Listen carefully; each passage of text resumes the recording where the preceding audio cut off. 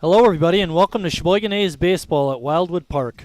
My name is Mike Martin, and along with Jordan Lorenz, we will be bringing you tonight's Northeastern Wisconsin doubleheader versus the Menasha Max, managed by Jason Wierzynski. Sheboygan, managed by Tim Moyer, is 28-13 and 9-1 in the NEW and in first place. Our starting pitchers tonight, Dawson Selvaski, there you see him warming up on the mound for Sheboygan, and Eric Zuberbier will be the starter for Menasha. Zuberbier has given us trouble over the years. He'll be a handful tonight. Let's go through the lineup for Menasha. Leading off is Chase Hanselman, the shortstop. Batting second, Drew Johnson, playing third base. Batting third, Josh Blount, the right fielder. Batting fourth, Parker Knoll playing center. Vinny Fonte is the catcher, hitting fifth. Max Moderno is the DH, batting sixth. Batting seventh is Daniel Decker, the second baseman. Peyton Wright is over at first base, batting eighth. And batting ninth and playing left, Colin Oberman. Hanselman stepping in. Defensively for Sheboygan, they have Jurgensen at first, Christ at second, Stelt at third. Becker is at short. In left to right, we have Walker, Kim, and Andreas. Catching is Caleb Lorbecki, and on the mound, Dawson Selvaski. He's coming off a 1-3 weekend against Lombard. It was, a good thing that he could even take one of the games against Lombard, now bumping them to 17-3, which is just a fantastic record. But the A's won that game 2-0. Reclitus 12 Ks on just 82 pitches in a complete game. So that's very, very impressive against the Orioles. Yeah, he was a load, that's for sure. Reinflesch was doing a pretty good job till he got to that, I believe it was the sixth inning. And then they put up a 10 spot, I believe. Had a lot of pitches coming into that inning. Yeah, that game, it was tie 3-3, and then all of a sudden Lombard puts up 10 runs in the bottom half of the fifth, and that ended it. So, I mean, the A's stay competitive. They lost 5-2, 11-10, and then that 13-3 loss, 11-10. Try getting in a shootout with Lombard. That doesn't seem like it's going to end well. And no, sadly, Lombard did walk it off. Definitely not going to end well. Selvaski's pitch is up high. Can you see what the count is? 2-2. 2-2. It is tough to read here with the sun. We went to a Mallards game about a week or so ago, and they had green numbers. Oh. And I'm wondering if green numbers wouldn't help make a difference. If they shine better or something like that. Show up deep to center field, racing back, Kim. Oof. And he makes a one-handed catch over the head. Hat fell off in the process. You knew he had to work for it, and that ball just kept carrying out to center. As you can see, the wind, it's pushing towards left, but that ball was actually going right against the wind, and thankfully Kim was there to make the grab. Game time weather report, 81 beautiful degrees. It is a little bit cloudy, and the wind is blowing out to left field, and Jordan just mentioned about that ball to deep center field kept carrying. So maybe anything hit to the outfield is going to have a little bit of carry to it. So next up for the Max is Drew Johnson, their third baseman.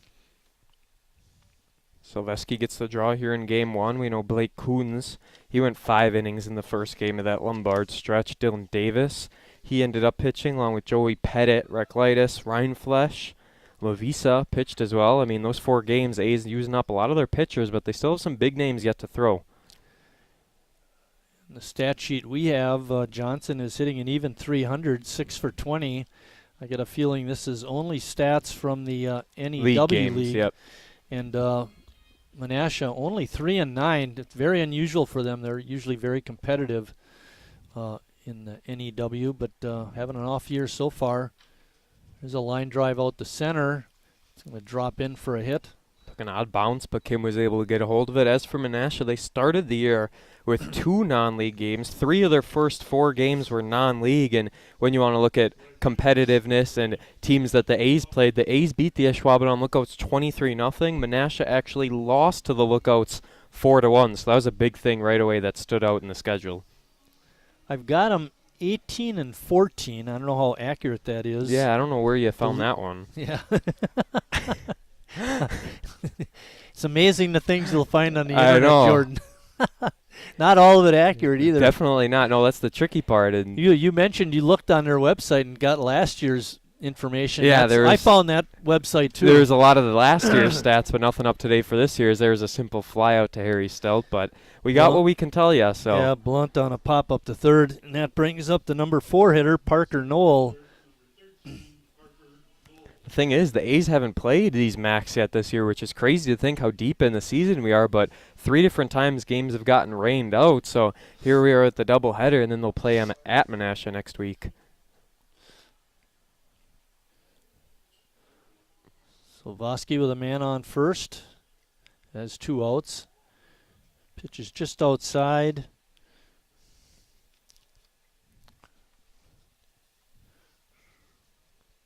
Parker Knoll wearing number 13. Good looking right-handed hitter.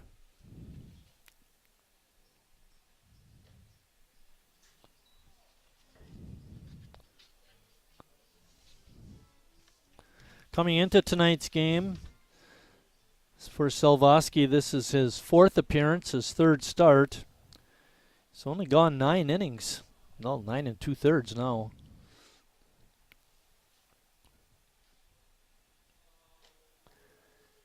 Good pitch there to finally get on the board. But, yeah, it's kind of an interesting part of his game is he's starting some, but more of just bullpen games and relief appearances or with other relievers coming in after him. Because if you started 3 games, you only had 9 innings. It's 3 innings a game. Yeah, that's not very good. No.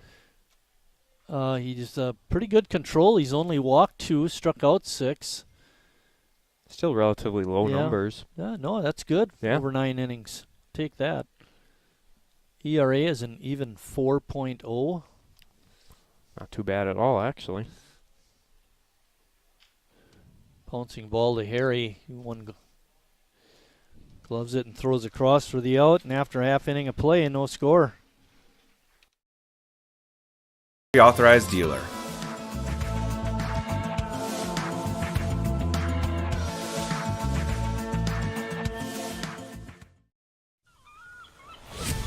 When a Bud Light legend comes back, they do it carrying a squeaky beach chair, an inflatable dolphin, and a cooler full of perfectly chilled Bud Lights on hot sand, wearing only one flip-flop.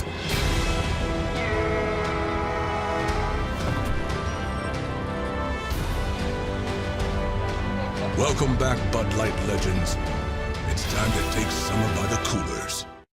Wingism number 1, the Flavor Saver.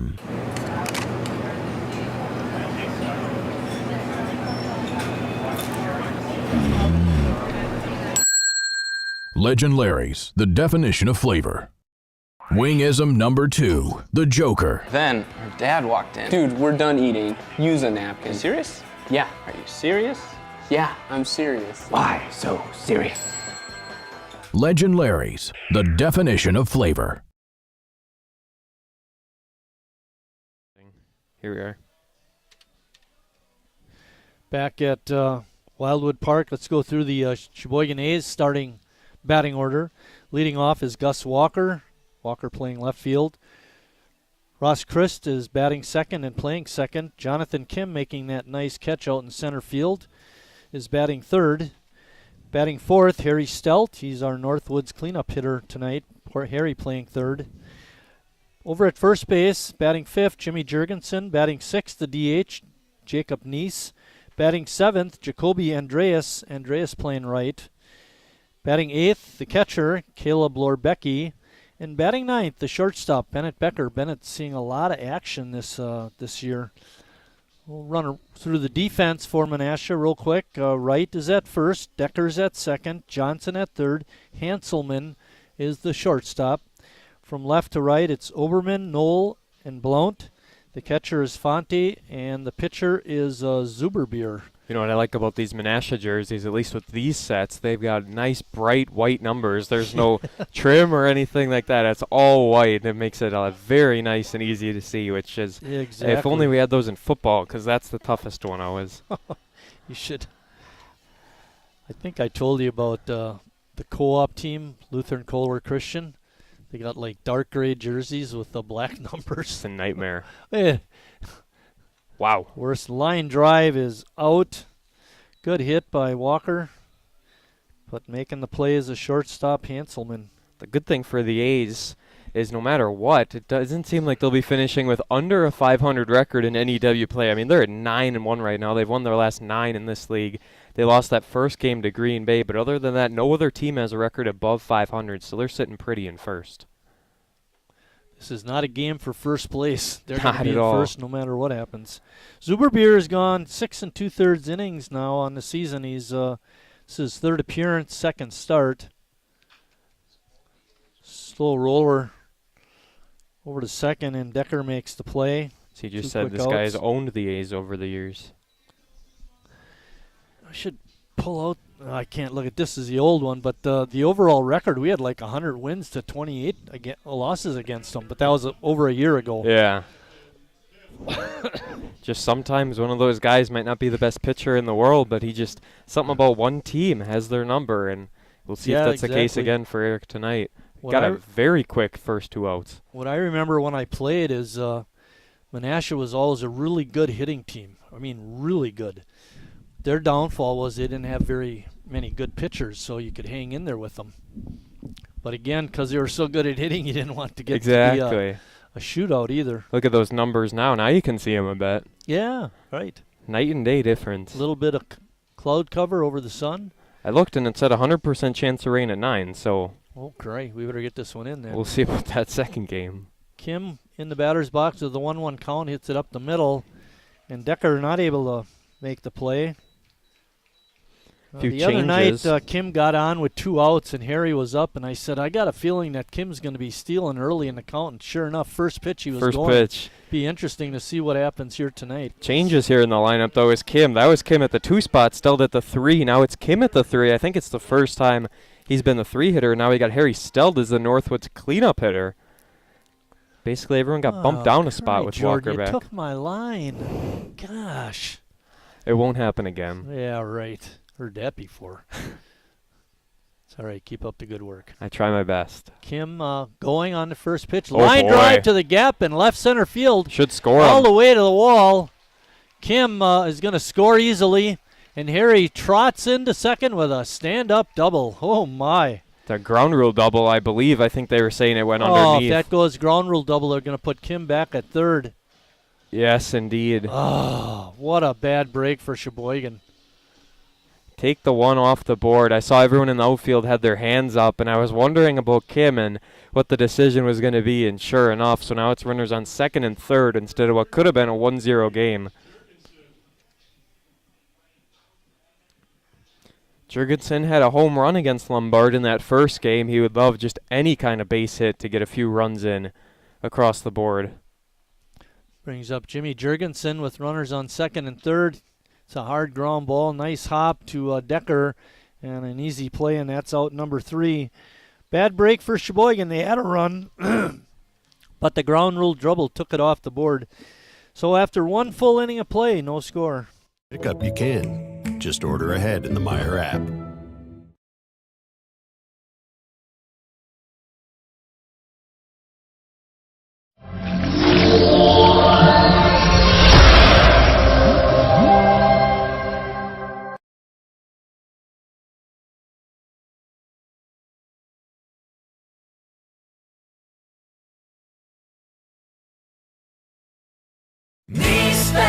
The great taste of Sheboygan. What does it take to stay in business for 75 years? It's not only featuring USDA choice beef. It's not caring about every single one of our 30 varieties of bratwurst. Nope. After being family owned for 3 generations, we've learned it's about you. At Miesfeld's Market, we give back to the community and our customers always come first. Since 1941, we've been feeding our neighbors, so come by and see what we've got today.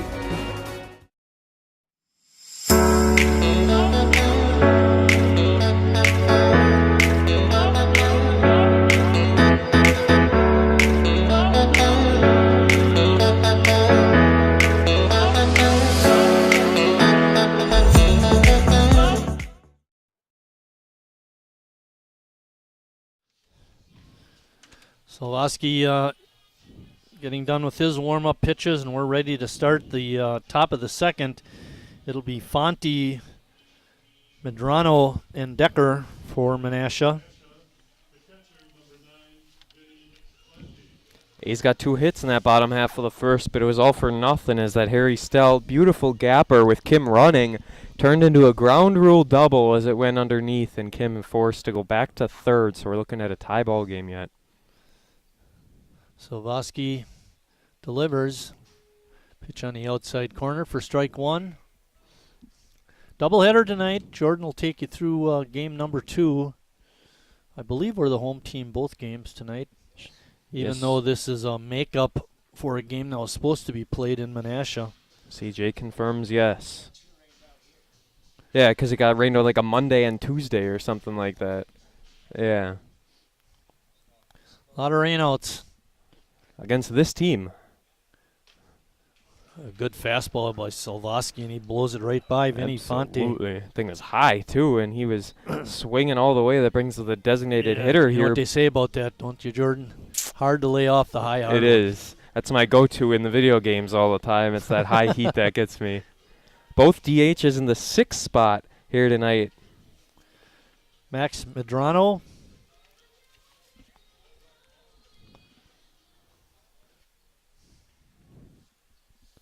See if we can give you some stats on Max. He's appeared in 3 games. This is his 4th. He's got not a very good batting average. 250 isn't the worst, but only 12 at bats. Oof, that was a bad swing and a miss to fall behind 0-2. Yep, took a swing at a bad pitch.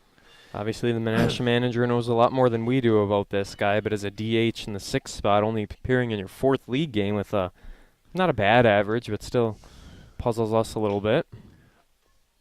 Good bounce to Becker, and he fires across for the out. Bennett Becker seeing a lot more time at shortstop with Riley Palmquist out. Hopefully we'll get him back soon enough as things are starting to wind down in this season, which is crazy to think. Yeah, not a whole lot of games left. We have a game, doubleheader tonight. We have a home game tomorrow. And then I think they're on the road Thursday, and then we're back here for a doubleheader on Saturday. It's home Thursday. Really? Yeah, we're home Tuesday, Wednesday, Thursday, Saturday this week. Okay. And then they got Sunday off, and then on the road Monday against this team. And then home Tuesday, Wednesday, Saturday, Sunday, and that is... I know there's a whole bunch of games coming up to live stream announce. Whole lot of games to be at. A little looper to second base, and Chris makes the easy catch, and it's a 1-2-3 second inning. Sheboygan will be coming up in the bottom of the second with no score. Every minute, every hour, all the whole year through. It is intense right here. Monday, Tuesday, Wednesday, Thursday, Friday, Saturday, Sunday, Monday, Tuesday, Wednesday, Thursday, Friday, Saturday, and Sunday. That's a lot of lemons. Well, you know what they say when life gives you lemons. We know the saying, Mark. New Bud Light Seltzer Lemonade, packed with lemonade flavor after a lemon of a year. Wingism number 3, the Peter Heater. Oh, so hot. Oh, so hot! Legend Larry's, the definition of flavor. Wingism number 4, tea time. What are you, having tea with the queen?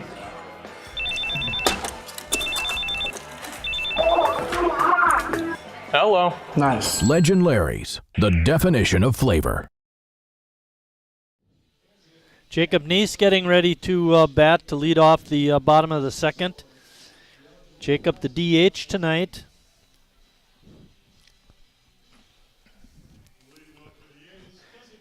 Neese has 162 plate appearances. He's behind Chris, who has 166. So Jacob's been in the lineup an awful lot. He's been a mainstay. He's hitting 254 on the year, 11 doubles, a triple, and 3 home runs. A good rip, but swing and a miss. I was looking at Ross Christ up there. He's well above 400 average now. I mean, it's crazy. He came into the game with like 407, I think, and then gets another base hit. Or, pardon me, Harry Stelt, I should say. Yeah, Harry. Yeah. It's a high fly ball out into right field. And coming in and making the catch is Blount. Very vocal in the outfield was Menasha. They had 4 guys running for it. Right fielder, center fielder, shortstop, and second baseman. If it wouldn't have been so high, it could have dropped in there. You can take a little off it. Jacoby Andreas is up next. Andreas had a grand slam in that 11-10 ball game where they ended up falling to Lombard, but a nice big power swing this past weekend. There's a caught one off the handle.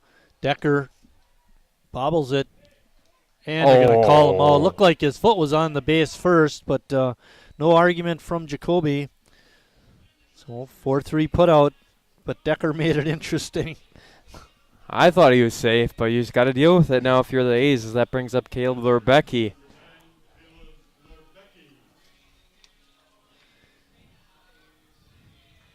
Lorbecki, Schnell, and Stellmacher. Those are the 3 most used catchers this year.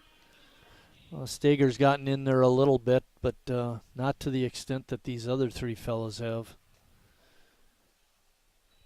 Becky takes that first pitch for a ball. 2 outs in the bottom of the second inning.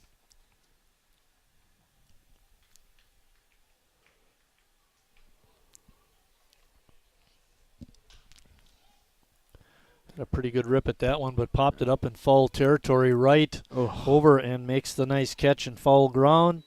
And that ends the second inning through 2 complete. Still no score. We're protecting you through this pandemic and the next.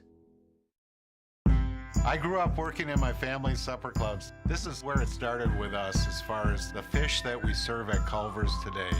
We source the finest cod and batter each fillet by hand and always cook it to order. That beautiful golden brown color and flaky on the inside. The fish fry is a Midwest tradition. It's about families coming together. I love bringing this tradition to guests everywhere. Mom and Dad would be proud. Welcome to Delicious. Last year's financial year, excuse me. Sometimes you need to get out. The great outdoors. Free pickup's easy. Just order ahead in the Meijer app.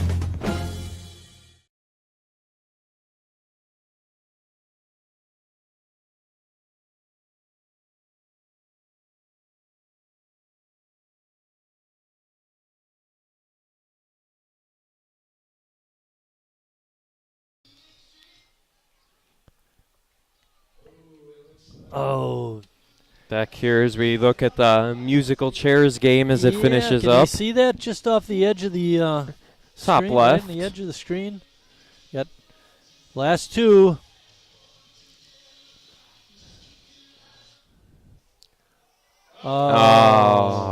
He tried to go over the top. Got caught behind the chair. Yeah. Oh, you know what you do in that case? You grab the other guy's T-shirt and throw him down. Throw him down. We condone violence. That was Jordan. That was not me.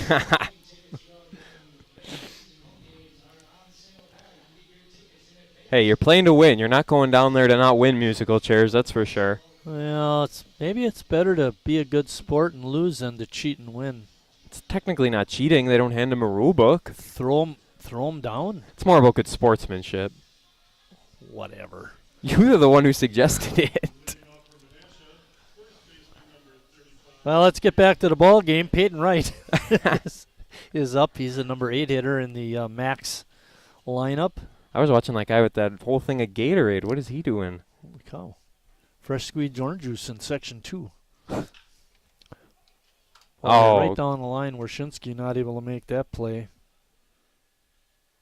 I think he's going to have a sore hand, too. Yes. Got it off a few hops, though. Shouldn't have been too bad.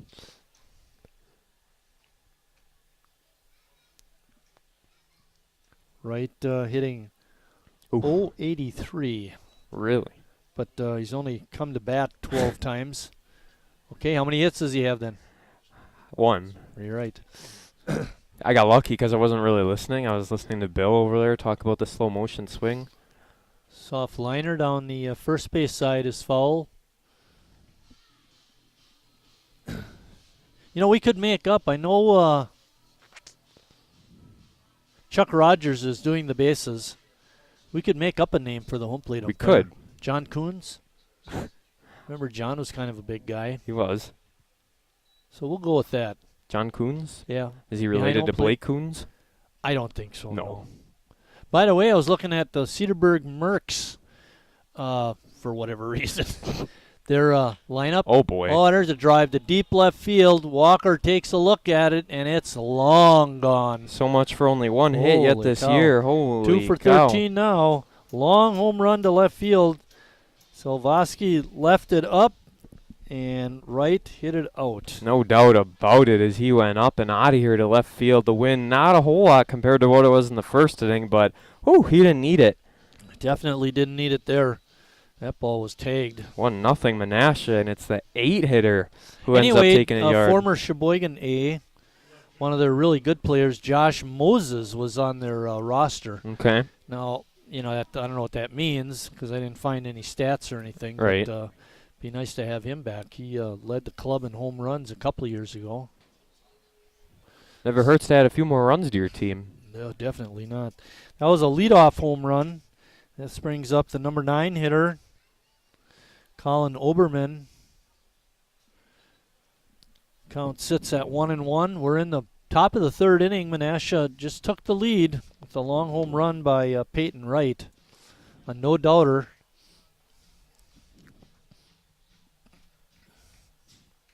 First one given up by Dawson yet this year. Nice breaking pitch on the inside corner that time by Salvosky.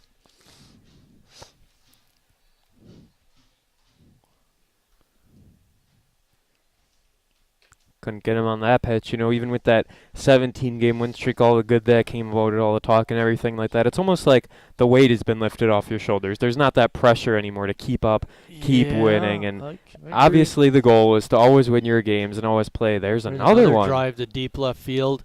Walker back at the track. He leaps, and it's off his glove and off the fence. It's going to go as a stand-up double for the number 9 hitter, Oberman. Who would have thought it was the 8-9 doing all the damage? Exactly, but as that I was was my saying, point. it's just one of those things where you won 17 in a row, you headed into Lombard. You can't really put that pressure on yourself to take 4 from Lombard. Now, here you are. You got 1 from Lombard, not bad at the end of the day. Now you can look at it to start a new streak or something like that. It's just the weight lifted off your shoulders as good as it was. It's nice to start over and look fresh for the final few weeks. Sitting at 11 and 11 in the State League, we're not going to – it'd be nice to win with a record above 500, but we're not going to win that league.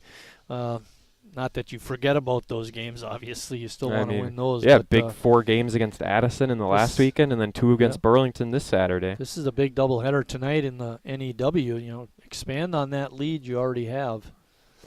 Give anybody else a chance. Should be relatively simple on paper. You got the top team against the bottom team, but doesn't always go that way. Menasha, they beat Green Bay 20-8. That's their only league win, but putting up 20 wins against Green Bay, the team that handed Sheboygan their only league loss, Menasha's got something to say for that. Leadoff hitter is Chase Hanselman. Hanselman hit a long drive out into center field that Kim was able to catch up to and make the grab. Ball is also hit foul. No balls and 2 strikes. There's nobody out. Oberman is on at second. Peyton Wright hit a leadoff home run. So Salvosky in a bit of a jam here in the third. Just watching one of the kids run for the foul ball. He didn't even realize it bounced off the net and it stayed in play.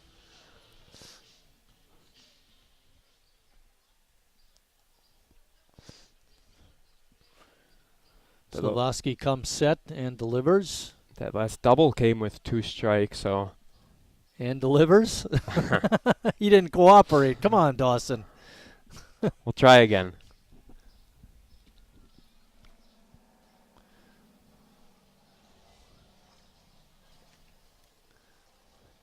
Oh, he comes set and delivers. You waited till he got the leg up this time. Checked his swing. I'm going to say it was outside the strike zone, no swing. That makes it a ball. It's 1 ball and 2 strikes. Somehow he was able to hold back and check his swing. That was very, very close for Hanselman. They didn't even look to the umpire over at second base. They didn't even check down. Just outside. Same spot basically, It's but a little really higher. hard call for that base umpire to make on a check swing in that position. If he was over on the other side of second base, it's a little bit easier. But, you know, if the defense asks for it, you're supposed to grant it. But Lorbecki didn't ask, so high fly ball out into the outfield. Andreas makes the catch. And the runner tags and moves up to third. He's got Good some job wheels. of base running by Oberman. Third base, 1 out. So there's that sac fly now in play potentially. Menasha would love to expand their lead from 1-0 to 2-0. Drew Johnson is up next. Johnson hit that humpback liner out the center field in the first inning, so he's 1 for 1. Let's see how Sheboygan plays this. They might appeal at second base that he left early. And Chuck Rogers says safe. It was worth a shot. Yeah, exactly. Doesn't hurt. Who knows how close the umpires really look at those plays anyway. That's a pretty easy one for the base umpire because the ball is, you know, in right field and you're all lined up. So I would say he probably had a real good look at that. They look for that. I hope Not, so. Oblivious to what should be done. Yeah, Marty didn't look at all. I didn't look at all. I was just hoping no one else was looking. Yeah, well, that would have been the one time. Ball fouled straight back. Evens the count at 1-1. There's 1 out. We're in the top of the third. 1 run in for Menasha, and they have a runner on third with only 1 out. Drew Johnson up. Waiting on deck is Josh Blount.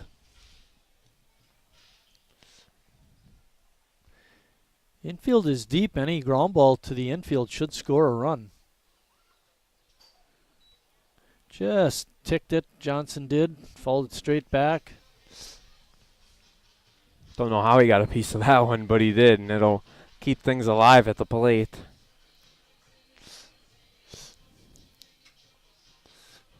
Looking to go 2 for 2 here and add an RBI to his credit. Got to give it to Silveski. He's been getting ahead in counts after that home run. Attacking the hitters, but leaves this one up high. 2-2 is the count. Got Stelt at third, Becker at short, Christ over at second, and Jimmy Jurgensen at first. Not sure the expectation for Silveski as to how deep they want him to go into the ball game, but certainly wouldn't expect him to go to the complete game.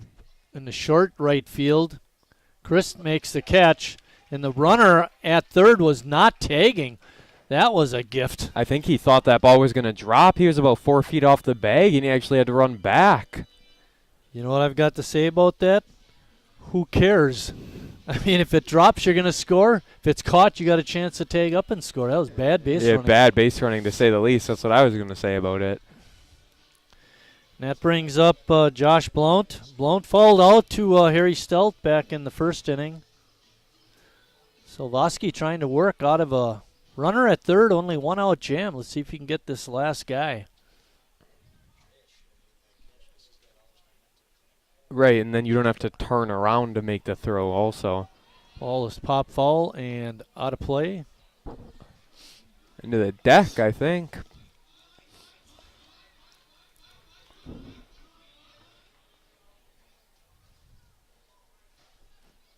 You know why I think Chris took it, guys? Because I don't think Andreas was going to get to it. Possibly. Really. Well, he's got, I'm not saying whether his arm is strong or not. I'm just saying it would have been a base hit otherwise. Oh, boy. When it gets by Lorbecki. Yeah. So you didn't need a tag up.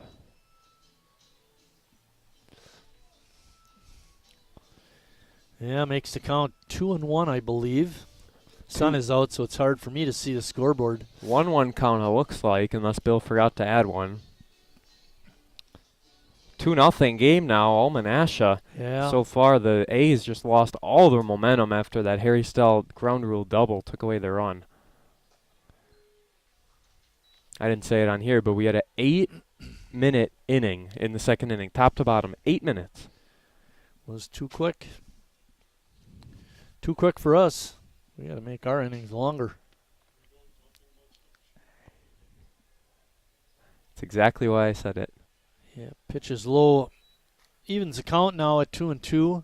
I said it after this inning was getting long anyways. It didn't matter. It's not like I jinxed it.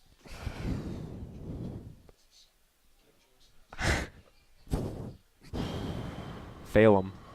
No credits for you. Your bottom line, Jordan, is going down. I know it is. Full count pitch. Pitch is outside for ball 4. He's got a very loud ball call. And that's going to bring up Parker Knoll. Isn't that crazy how some umpires don't say anything on a ball and then some scream ball right back at them? Yeah. Well, I think he wanted to let everybody in the park know that it's not going to be a strike. He did that for sure. Yes, he did. Keep the fans from barking. Letting them know ahead of time. Proactive. Ooh, way ahead of it. Yeah, took a little something off that pitch. Silvoski with a nice pitch there. Menasha 2 runs on 2 hits in the inning. Just It's one only a RBI. 7-inning ball game tonight. You don't want to get too far behind. There's not that many innings to work with. And Eric Zuberbeer made quick work of the A's in that second inning. Made it look easy as well. He probably only threw 6-7 pitches in that inning. It was A's swinging hot and heavy and getting outs easy.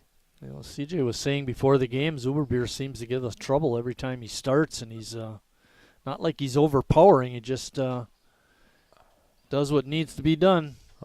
Pop up near the Menasha dugout. Making a diving catch is Caleb Lorbecki. Oh, my.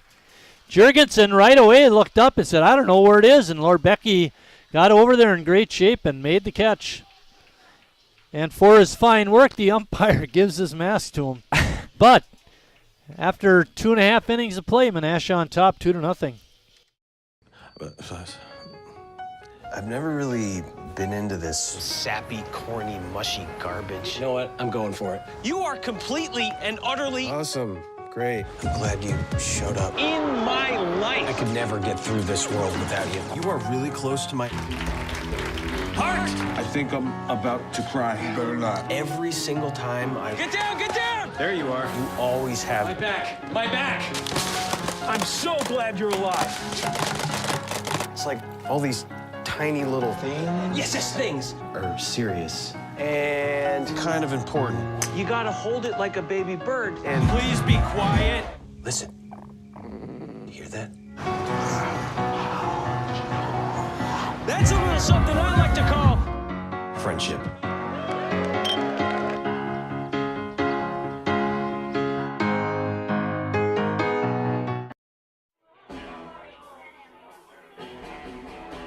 All right, guys, we got teriyaki, honey barbecue, and mild. Enjoy.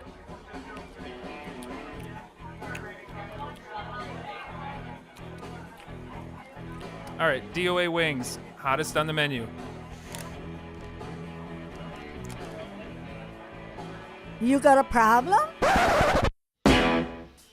Bennett Becker is going to lead off the bottom of the third for Sheboygan. Bennett playing at short tonight. He's hitting an even 200 on the season. Zuberbeer on the mound for the Max. Got away with giving up a couple hits in the first inning. Not allow a run to score. Caught a break on Harry's double that rolled underneath the fence. And Kim would have scored easily on if it would have stayed in play, but because it's a ground rule double, he put him back at third. Even though he was running basically at second by the time it was hit. We had a game one year over at Kewaskum. I mean, this is a long time ago, Jordan, but our third baseman, Dick Rasmussen, hit one down the right field line, and it had to roll literally probably 450 feet. It rolled into this playground area. Good Lord. He was all the way around the base. Ground rule double. Oh. I mean, it was ridiculous.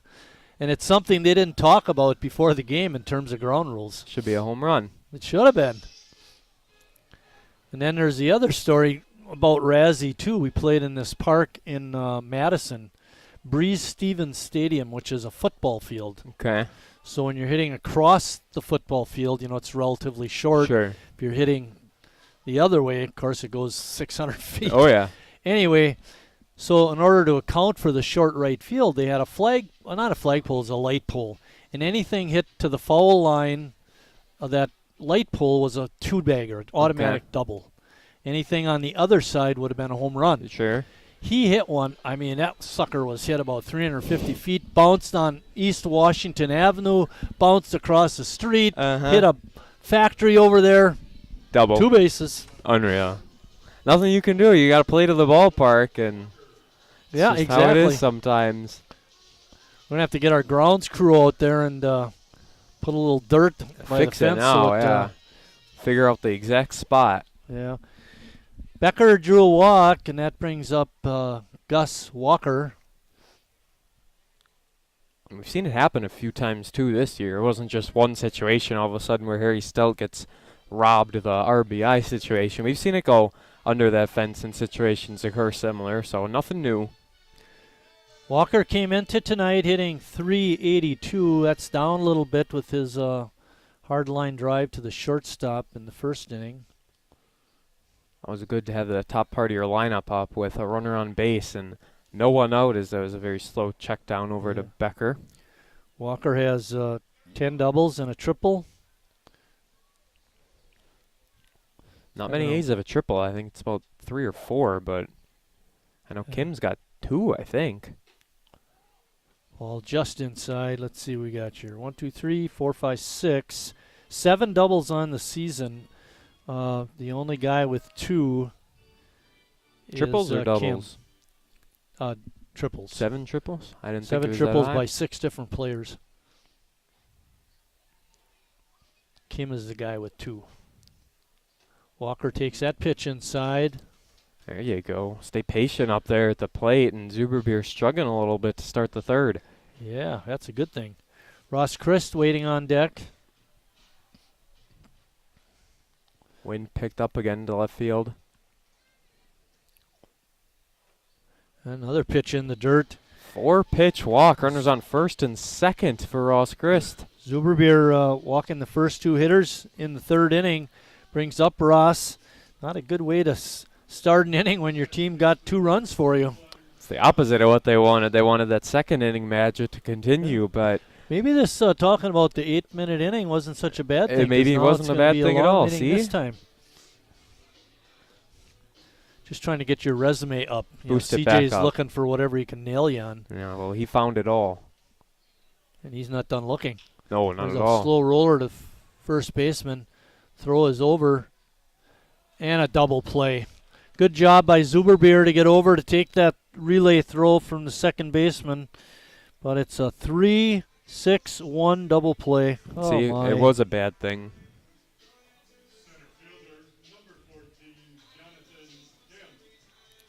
That brings up Jonathan Kim with a runner on third. Kim will try and replicate that single he had back in the first inning.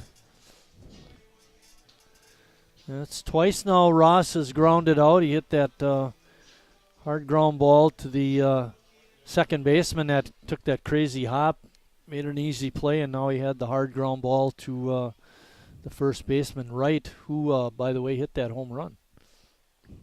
Having himself a heck of a day. Yeah, exactly. Good first pitch strike that Kim lays off. 2 outs now in the inning with that runner on third. The A's don't want to leave another stranded. Kim coming into tonight was at 362. We mentioned a couple of triples for him and 6 doubles. And Zuberbeer coming right back. Walking the first 2 hitters in the inning. Now he got a double play, and he's gone 0-2 to Jonathan. Went inside, then went outside to get ahead, way ahead in this count, as it's going to take a lot for Kim to fight back. Expect him to waste a pitch or 2 now. Or not. Yeah. Again, another nice hop for Decker, and he makes the play over to first. What looked like a promising inning turns into no runs for Sheboygan, and at the end of 3 complete, Menasha on top 2-0.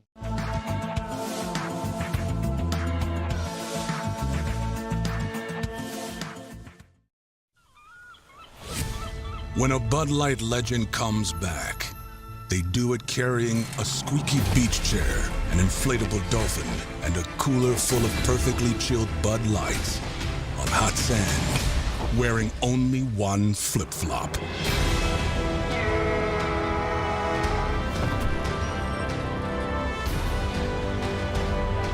Welcome back, Bud Light legends.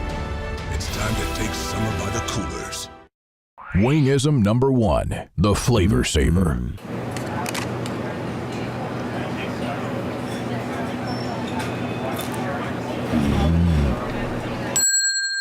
Legend Larry's, the definition of flavor. Wingism number 2, the Joker. Then her dad walked in. Dude, we're done eating. Use a napkin. You serious? Yeah. Are you serious? Yeah, I'm serious. Why so serious? Legend Larry's, the definition of flavor. Slavosky finishing his warm-up tosses to begin the 4th inning. Boy, Jordan, what looked like a real promising start in that 3rd inning. Can't have 2 runners on 1st and 2nd and not get anything out of it. A real unfortunate triple play derailed everything, and here we are, 2-0. That'll bring up for Menasha their number 5 hitter, Vinny Fonte. Fonte went down on strikes back in the 2nd inning.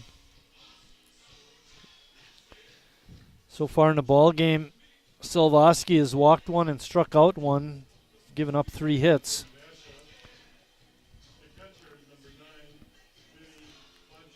I was looking at the nice full bucket of 50-50 tickets over there. Should be a nice big prize here in the first game. Yeah. We had our biggest attendance in that Manitowoc game of the year and a big 50-50 as well, over $400. Yeah, looking for that. Wanted to be a part of that record-setting night. By the way, that's our trivia question is going to be in revolve around winning streaks. We can do it now. We only got 7 innings. I thought I'd wait till the A's bat. Okay, good idea. For their make them wait a little longer. Yeah. Go get your sodas now. 2 ball games for the price of 1 here tonight. Hand fan giveaway as well. It was a. Yeah, I see you're out there giving away the hand fans. Had to give away a few of those. High chopper towards Harry, but it rolls foul. As you see on the bottom of your screen here on the little scroller, it's Touch a Truck coming up. It's going to be a big-time event this Thursday. Or this Wednesday, I should say. Pardon me, tomorrow. Yeah, Thursday. This is Tuesday, tomorrow. Thursday Wednesday, is golf night. And Thursday is golf night? It's also Are you working the A's golf outing? I don't believe so. The interns usually do that. No, they don't, CJ says. Yeah, they do.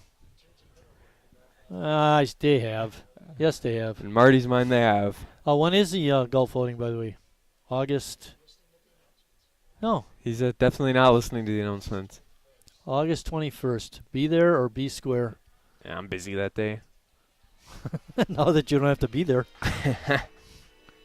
Yeah, for the first year ever, the interns are going to work it. Fonte grounds out. That brings up Max Medrano.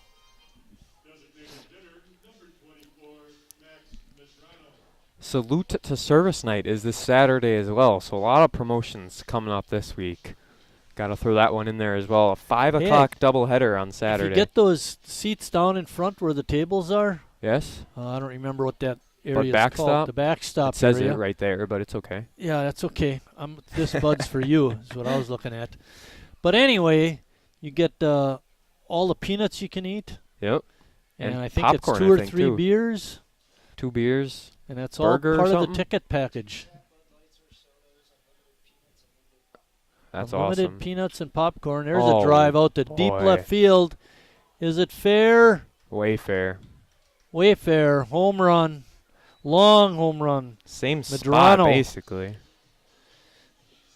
3-0 now. A little bit to the left was this one, but it stayed in there in the foul pole, and it's now a 3-0 game, and 2 of those 3 runs came from a home run. 1 came from a wild pitch, so Menasha doing whatever they can to score their runs.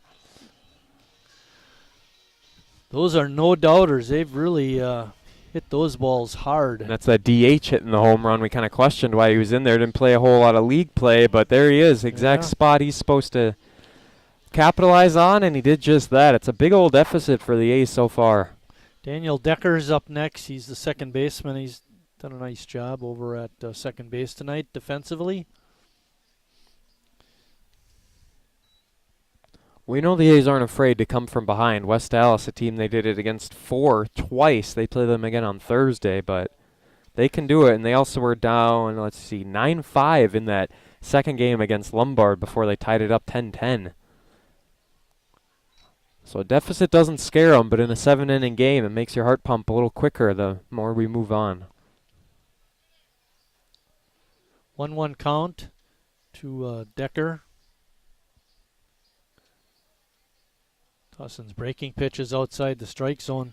Looking to the bottom of the fourth, we have a good part of our order with Harry, Jimmy Jurgensen, and Jacob Neese. Sounds like 3 home runs to me. Yeah, back to back to back would be nice.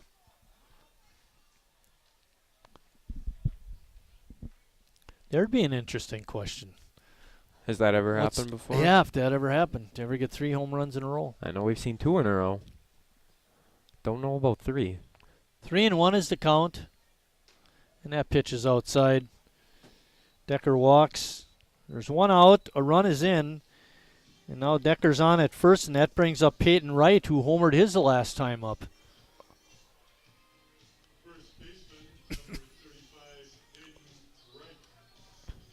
And waiting after him is Colin Oberman, who doubled.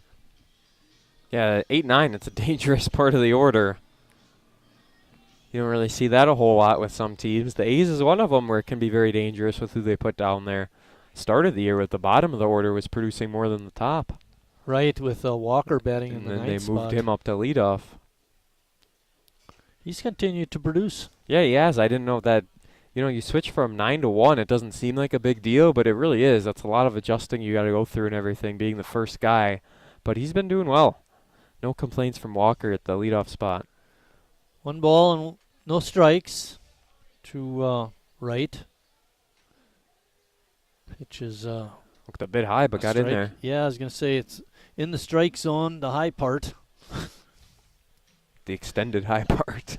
Bill Reinl in the house with his wife. They're pretty much regulars at the ballpark.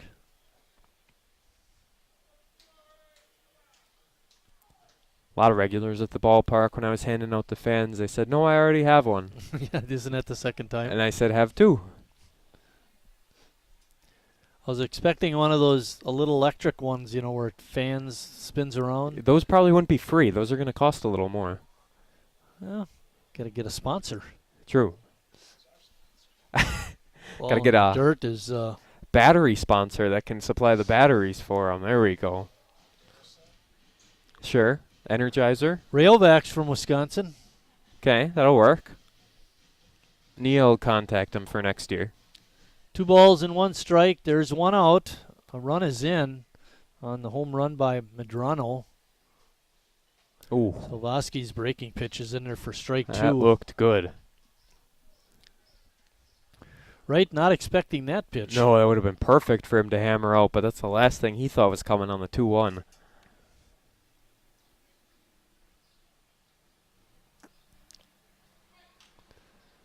Ball is popped up in foul territory. Jorgensen coming over, and Lorbecki calls him off and makes the catch. Usually the first baseman takes that because it's a little easier with the first baseman's glove than the Lorbecki catcher's kept mitt. up his momentum from earlier when he got the other one. Thankfully, they didn't collide. 3-0 as we head to the bottom of the fourth. Trivia coming up.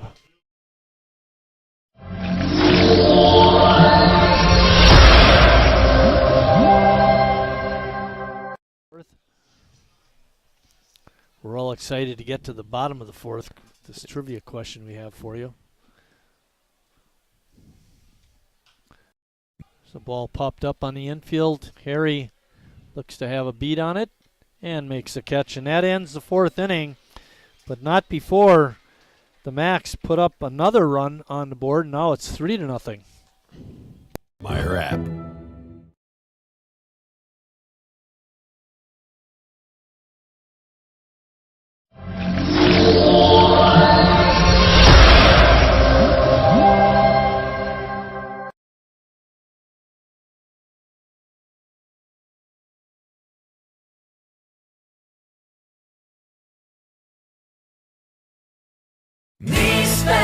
the great taste of Sheboygan. What does it take to stay in business for 75 years? It's not only featuring USDA choice beef. It's not caring about every single one of our 30 varieties of bratwurst. Nope. After being family-owned for 3 generations, we've learned it's about you. At Miesfeld's Market, we give back to the community, and our customers always come first. Since 1941, we've been feeding our neighbors, so come by and see what we've got today.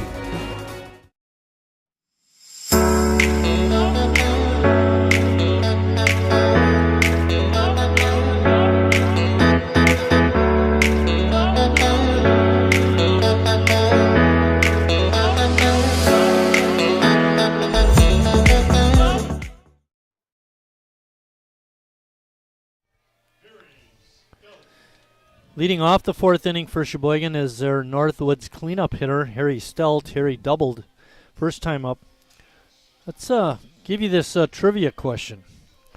In what year, prior to this year, did the A's set the single season winning streak record of 15 wins in a row? What year?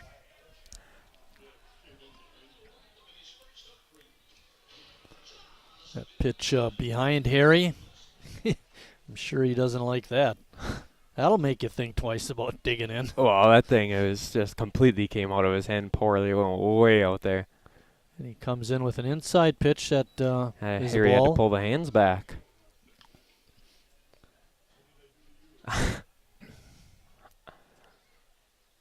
There's a heater to come right back at it. How about it? Yeah, what a right change on that in outside speed. Corner. 2 balls and 1 strike. Another good fastball on the outside corner.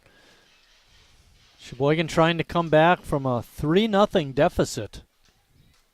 Oh. And tied up Harry on that inside pitch.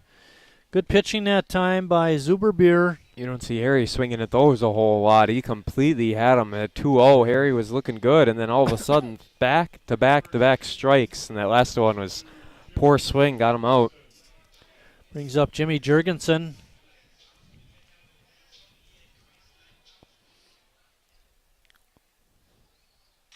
The line drive into left field for a base hit for Jimmy. Good piece of hitting. No play at all for Drew Johnson at third base as that one goes out into left field. 1 on, 1 out here in the bottom of the 4th. It'd be nice for the A's to get something going, at least 1 run on the board. Yeah. Jacob Neese is up next. Jacob hit the ball out to right field his first time up.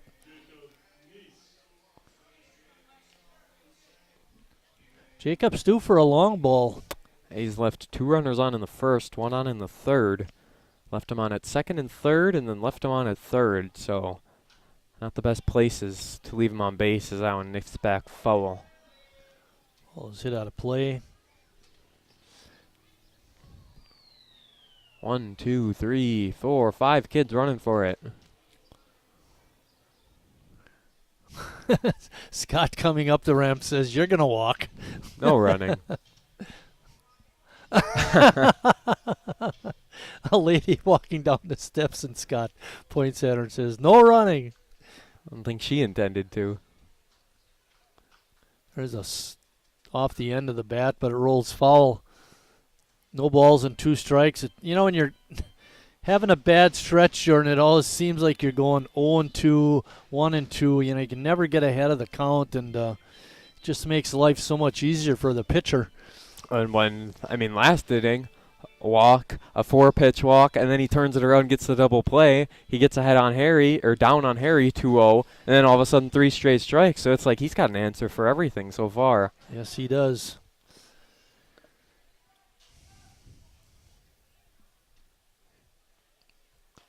Got him again.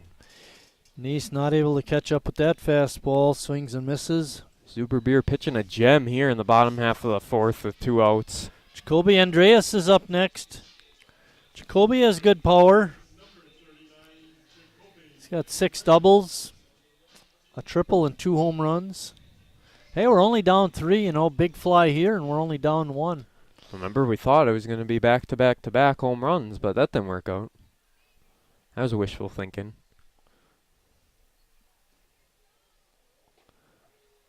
Zuberbeer's breaking pitch is in for a strike. On at first base is Jimmy Jurgensen. He had went the other way out to left field for his base hit, line drive. It's crazy the difference in speed from his breaking pitch to his heater, and then he goes right back to it again. I mean, that's going to get to a hitter when he's going basically back-to-back pitches. I don't think he's ever gone breaking pitch back-to-back, so he's switching it up, and that's what you got to do as a pitcher, and Zuber is doing well as he's again ahead 0-2. Even though he had those 2 walks last inning, for the most part, he's been right around the plate. Yeah, those walks are kind of uncharacteristic for him as we see more of the guy in this game. Just a slow start in that bottom half of the third. So he's got one more pitch to try and get out of it. Andreas hits that one hard but foul. It looks like it went out of the park. No balls and 2 strikes. Jurgensen on at first. Sheboygan down 3-0. Eric Zuberbier pitching a fine ball game for the Macs in this first game of a doubleheader. Doesn't feel like he's given up 3 hits because the A's haven't done a whole lot with him.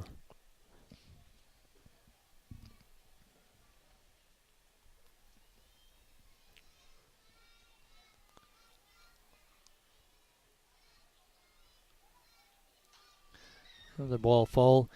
In what year prior to this year did the A's set the single season winning record of 15 wins in a row? That was 1996. Now let's talk a little bit more about this winning streak business.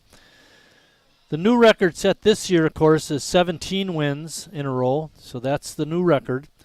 Between 1980 and 1981, Sheboygan, over the course of those 2 seasons, had a 16-game winning streak. So they finished 80 on a winning streak, started 81 with the winning streak, and got it up to 16 wins. But the official long winning streak, 1 season, is now 17. 17. And we don't really know. I mean, in that 80-81, they could have won 15 games, and they could have just won 1, or they could have won 8 and 8. I mean, we really have no idea how that ended up going. So let's not make this too confusing.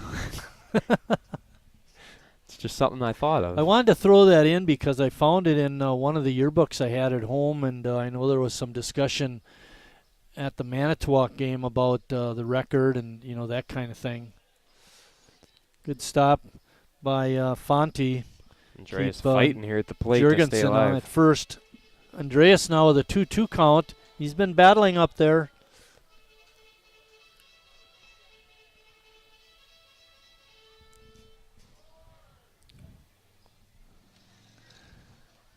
Jurgensen will be off and running on anything hit.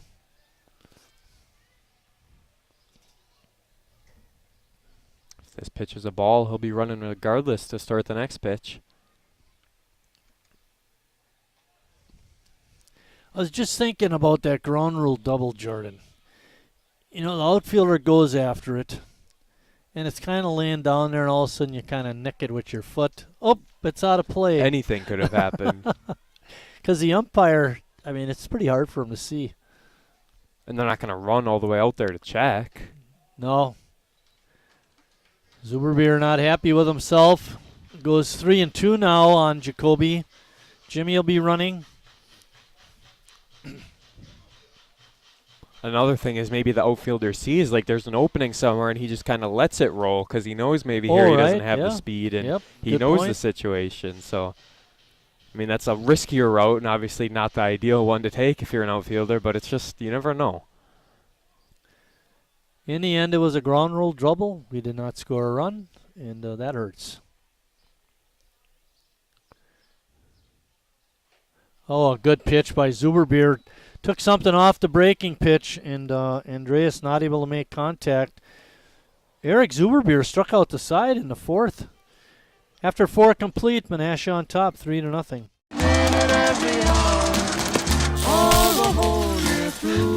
It is intense right here. Monday, Tuesday, Wednesday, Thursday, Friday, Saturday, Sunday, Monday, Tuesday, Wednesday, Thursday, Friday, Saturday, and Sunday. That's a lot of lemons. Well, you know what they say when life gives you lemons. We know the saying, Mark. New Bud Light Seltzer Lemonade, packed with lemonade flavor after a lemon of a year. Wingism number 3, the Peter Heater. Oh, so hot.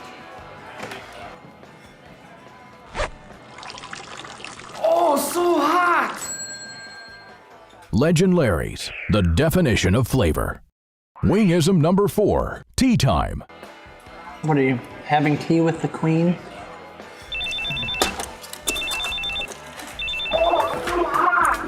Hello. Nice. Legend Larry's, the definition of flavor.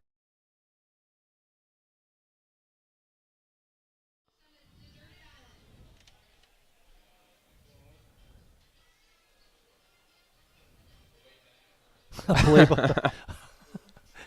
My phone, a Playboy, and a way back.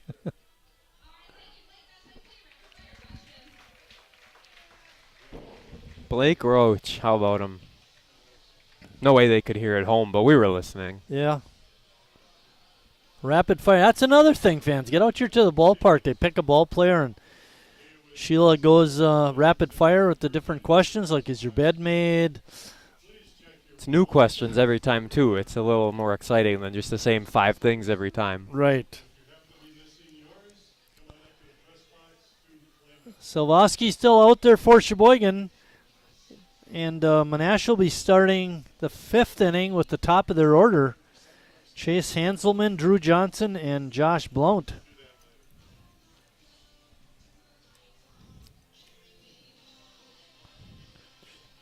Of the 4 hits that Menasha has, 3 of them are for extra bases, 2 homers and a double. Was I on? It's pretty crazy. We were good.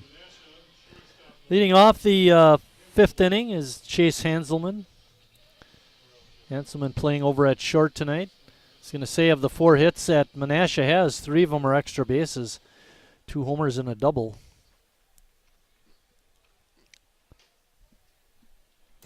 Top of the lineup here for Menasha as they try and do a little bit more damage, even though it's been the bottom part that's been producing.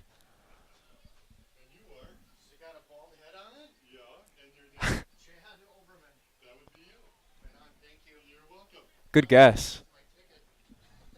At least you're in. I think it's 2-0, but I'm not sure. Wow. Helping someone out umpire is a will let little us more know. important. Now we don't Well, need it to know. doesn't matter. Base hit for Hanselman to start off the 5th inning. For Chase, that's his first hit of the night. Drew Johnson is up next. I didn't take too much of a look on Menasha's lineup card, but I think they had about 3 substitutions. They had 3 or 4 extra guys on that side. I think I counted when they lined up for the national anthem. I think I counted 11. 11. I know I So saw a it's few not names well, over whatever, there. and then you had a coach or 2, but Yeah. not a deep roster for sure. No, yeah, not at all. Hanselman taking a nice lead over at first base. Silvosky trying to keep him close. Pitching-wise, a Zuberbeer, the way he's going, they certainly don't need to really worry about that in the second game coming up. I mean, they're going to have some fresh arms. Yeah, they might be able to get him to go complete game. At least the way he's throwing so far. Doesn't seem to have a lot of pitches. We do not have a pitch count. Dawson drives the runner back. Menasha won this league back in 2017, but it's been slumping for them ever since. They've been struggling these past few years, and a 1-7 league start certainly indicates that.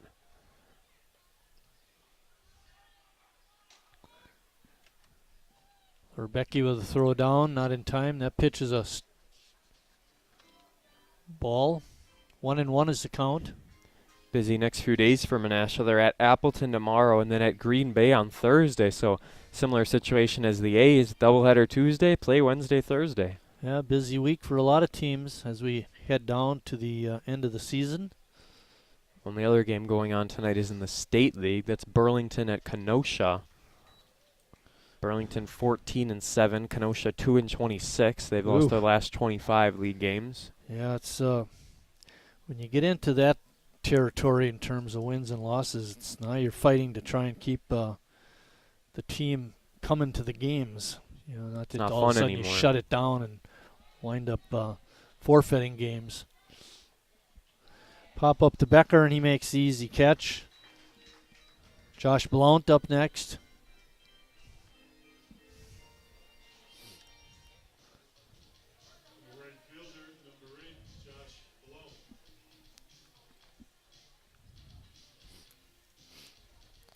Let's see what we got for Josh on the season. I don't think we mentioned him.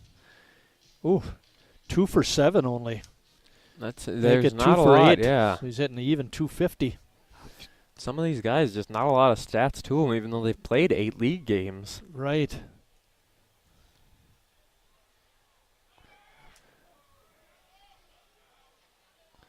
Threw a little too much air on Hanselman. it.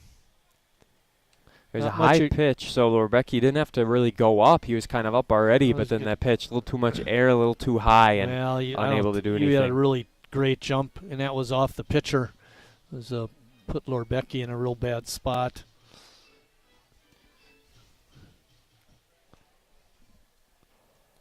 There's only one out, runner on second base. That pitch is in for a strike.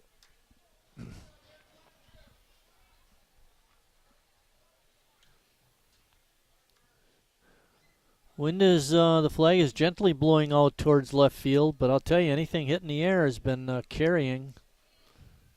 Of course, maybe that's because they hit the ball really hard. They do hit it hard, and they also hit it to that left Becker side. going back on that short fly ball to center field, comes up with it. Nice catch by Bennett. Now there are 2 outs. Those 2 home runs we saw, both to left field, exactly where the wind's been going. So if that's any indication for you. Yeah, and there, like we said, no doubters. You know, in a game like this, A's down 3-0. It's been just the little things, the little home run here, a little home run there, wild pitch off a double sends the runner who went over to third into home plate. And maybe it's just, you never know. A's can certainly have an off night. They just won 17 games in a row and just had that Lombard stretch, even with the off day yesterday. That's a foul ball. But then also you look at Menasha, they're 1-7, and maybe you underestimate them a little. Maybe you just come into the game thinking, oh, should be an easy 2 wins, and maybe if they've done that so far, it's working against them. Well, the other thing that's working against Sheboygan tonight is Zuberbeer. He's pitched a very fine ball game. I thought that Harry Stelt at bat was his finest hour. Eric Zuberbeer working that outside corner and then coming up and in. There's a drive to deep center field. Kim's not going to get that one. And gone. Oh, my. Jeez. 3 no-doubters, Jordan. It's one of those nights, and Salveski is not having a whole lot of fun out there on the mound, but it's a 5-0 game, and you just got to play out the rest of it and see what happens. Still have a whole another game coming up after this one, but don't count the A's out just yet. They got 3 more innings to work. The home run parade started back in the 3rd inning when Peyton Wright hit a long one out to left field. And then it continued in the 4th inning when Max Medrano also hit a long home run out to left field. And now it continues here in the 5th inning with a long home run by Parker Knoll to center field. And that one just barely dropped foul. Otherwise, it could have been a 2 or 3 bagger right there. We've never seen a team this year at home hammer the A's with home runs like this. Oh, Vinny Fonte's the batter. Vinny hit that ball that just went foul. Vinny is 0 for 2. Sheboygan has 3 opportunities to get 5 runs to tie, 6 to win it. At this point, you don't think about the win. You just think about getting a run here, getting 2 runs there, and just slowly trotting your way back into it. But that's where that 3rd inning hurt so much, because you had the first 2 guys on, and if you get a run here or 2 even, and make it a 3-2 ball game at least. And just a whole momentum shifter as well in that first inning. If it would have been 1-0 A's, who knows how the ball game could have gone. I think was when he scored, when Kim scored, and he had to go back to third on the ground rule double. That's deflating. No balls and 2 strikes on Fonte. Takes that pitch for a ball. There's 2 outs. We're in the top of the 5th. Menasha up 5-0.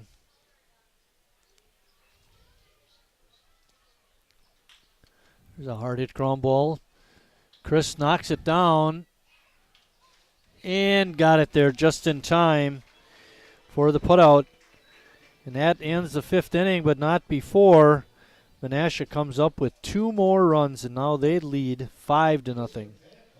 I grew up working in my family's supper clubs. This is where it started with us as far as the fish that we serve at Culver's today. We source the finest cod and batter each fillet by hand and always cook it to order. That beautiful golden brown color and flaky on the inside. The fish fry is a Midwest tradition. It's about families coming together. I love bringing this tradition to guests everywhere. Mom and Dad would be proud. Welcome to Delicious. Last year's financial year, Sometimes you need to get out. The great outdoors. Free pickup's easy. Just order ahead in the Meijer app.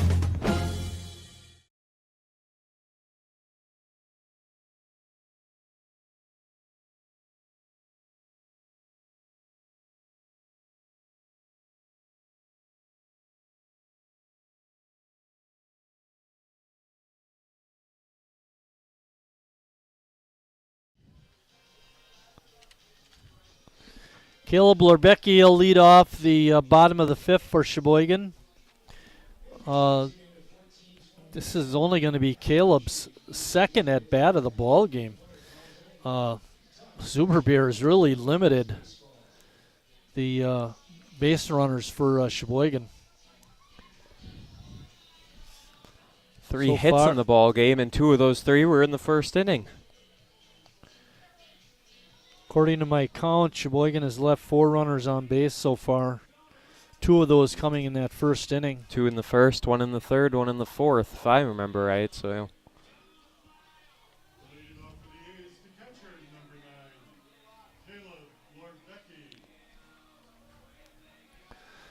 Lorbecki hit that little pop-up foul to Wright, who made a nice catch.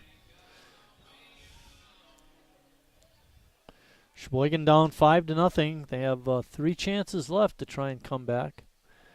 And Caleb hangs in there and takes the hit by pitch. opponent Becker will come up next. He's got a leadoff guy on. We saw Becker get on base for Walker earlier on, but now we're just 1 spot above that, and the hit by pitch puts the A's in position. Becker drew a walk his first time up, like Jordan said. What Sheboygan needs are base runners.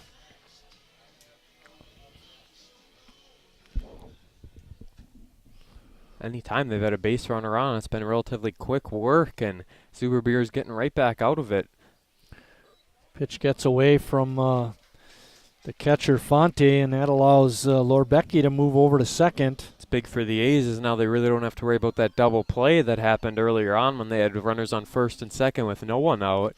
Now you got no one out, a runner on second, and now things are completely different. A lot of times what teams will do in a situation like this, especially if you're down, trailing, is when you come to bat, you have to take a strike before you start swinging, because you need base runners. Of course, that's old school. Old school ball, that's for sure. Good rip that time by Bennett, but fouled it straight back. Evens the count at 1-1.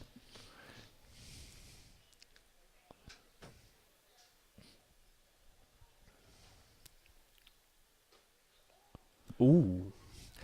Our press box crew tonight, we have C.J. Skelton doing the announcements and audio enhancements. Bill Wagner is our field announcer. And I'm Mike Martin along with Jordan Lorenz. We are your live stream announcers. Going to be hearing a lot of us in these next 2 weeks. Not only for A's baseball either. Legion State Tournament is in Sheboygan from the 26th to the 30th.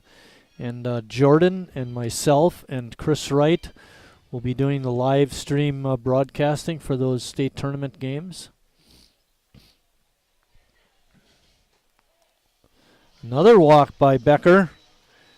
And a good start for Sheboygan to try and come back with a couple of runners on in the 5th. Just have a little PTSD, because the last time runners on first and second, no out, it was that double play. The A's are going to hopefully prevent that here with Gus Walker. I mean, you got the top part of your lineup, 2 guys on, no one out. If you're ever going to produce and get some runs on the board, now is the time to do it. Meeting at the mound, I don't know if that's Jason Wierzinski, the Menasha manager, but our Part of the coaching staff is out there and talking to Zuberbeer. Walker walked his last time. Waiting on deck is Chris. He's had a tough go of it so far tonight. To ground out the second and then that double play ball to the first baseman. But Jordan's right. If you're going to do anything, you got the best part of the order up.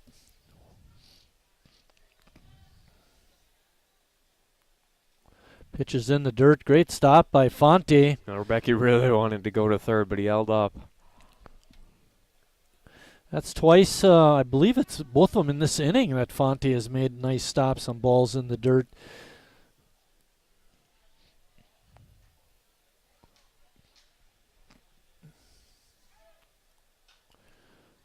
Had a good pitch to hit, but got under it. One thing we didn't talk about, we mentioned that Zuberbeer's only pitched coming into tonight 6 innings, so now he's up to 10. But, not pitching deep in the ball games, you got to wonder if he's getting tired, and hopefully the A's could take advantage of that. Ball's hammered Tim foul. Moyer territory. I mean, there was a few non-league games for this Menasha team. They're coming off a non-league game, actually, where they lost 3-2. They had another one against Hortonville. They faced Manitowoc, Montello, and Ashwaubenon, along with Denmark and Branch. I mean, they're playing some non-league games, so there's obviously times that their pitchers can still get going. We just don't have the numbers on those. So who knows if Zuberbeer could have went 6-7 innings in one of those ball games. There's a drive out into center field. Racing back and making a nice catch is Knoll. Tagging up and racing over to third is Lorbecky.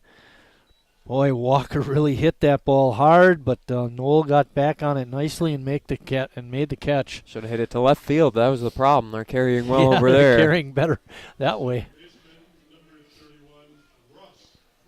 Ross Christ is up next.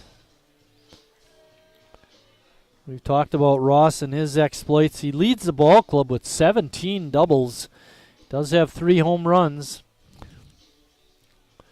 Be nice to have a big fly here.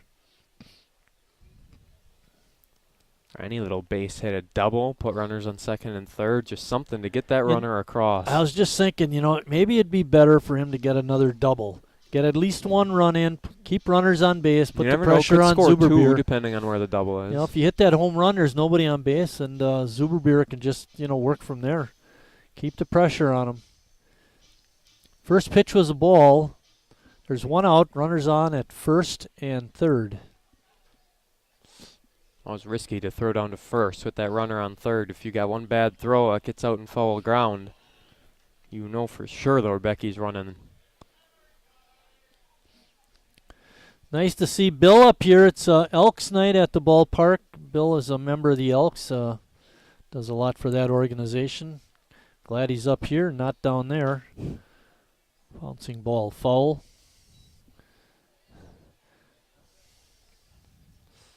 They're all right with you being up here, right, Bill? Yeah. Good, glad. Hey, if it's not bingo night, it's okay for Bill to be gone.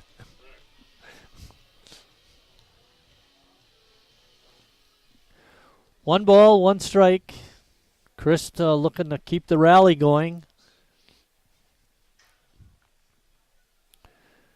Ross asks for time and try and get in the head of Zuberbeer a little bit, make him think about it a little more.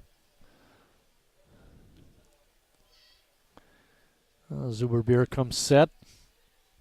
And another throw over to first, but Becker not taking a real big lead.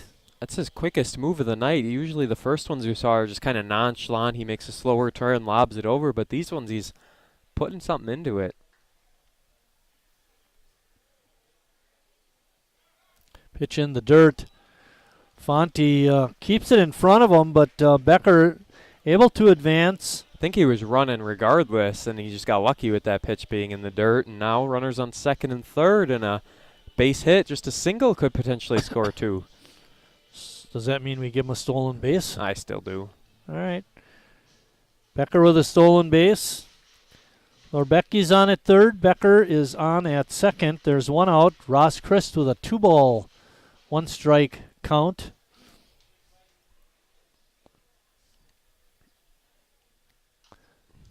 Went chasing after that one. Yeah, he got it up just at 2-2. able to catch up with that. Zuberbeer had it in a good spot. That's the spot where Harry ended up striking out. Now you got the lefty batter instead of Harry, which would have been inside. Now Chris going outside to fight back at it. The infield for Menasha is deep at all 4 positions. They just want to get an out. They're not worried about 1-run scoring. Not in a 5-run lead, that's for sure.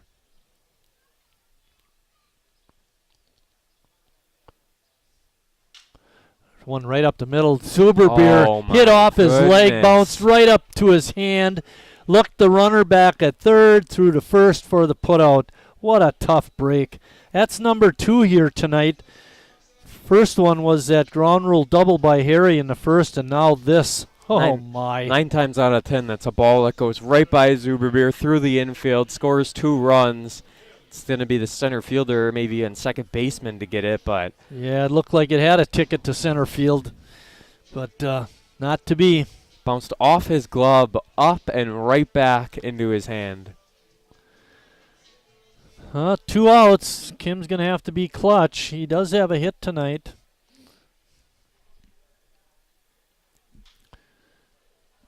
Had a good rip at that first pitch, but fouled it off. Sometimes it's just not your ball game, and that appears to be the case so far in this game.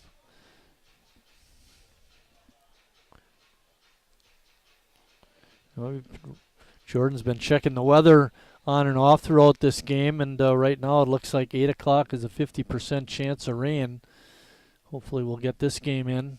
I'll have to check again. It's changed every time I've looked. Yeah. Weathermen can't make up their mind. They don't know.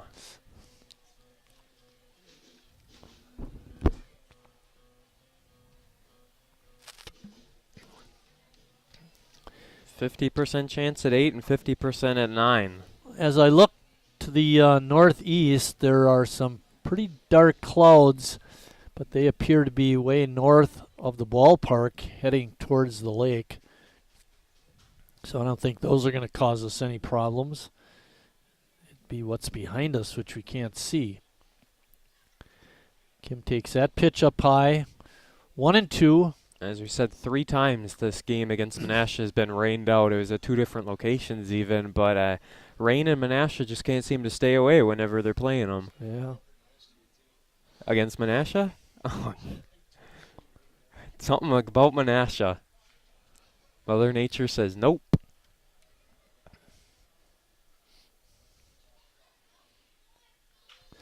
Line drive, base hit to left field. That'll score 2. Good hit by Jonathan Kim. Going right down the third base side. Johnson had no chance at that ball.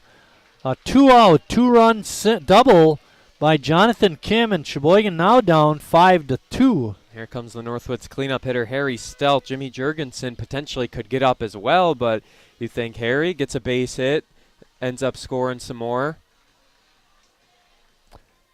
You told me you weren't going to say Harry was the Northwoods cleanup hitter. That's why I did it. That's yeah, why right. I did it. You forgot. That's all right, though. Completely forgot. Harry trying to make amends for that strikeout in the 4th inning. Kim on at second with that 2-run double. Sheboygan trying to battle back. They're down 5 entering this half of the inning. Good pitch by Zuberbeer for strike 1. There are 2 outs that you got to keep in mind here. But a Stelp base hit potentially scores Kim. Depends on the hit for Stelp. Maybe a Jurgensen hit could score Harry.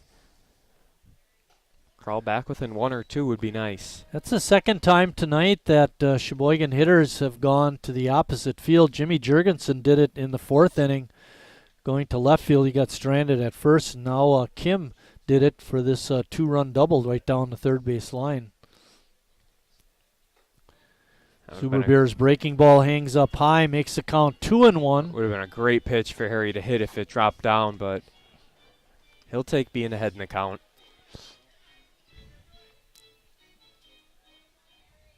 Got a nice crowd tonight. Zuberbeer's pitch is up high. There does not appear to be anyone warming up in the Menasha bullpen area. And when we look down into their dugout, Jordan, it looks like they got 3 or 4 or 5 players actually down there. So maybe Looks some like players showed up after the game started. Looks like 4 suited up for sure. Pitch is stays up, and it's a walk. And Sheboygan now has the tying run at the plate in Jimmy Jurgensen. Jimmy Jurgensen, we know he's got the power earlier in the game. I mentioned he had a home run in that first game against Lombard. A's ended up losing at 5-2, but Jurgensen's got the power on a little bit of a hot streak potentially, and see what he can do. One swing of the bat could tie this ball game. Jimmy with 4 home runs on the year. Also has 18 RBIs. Zuberbeer trying to work out of a jam. There's a bouncing ball up the middle. Decker picks it up, flips to his Keystone mate, Hanselman, and they get the force at second. And that ends the 5th inning for Sheboygan, but not before they collect a couple of runs. After 5 complete, Menasha on top now 5-2. Any mushy garbage. You know what? I'm going for it. You are completely and utterly Awesome. Great. I'm glad you showed up. in my life. I could never get through this world without you. You are really close to my... Heart! I think I'm about to cry. You better not. Every single time I... Get down, get down! There you are. You always have... My back, my back. I'm so glad you're alive. It's like all these tiny little things... Yes, things. ...are serious and kind of important. You gotta hold it like a baby bird. And please be quiet. listen. You hear that? That's a little something I like to call Friendship.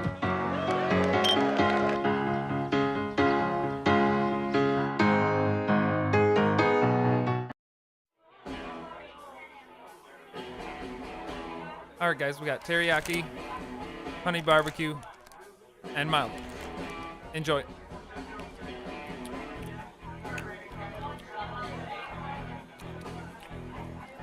All right, DOA wings, hottest on the menu. You got a problem?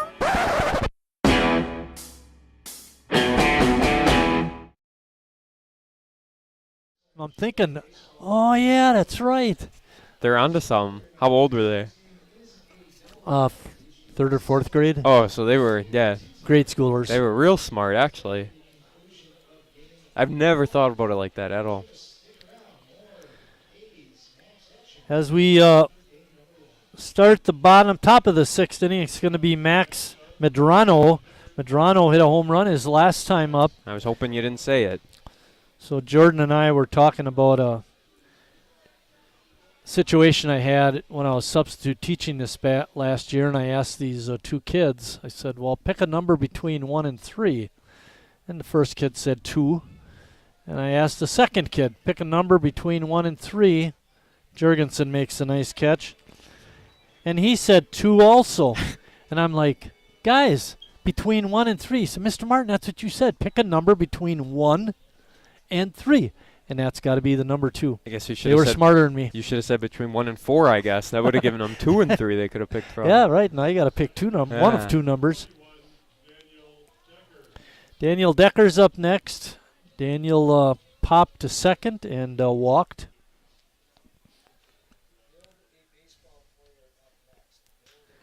There's a fly ball out into right field. Andreas is there.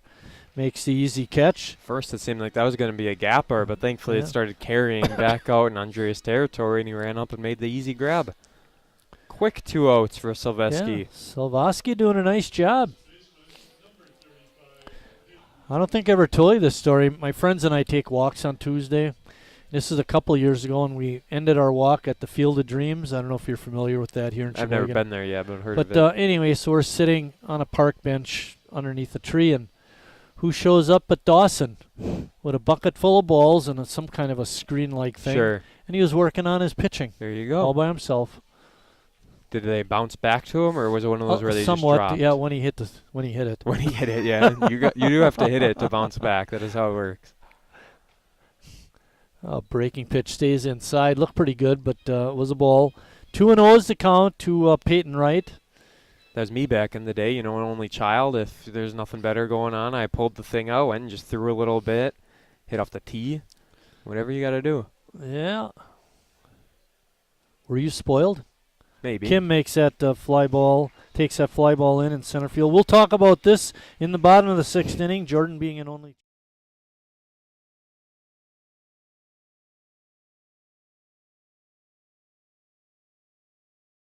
Authorized dealer.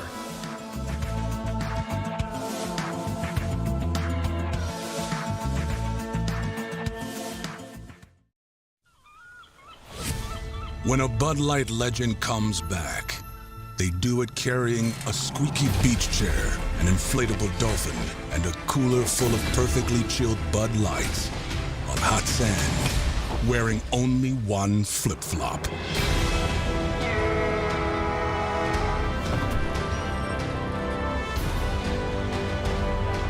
Welcome back, Bud Light legends.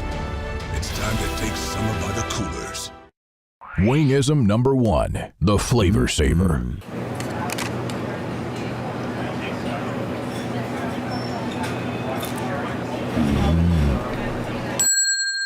Legend Larry's, the definition of flavor.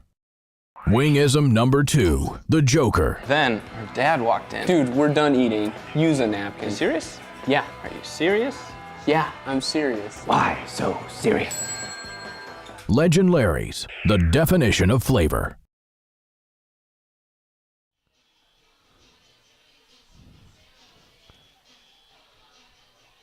Build a baseball player going on the left of your screen right now. They're going to have to hurry as we're ready to hit. All righty. It's like the old bunny Good hop. job by number 28, Justin Schnell. Justin Schnell. So, Jordan, talk about this only child. Were you spoiled? Maybe a little bit. As an only child, there's benefits. There's things that come back to haunt you, but you got to have a good imagination, that's for sure. Did you have a lot of kids in the neighborhood, though? There was a few next to me that I would play with from time to time, but they're all younger. Okay, so you're the bully. I had to lead them, yeah. Bully's one word. There's nothing wrong with shooting hoops by yourself. Yeah, I suppose not, to a point. I mean, it's like not. I never played football, but that's not one you can do by yourself. No, that's pretty hard. But all you can do then is the workout kind of part. Yeah, that's not fun. I don't like that. Although, I suppose my son and he had a friend, but my son wasn't a real fast runner. There's a drive to left field. It's deep enough, and out of here. Neese knew it, too. Home run for Jacob Neese. It looked pretty high. I didn't know if it was going to get out, but it had plenty of room down the left field line. Neese sure thought so. He threw the bat down, and I wasn't sure. I thought it might have been a drop-in, but no. 5-3. Now the score is the late rally from the A's continues.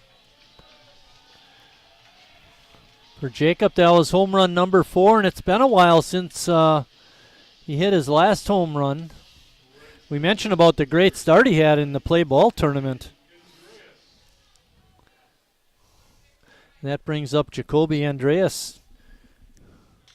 Jacoby hits a drive out into center field, but Noel has got it measured. That streak has continued of all the home runs going out to left field. Certainly not going to hit one deep to the farthest, deepest part of the ballpark. Going to take a lot more than that. Caleb Lorbecki is up next. Caleb was hit by a pitch in the 5th inning, and he wound up scoring on the clutch 2-out double by Jonathan Kim. And Sheboygan still trailing, but only by 2 now. We're in the 6th. Still don't see any motion or movement in the Menasha bullpen, so they're riding out Zuberbeer for as long as they possibly can. Showed pretty good pop on that fastball, but it was up high. I think the main thing that the Menasha coaching staff is worried about, does Zuberbeer have enough in the tank to finish the ball game? He's getting to him late here in their second and third time seeing him, so it's definitely a good sign, especially if it does come down to the bottom half of the 7th. Right, exactly. Neese started off the inning with a home run. And now it's 3-0. Depends how this inning goes here throughout. If Lerbecki and Becker do out, then you got the top part of the lineup for the 7th. But if they get on, you do a little damage, then you maybe even have that middle part of the lineup for the 7th, which is far from a bad thing. I'm thinking if you get guys on, you got top of the order to try and drive them in. Oh, yeah. Well, Lerbecki thought it was outside, but the umpire wasn't having any of it. He called it a strike. It's 3-1. Certainly looked outside. What do we call him, John Coons? He's been consistent throughout the game. I thought he's had a real nice game tonight. John Coons behind home plate. Chuck Rogers out on the bases. They came in, and then one of them mentioned to me, he said, I could have a fan. And I said, yeah, you could fan yourself off between innings. Should have asked them for their names. What was I thinking? Yeah, there you go. Lerbecki takes that pitch outside for a ball, and that brings up Bennett Becker. Bennett's been an on-base machine here tonight with a couple of walks. Get on base any way you can, especially in a close ball game that's getting a little too late. Only one inning left to play, but if they score 3 here, might not even have to see that bottom half. Ooh, that'd be sweet. Wouldn't it?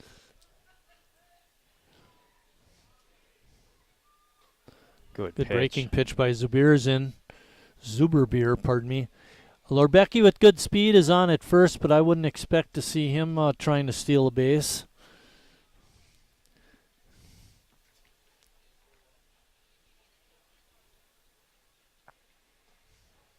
Ooh, tried to frame it and couldn't. Yeah, a little bit high. It looked like it was over home plate, but a little bit up. Looked good to me. 1-1 is the count.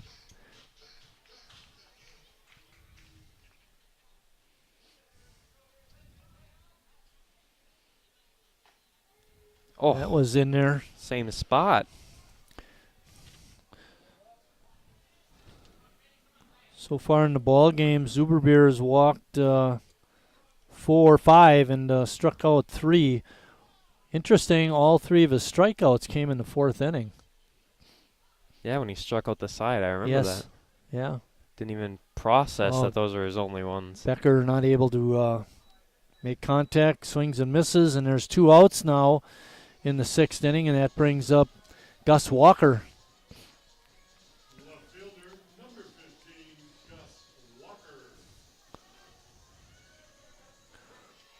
Walker looking for his first base hit the ball very hard in the 1st inning, but right to the shortstop, Hanselman. He walked and was erased on a double play in the 3rd, and then hit a lazy fly ball out to center in the 5th.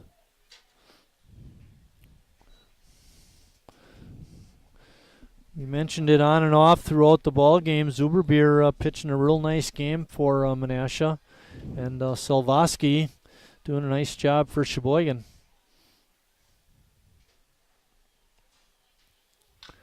There's a drive out to center field. Knox racing back, and he turns around and makes the catch. And that ends the 6th inning, but not before Sheboygan comes up with another run. As we enter into the 7th inning, it's going to be Menasha 5, Sheboygan 3.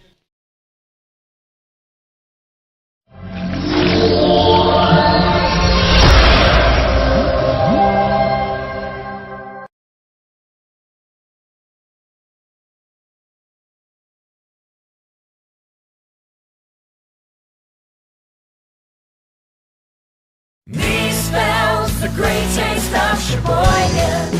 What does it take to stay in business for 75 years? It's not only featuring USDA choice beef. It's not caring about every single one of our 30 varieties of bratwurst. Nope. After being family owned for 3 generations, we've learned it's about you. At Miesfeld's Market, we give back to the community, and our customers always come first. Since 1941, we've been feeding our neighbors, so come by and see what we've got today.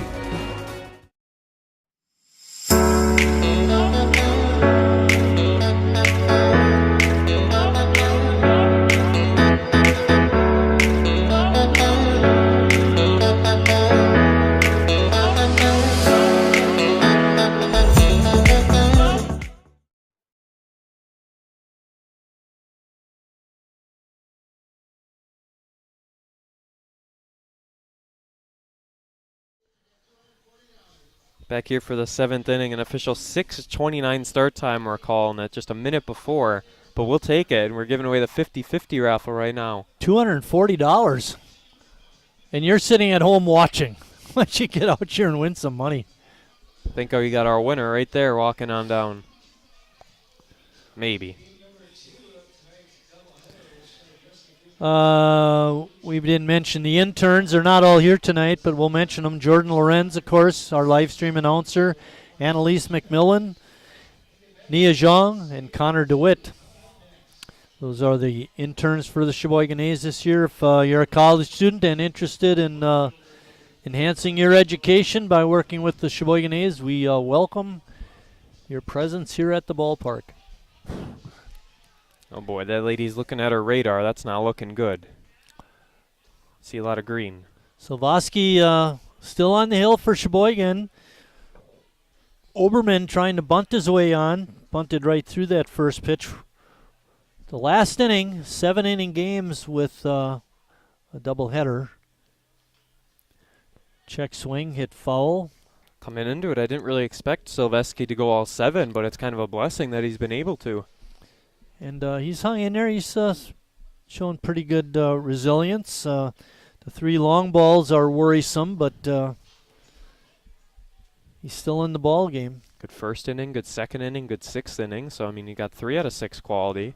There's a fly ball out into center field, and Kim makes the easy one-handed grab. I was telling you during the break, the A's got to stop hitting that ball out towards center field. Parker Kroll doing a great job out there, and you know, you're hitting it to the deepest part of the ballpark, so it's certainly not going to carry like it has been to left field. And again, you see on your screen the wind staying left. 3 for 3. All home runs have gone out to left field. Not really something the A's can control, but if you try and maybe pull it or anything like that, just try not to go straight away center. Noel has made 3 catches out in center field, and all 3 of them have been the variety where he needs to race back and make the catch. And I believe all 3 of them he's raced back and actually was able to turn and make the catch facing the infield, which is pretty outstanding. Also shows that that ball's kind of dying when it gets out there. Not to take away from his speed or anything like that. Silvosky goes 2-0 on Chase Hanselman. Hanselman singled and scored in the 5th inning. He scored when Parker Knoll hit that 2-run homer. I believe that one, Jordan, was out to center field. That was one of the homers for Menasha that wasn't really hit into left field. Kind of left center, as you'd call it in Little League. Near the flagpole? It was a little more towards like the light, I think. Yeah. Well, anyway, they're over the fence, watch and we the don't replay. like it. Yeah, we'll have to watch it tomorrow or tonight when we get home. 3-1 is the count.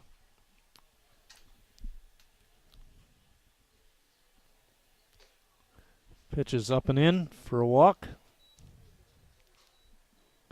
Never really understand the people that go to a baseball game and just try and get the foul balls and stay back. Like, you're missing the whole game. There's 4 people out there right now. You don't get to see anything. You're just hoping for a foul ball. Moyer coming out, taking the ball from Dawson Silvosky, and that walk is going to end Dawson's night. Dawson finished with 3 walks on the night, 1 strikeout. Has allowed 6 hits, 5 runs. All of those are earned, I believe. Mac.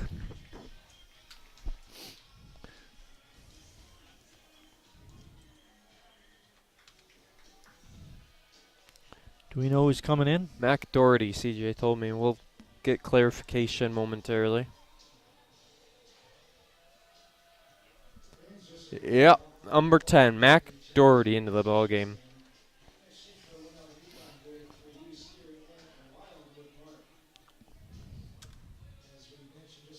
We'll get you some numbers on Mac here in a second as Silvesky comes out through 6 1/3. He is responsible for that runner on first following the walk. This is Mac's 8th appearance of the season.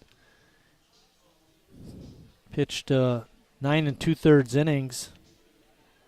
Walked 7, that's troublesome. Does have 8 strikeouts. His ERA is high, 7.45. But get a couple outs here and drop that ERA down, and then Sheboygan comes back in the ninth to win it. One of the only players with a number below 10, or 10 or below, I should say, pitching-wise. I mean, other than Eric Schmitz, no one comes to mind pitching-wise that has a number under 10. It's usually all higher up. You got your 42s and your 20. Oh, you mean the numbers on their back? Yeah, the jersey number, yes. I was wondering what you're talking about at first. Just a random number. I can't even think of a major leaguer that has a number below 10. Yeah, no, there is all. one, I know, but I can't think of his name. I think it's a guy by the name of Urias for the Dodgers. Oh, Julio? I think so. We'll never know. I'll look it up. We'll know. Julio Urias. Number 7. All right. There you go. Good job. It was a good job. You did nice. That brings up Drew Johnson. Johnson is 1 for 3 in the ball game. Playing over at third base. He hasn't had much action over there. As I look at my score sheet for Sheboygan, he hasn't had one. The closest he came to making a play was that double by Kim that went by him. Doherty's first pitch is in the dirt, and it allows Hanselman to move to second. We're up to a 70% chance of rain at 9 now. Still moving all around. Yeah. Clouds are gathering. Yeah, they are. I was watching over left field. We can see them on. Look at that. All those clouds out in the and left look to your and right. center Look field. at those ones. Yeah. Clouds all around. I think there's probably clouds above us, too.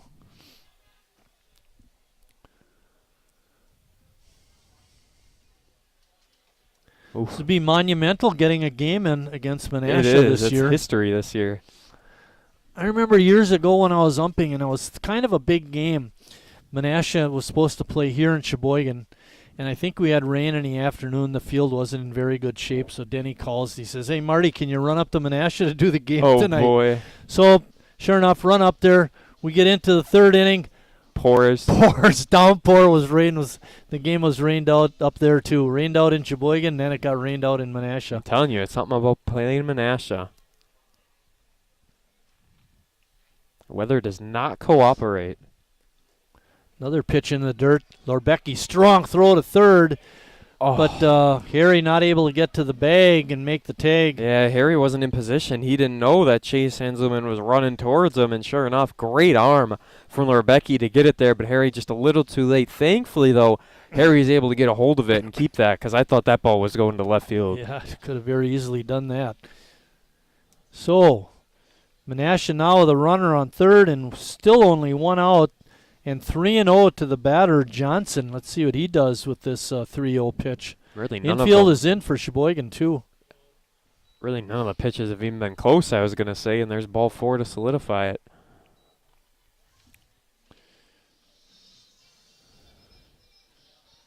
When we talked about Mac, we said he's gone 9 2/3 innings. And in those 9 innings now, he's walked 8 batters. That's not a good ratio. No.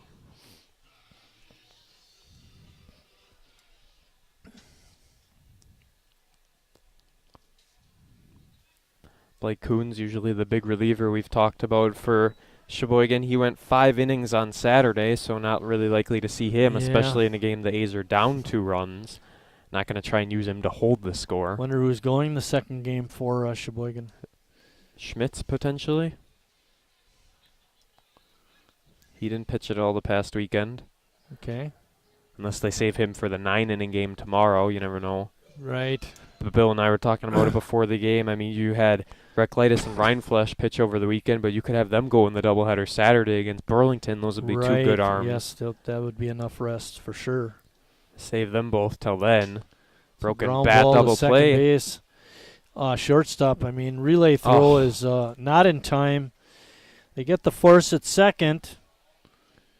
A 6-4 put out, but the batter, Blount, reaches on the fielder's choice and he gets an RBI. Hanselman scoring, and now it's 6-3. That's an important run. Yeah, not the end of the world to be down by 3, but would have been a lot better to only be down 2 heading into the bottom half of the 7th. But that run gets charged to Dawson Salvoski. So 6 runs, all of them earned, according to my scoring. Sounds about right to me. 6 runs on 6 hits, too.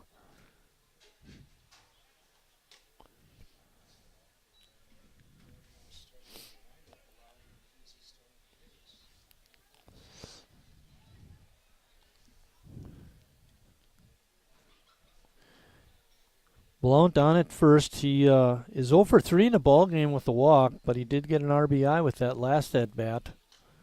Something to be said for hitting the ball instead of always striking out. Yeah, that's no fun. Let's take a look at the bottom of the 7th for Sheboygan. They'll have their 2, 3, and 4 hitters up, Chris, Kim, and Stelt, and then it's Jimmy Jurgensen after that. They can do it. They've done it before.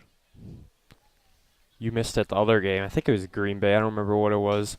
There's a drive out into center field. Kim took a step in. Now he has to race back and makes the catch. Oh, my. He got fooled at first, but he was able to retreat and make the nice running catch. But not before Menasha adds to their lead as we head to the bottom of the 7th. The Macs are up 6-3. Monday, Tuesday, Wednesday, Thursday, Friday, Saturday, Sunday, Monday, Tuesday, Wednesday, Thursday, Friday, Saturday, and Sunday. That's a lot of lemons. Well, you know what they say when life gives you lemons. We know the saying, Mark. New Bud Light Seltzer Lemonade, packed with lemonade flavor after a lemon of a year. Wingism number 3, the Peter Heater. Oh, so hot. Oh, so hot! Legend Larry's, the definition of flavor. Wingism number 4, tea time. What are you, having tea with the Queen?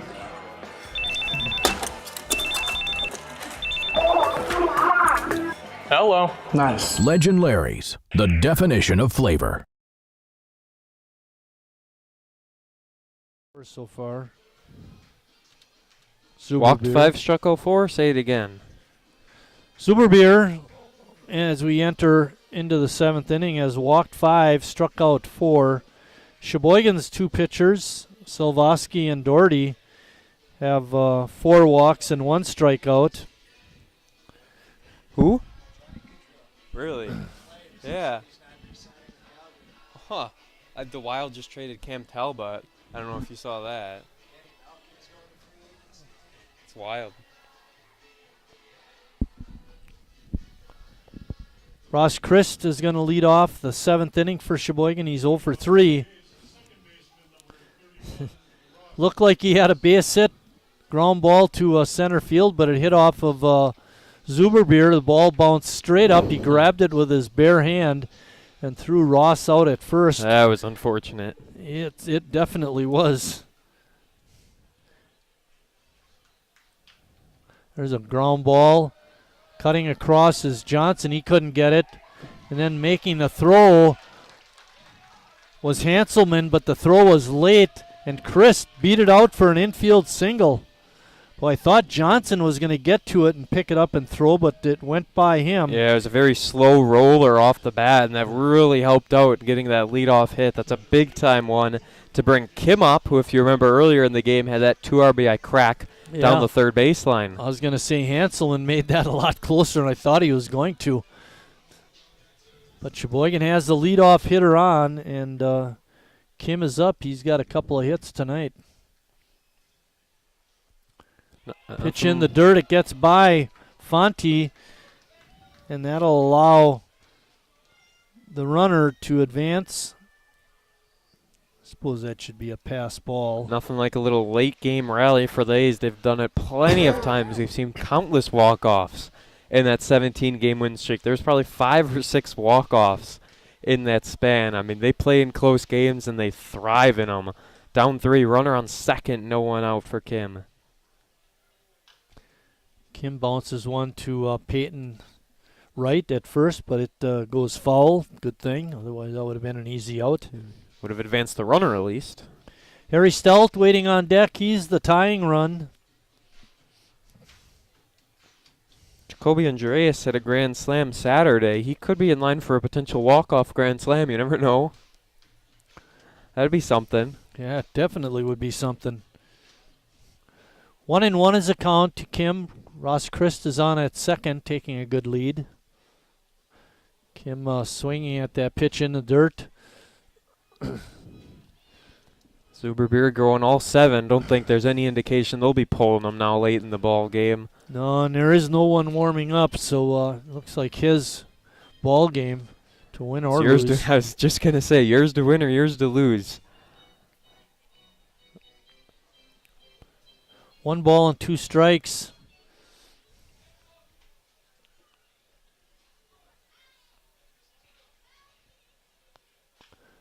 Zuberbeer with a breaking pitch. That's ball's hit down the left field line, but high. It drops in, a fair ball. Try to dig it out of the corner was Oberman, and Kim is on with another double. RBI double this time, only 1, but still. 3 RBIs on the night now for Kim. That ball just kept carrying out into left field, and Colin Oberman eventually just let it drop, and he was late to grab a hold of it. Thankfully for him, Kim holds up at second, but that now makes it a 2-run game with no one out. I think what happened out there, once it hit, it didn't come back up, and Oberman had trouble picking it up, and Kim would have had a double anyway. It didn't matter. But another clutch hit for Jonathan Kim. He's got 3 hits on the night, 2 doubles and 3 RBIs. And that brings up Harry Stout and another visit to the mound. Zuberbeer would like to finish the game. Let's see what happens. Yeah, well, there might be potentially, there's a little movement. Yeah, number 30, is that coming 30 in? or 33 it was. They are indeed going to pull Zuberbeer, so it was just out of our sight. They did indeed have a new number. And let's see, 33. It is 33? 33. Ben Romnick. Ben Romnick.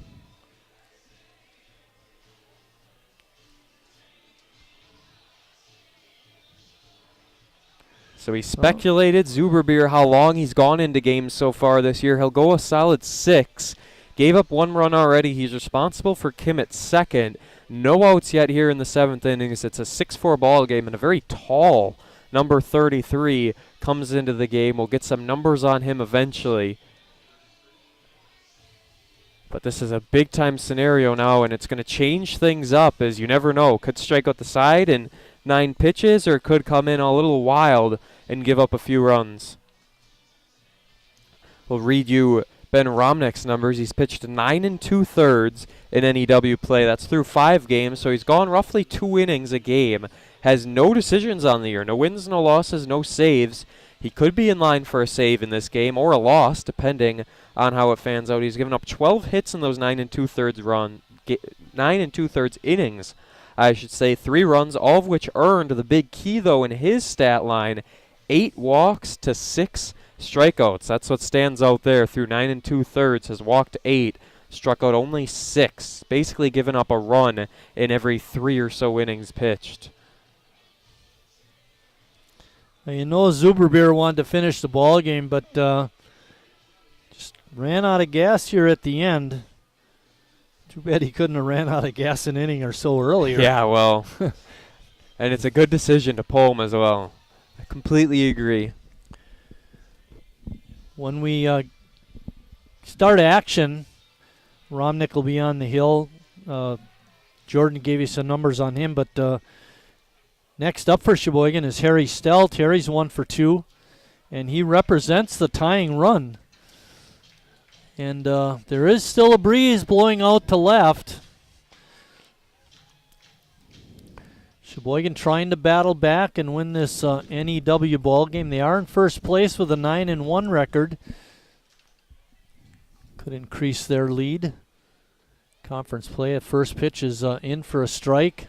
Let's talk about football any given Sunday, things like that. But it can happen in baseball too. You've got your ups, you've got your downs, and the A's are trying to prevent a loss to the 1-7, 5th place Menasha Max. Pitch is inside. Romnick trying to hit the same side, that inside corner, but that one stayed in. Evens the count at 1-1. Jacob Neese is in the hole currently. He hit a home run just 1 inning ago, I believe it was. Harry fouls that one off. Jonathan Kim at second base has good speed. He could score on a base hit to the outfield.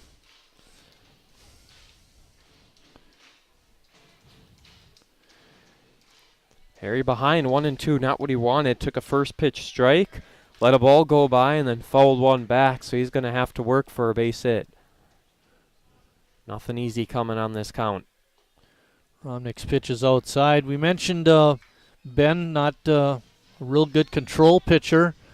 He's been around the plate so far with Harry for the most part. Maybe not the guy you want to be going around the plate to if there's anyone to walk. There's a drive out to short center field. That's going to drop in for a base hit. And Noel does the right thing, throws it into second to keep Harry on at first. Kim, not knowing if it was going to drop or not, had to hold. So he was only able to advance to third base. He was real giddy over at second. He was waiting, and finally he was able to run. He did wait until it dropped, but about a half a second before then, he knew it was likely going to go. You have to wait in that scenario, though. No way you're going to start running all of a sudden and guess and then get a big out. Still no one out. Runners on the corners for Jimmy. Jimmy with a mighty cut, a swing and a miss. We have runners on at first and third. Tying run is Harry over at first. Jimmy Jurgensen is up. Jimmy's 1 for 3 in the ball game. Got that real nice base hit to left back in the fourth. Golf that one out to right. Definitely deep enough, though. Harry not going to move. Coming in and scoring is Kim. Give Jimmy Jurgensen a sacrifice fly and an RBI. And Sheboygan now within 1 run. It's 6-5. There's where that run in the top of the 7th really hurt. Otherwise, we'd be tied right now. Menasha. Neese is up. Neese hit a home run his last time. They're going to pinch run for Harry Stelt. Looks like Cole McClovick going to come in and run for Harry. I like this move. That's Joey Pettit, 25. Joey Pettit coming in.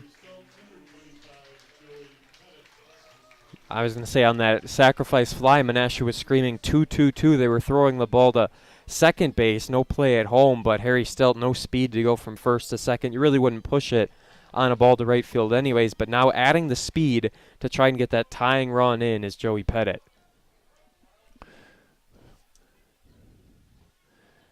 Maybe Neese can hit a no-doubter, and it won't matter how fast the guy is at first. Exactly. We mentioned Jacob had that home run back in the 6th. There's only 1 out. Romnick with a good fastball. Got Neese to swing and miss. That pitch was out of the strike zone. Way out of it. Looked good to Jacob, and that's all that matters is the count's even now at 1. Pettit not taking a real big lead over at first. 1-1 count to Jacob.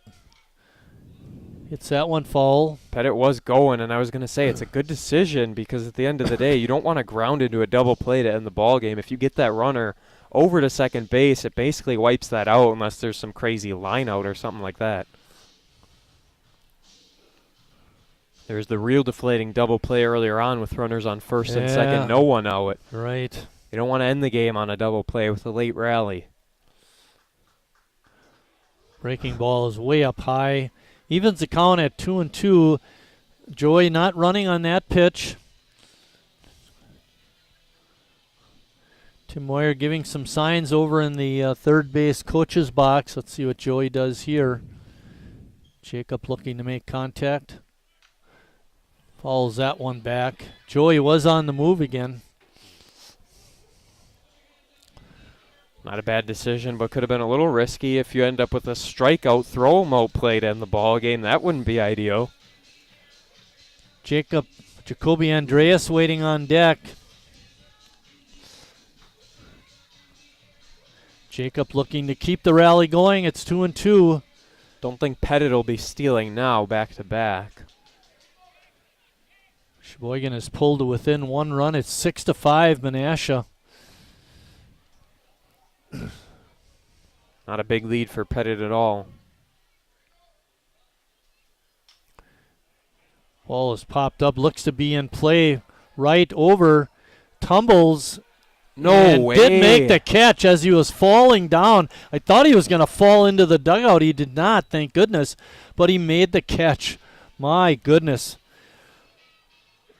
Right with an off, having not an off night, but having a great night, making a great play there along with his home run back in the third inning. He's had quite an evening, and that leaves it up to Jacoby Andreas. That was the zone where Lerbecki made a catch back, and I think it was the first inning. There's a drive out into left field. If it's down, it's fair. This could score Pettit. He's going to come around, and Moyer puts up a late stop sign, and probably a good thing he did. Absolutely smart stop sign.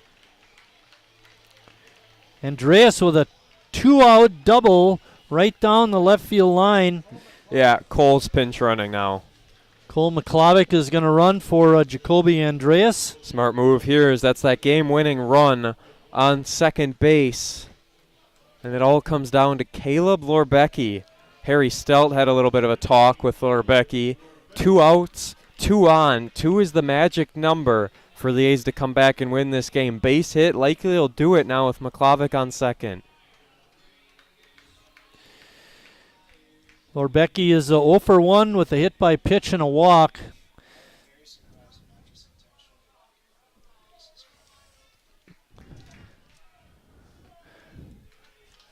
Remnick's first pitch is in for a strike. One of the things this puts the pressure on Fonte, the catcher. He's got to make sure he keeps the ball in front of him. And with Remnick not having real good control, according to our stats, that becomes an issue. Bouncing ball to the shortstop, Hanselman. He picks and safe at the call. It gets away from right and 2-run score, and Sheboygan wins in walk-off fashion in the bottom of the 7th. That is a haul. Hanselman had the ball at short. He double clutched, and then when he finally threw it first, he made a bad throw and 2-run score for Sheboygan. They come back and win it, Jordan, 7-6. No doubt about it. It's an all hustle play right there. That's why you put Cole McClavick in the ball game. He is sprinting as soon as that ball hits the dirt, and he makes it from second to home. Also, give credit to Lerbecki, the wheels to be able to beat it out. It's a 7-6 win. The A's made it a lot more competitive than it had to be. They wanted to show for the fans here today. We got one more game coming up in about 20 minutes or half an hour, but wow, 7-6 win for Sheboygan. All right, let's go through the line score for Menasha. 6 runs, 5 hits, and no errors. For Sheboygan, 7 runs, 10 hits, and no errors. Winning pitcher is Mac Doherty. The losing pitcher is Ben Remnick. And in about 20 minutes, we'll be back for Game 2.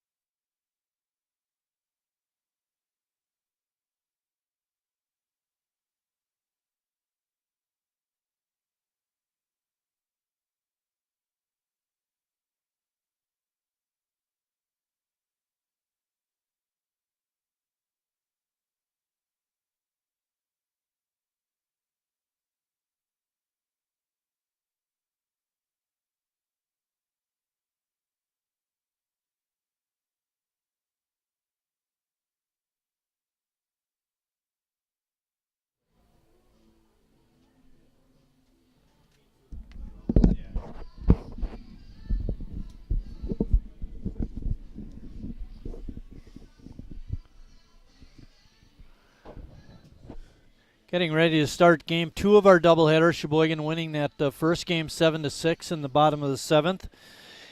Let's go with Menasha's starting lineup. They'll be leading off with Chase Hanselman at short. Drew Johnson is batting second and playing third.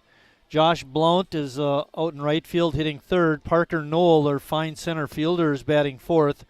Batting fifth and DHing, he caught in the first game, as Vinny Fonte. Max Medrano, who DH'd in the first game, is now catching and hitting sixth. Batting seventh, the second baseman, Daniel Decker. Batting eighth and playing first base, Peyton Wright again. And batting ninth, the left fielder, Cole Oberman. Sheboygan, defensively, they have Davis Wilson pitching. And catching is Justin Schnell. Over at first base is Jimmy Jurgensen. Ross Christ is at second. Harry Stelt at third. Bennett Becker is at short.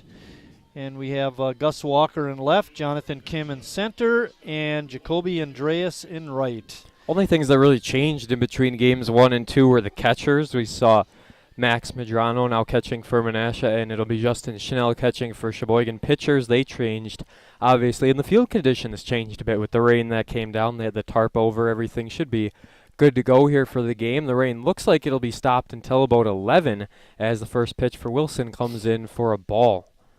So we should be all set to get game number 2 in. If you missed game 1 and you're just joining us, you missed a dandy of a walk-off by Sheboygan. They were down 5-0 in that game, came back to win in walk-off fashion, and there's a Harry Stelt ball, fields it cleanly off a hop, and it will be a ground out for Henselman to start game number 2. Nice play by Harry. That walk-off was really quite exciting. You think about being down 5-0 and allowing that run in the top of the 7th to make it 6-3. You thought that was going to seal it, basically. Sheboygan able to score 4 runs, and boy, should maybe get that sheet out too. We can talk about that a little bit more. Yeah, keep some reference up there from game number 1. Zuberbeer did a fantastic job pitching for Menasha, but ultimately came out after 6 innings. He had a runner on second, I believe it was. It was either first or second. And then Ben Romnick came in, ends up getting the loss as he gives up a few more runs, and Sheboygan comes away with the victory. There's an inside pitch called for a strike to Wilson. We'll give you some of his pitching numbers here after the next one. Number 41, Davis Wilson. In that 7th inning for Sheboygan, Zuberbeer on the mound. He gave up a single to Christ, and then the RBI double to Kim. And with him on second base, that's when they made the change to Remnick. And he gave up a hit right away and then got the sacrifice fly out and got a pop-up in foul territory that Peyton Wright, the first baseman, made just an outstanding play on right in front of his own dugout. Almost slid into the dugout. But then it was Andreas with the double, putting runners on second and third. And then Lorbecky with that infield hit, and then the throwing error by the shortstop allowed the second run to score. And you said it right off the bat that McClavic was running very hard right after that ball was hit. He was 2 outs, that's what you got to do. That's what he came in to do, pinch running, I should say. And that's what he did at the end of the day. Ends up coming from second to home on what should have just been a simple ground out, but a double pump prevents it from being so. 2-2 count, leaves it up high. As for Davis Wilson, this will be his 9th game on the air. He started 6 of those 9, 1 complete game, which is really good to see. This will be his 31st inning of work. He's pitched 30 coming into the ball game, and the pitch stays high. That'll be a walk for Johnson to bring up Josh Blount. Continuing the numbers for Davis Wilson, he has given up 20 runs, 12 of those being earned. A good K to walk ratio. It now goes to 16 strikeouts, 7 walks, and a 3.6 ERA. So below 4, right around that 3.5 mark. Not bad at all. But he's got 1 on, 1 out to start game number 2 of the Menasha doubleheader. Following game 1, Sheboygan even further positioned their dominant lead in the NEW standings. They are now 10-1 as the rain picks up once again here in the ball game. But they're 10-1, and there are no other league games tonight. There's a pair tomorrow. Menasha's at Appleton, and Kewaskum is at Sheboygan. But other than that, Sheboygan moves to 10-1, and Menasha falls to 1-8 in league play. Double play ball. No, it's going to get through the infield for a base hit. Holding put at second base is Drew Johnson. Wilson last year was really a mainstay. He pitched in 14 ball games, made 10 starts, and had 6 complete games. He really did a fine job. One loss record wasn't real great. We don't know what happened there. He was 3-5, but he's been one of the guys that's been pitching a lot over the last couple of seasons. A's are now 29-13 following that win.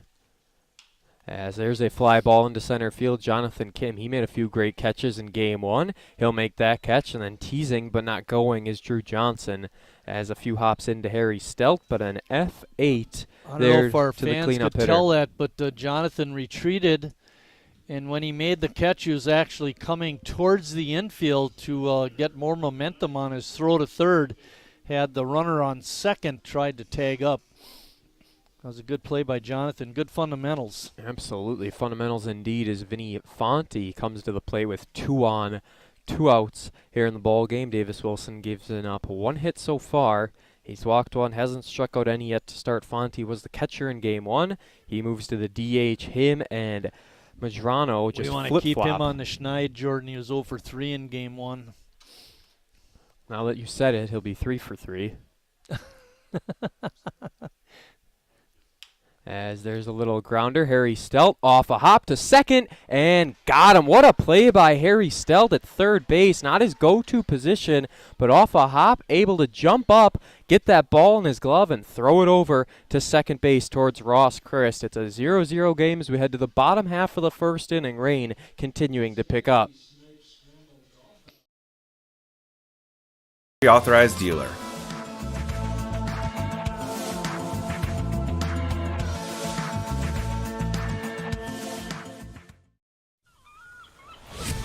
When a Bud Light legend comes back, they do it carrying a squeaky beach chair, an inflatable dolphin, and a cooler full of perfectly chilled Bud Lights on hot sand, wearing only one flip-flop.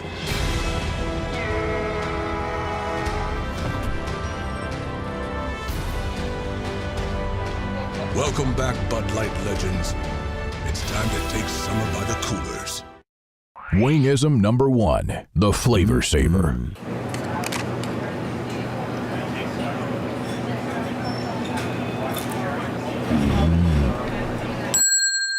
Legend Larry's, the definition of flavor. Wingism number 2, the Joker. Then her dad walked in. Dude, we're done eating. Use a napkin. You serious? Yeah. Are you serious? Yeah, I'm serious. Why so serious? Legend Larry's, the definition of flavor. Bottom of inning number 1, here we come, and we got the lineup for the Sheboygan A's. Just one new number in, and that's Justin Schnell in the 8-hole. We'll get to him when we get there. Gus Walker leading off, following with Ross Christ and Jonathan Kim. Those are the 1, 2, 3 due up here in the bottom half of the first. Harry Stilt is the Northwoods cleanup hitter. Jimmy Jurgensen in the 5-hole. Jacob Neese, Jacoby Andreas, Justin Schnell, and Bennett Becker make up the lineup for Sheboygan. And doing the pitching for Menasha is number 36, Trey Tennyson. 6 innings pitched. He has played in 2 games. One of those he started, has an 0-1 record and a 9 ERA. He has given up 10 runs on the year, 10 runs in 6 innings, 6 of those runs being earned, struck out 4, walked 1, giving up 13 hits and 10 total runs in 6 innings. So not good numbers on the surface, but we'll see what he can do. He throws a heater there, and they'll check it down to bring up Gus Walker.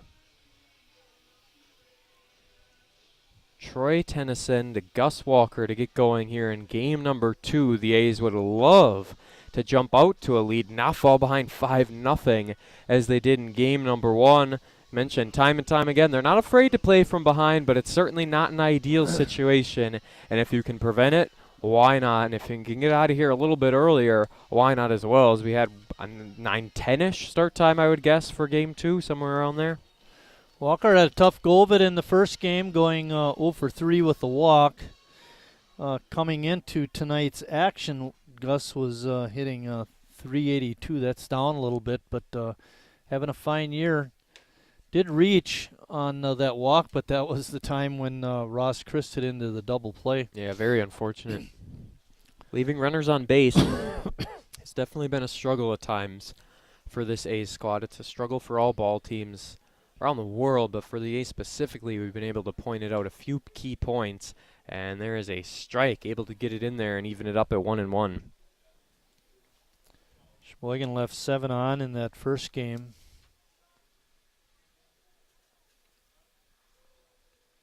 Three of those 7 were in the first 3 innings where there were big-time opportunities. They just couldn't pounce on them. As there's a base hit into left field. Gus Walker getting the hit parade started with a leadoff hit. Ross Christ up next with 1 on and no out. Gus is a definite base-stealing threat. He's got 10 this year. See how Tim Moyer plays this. How many people have double-digit steals? Not many, I'd have to assume. Just him and Kim. Can you find the column? Yeah, right. Kim has 11, so thankfully they were right next to each other. Made it a little bit easier. First you got to find the column, then you got to go over and find the player.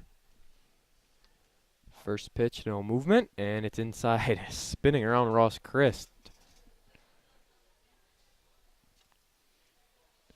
Tennyson, big guy, tall, skinny right-hander.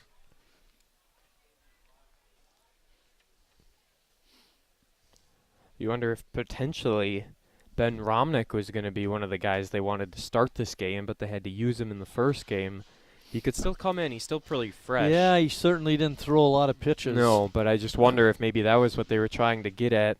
Zuberbeer the whole game and then Romnick potentially, but they got Trey in now, and we'll see what he can do after that lead-up single. Now he's down 2-0 in the count. Make it 2-1. Good outside pitch. Can you grab that yearbook from last year? This guy right here. Yeah, It says 2021. I think it's under here. That one. Thank you.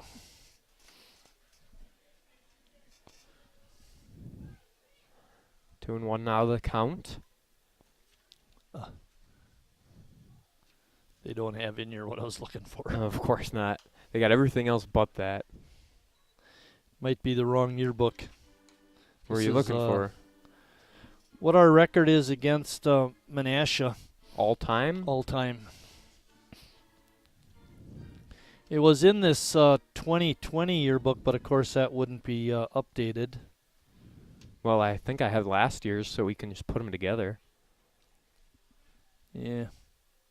On the 2-2, gets the nod. There's a crack into center field and running on it. And yes, indeed, it does drop, thankfully, because Gus Walker was at second base, but he's gunned out at third. My goodness. Tried to pull out the right hand and slide in, but he is unable to make it. What a throw from Parker Knoll in center field. Was that him? I thought it was a right fielder, Blunt. Oh, it was one of the two, and they got it. That's all that matters. Base hit for Chris. Pretty shocked at that arm. He got him. In a way, Walker tagged himself out sliding in. Yes. Third baseman was just waiting there for it. What a throw. And Ross held at first after his base hit. Walker was running immediately on contact. There wasn't any outs in the inning, I should say, but now there's one. I mean, if that thing would have dropped in the glove, they could have easily thrown it back to first and gotten him out. Walker was confident that that ball was dropping, had a great read on it, thought he could stretch 2 bases out of it, but ultimately could not. Strike one comes to Kim off the corner. Well, he did it the right way. He was running on the hit and certainly had what looked like a good opportunity, but the throwing arm of that outfielder was just too much.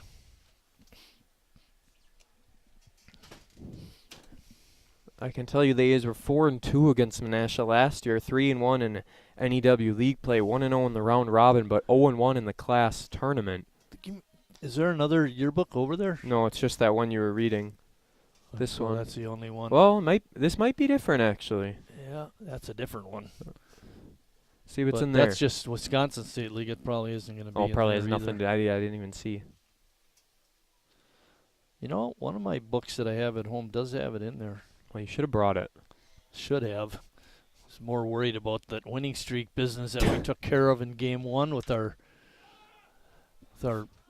trivia question. Fly ball out to left field. 3 max on it and able to make the catch is the left fielder, Colin Oberman, to bring up the Northwoods cleanup hitter, Harry Stelt. Harry ended that first game being 2 for 3. You see Jackson, the A's bat boy, hustling back. He's got his sweatshirt on. Yeah, needs the hood up tonight in the rain. Not ideal, but we're going to deal with it as most of the general admission seats have cleared out as everyone congregates under the good seats. Under the overhang. The overhang. Staying dry. Oh, we got a couple over there on the third base side with their umbrellas up the whole up. time. They came prepared. They're all matching umbrellas too, which I found interesting. And if you look over there, you can see the lights that shine up, and it looks like it's raining pretty good out there. Sure is. Not coming down as hard as it was before, but it's still still was steady. coming down pretty hard. 1-0 to Harry Stelt. Runner on first base as he is a little late on that one and clocks it back into a car. Yeah, that's out over New Jersey Avenue. Almost into the softball game going on. They'll play through surprised the rain. Ross Christ hasn't tried to steal second to get himself in position to score on a base hit.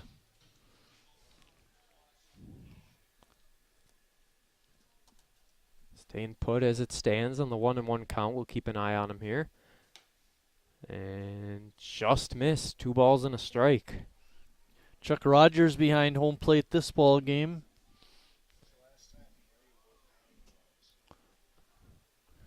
That's a good question. That was yesterday afternoon when he was golfing. Or batting gloves. Golfing on the off day. Actually, you know, I wouldn't be surprised with his job if he doesn't wear gloves frequently with his landscaping business. His 12th year, he's finally decided to try him out. He did wear the stirrups high the other night. Yeah, maybe he's just changing every game. Next game is he'll wear his helmet backwards. True. 2-2 count. Outside it misses. Going to second. And no throw even attempted as Ross Christ is able to make it over there. Harry Stelt base hit. Could score him. No score here in the first inning so far. The A's have 2 hits. Gus Walker and Ross Christ have those. And then Josh Blunt has a single. Had a single, I should say, in the top half of the first for Menasha. It's a 3-2 count for Harry. Chris now in scoring position. He would have been running from first to second, but now he'll stay put. No one behind him, so he will not be running from second to third. Unless he does for some crazy reason, you never know. On the full count to Stelt. And he gets on top of this one, going into right field, carrying back and making the play on it. Ooh, in warning track territory is Josh Blunt to grab it. That ball kept carrying, but ultimately we're tied. No score through 1 as the A's leaves a runner stranded on first.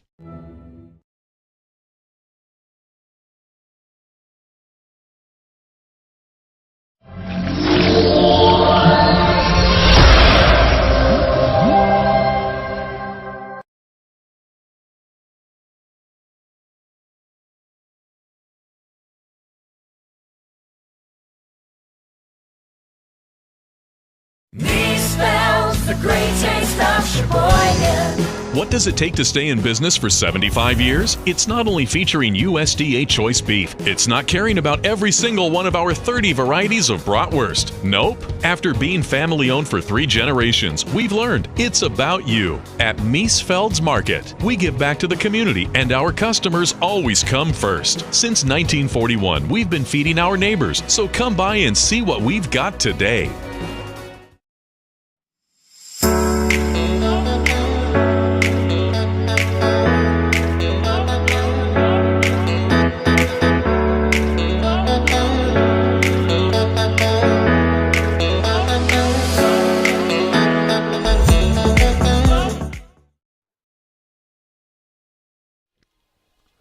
just got our attendance numbers if you've been waiting all night for it. Here we are finally. Technically in the 9th inning, you get your attendance. 365 and 450 were paid. So 365, not bad at all as I was looking at that rain continue to come That's down. 85 people that didn't show up. It's going down, though, because it was at 90-something last time. You could be here buying that 50-50 raffle ticket. I mean, what we have, $240 was given away? Yep. And you guys are sitting at home watching because it's raining a little bit? Wasn't in the first game, that's yeah, it for wasn't sure. in the first game. It's more than we raining got a that little one bit. done just in time. Yeah, exactly. It was perfect. We thought it was going to stop, but not yet. It hasn't. Tie ball game. Max Medrano will lead off inning number 2, and Wilson's pitch hits him. Took it like a champ.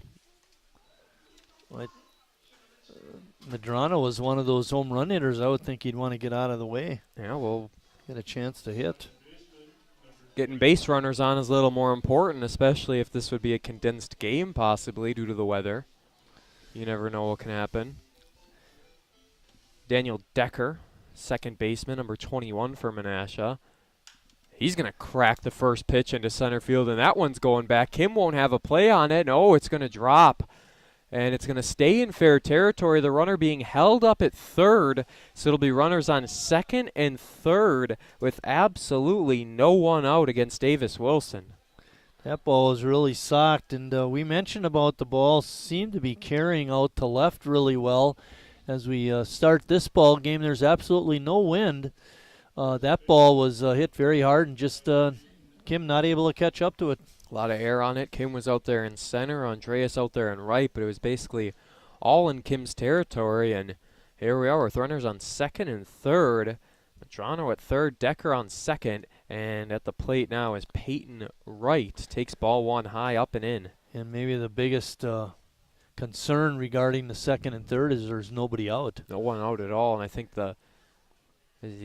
Wilson kind of plays with his cleats a little bit, try and clean him up in these conditions. One of the other things about Davis is you mentioned about him throwing 30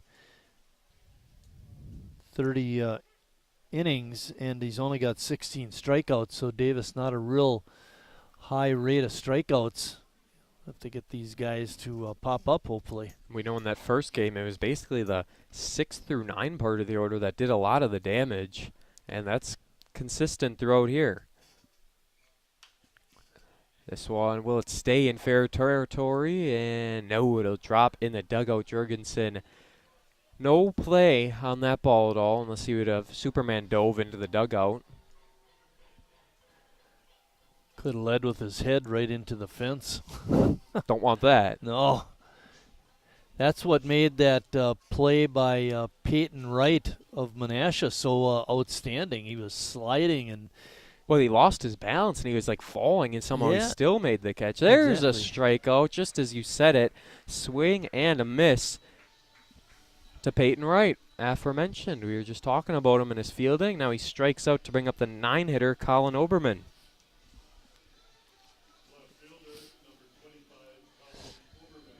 The game ended, the first game ended when Hanselman, the shortstop, made a errant throw to first. He double clutched when he picked up the grounder and then made an errant throw that allowed 2 runs to score and for Sheboygan to win the game. And I was looking at the box score from that first game. He did a pretty good job at shortstop.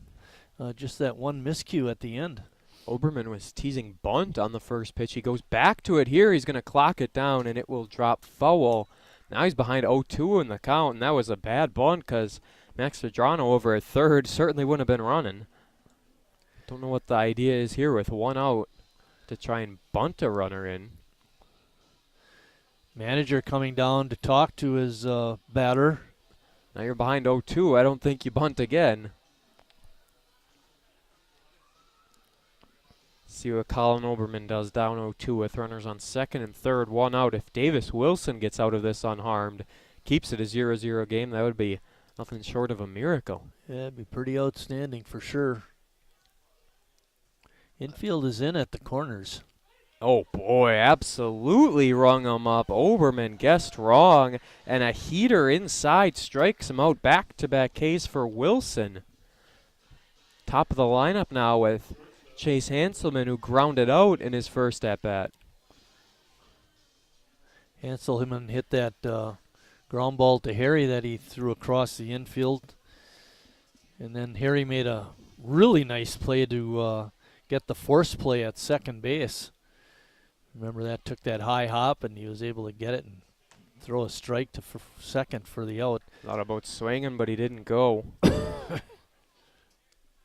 It's 0-1 right out of the gate. I like Wilson. He gets runners on second and third, but he's not shying away. He's been attacking the zone consistently and got 2 strikeouts out of it. 1 more would be great. Thought it was going to be 0-2, but yeah, it he is off a changed foul speeds ball. on that second pitch, Jordan, and Hanselman was out in front and fouled it. Boy, wouldn't this be something? Strike out the side. Would be, you hit a guy, you give up a double, then you go strikeout swinging, strikeout looking, see what's coming next. 0-2. Schnell set up on the outside part of the plate. There's a line drive. Liner, and wow, Becker takes it on a second hop, throws across. Whoa, my. Scoop it short, and Jimmy scoops it at first. Davis Sorry Wilson. for butting in. No, you're good. Davis Wilson was all happy about it. Keeps zeros on the board as we head to the bottom half. Every single second, every minute, every hour, all the whole year through. It is intense right here. Monday, Tuesday, Wednesday, Thursday. Friday, Saturday, Sunday, Monday, Tuesday, Wednesday, Thursday, Friday, Saturday, and Sunday. That's a lot of lemons. Well, you know what they say when life gives you lemons. We know the saying, Mark. New Bud Light Seltzer Lemonade, packed with lemonade flavor after a lemon of a year. Wingism number 3, the Peter Heater. Oh, so hot. Oh, so hot! Legend Larry's, the definition of flavor. Wingism number 4, Tea Time. What are you, having tea with the Queen?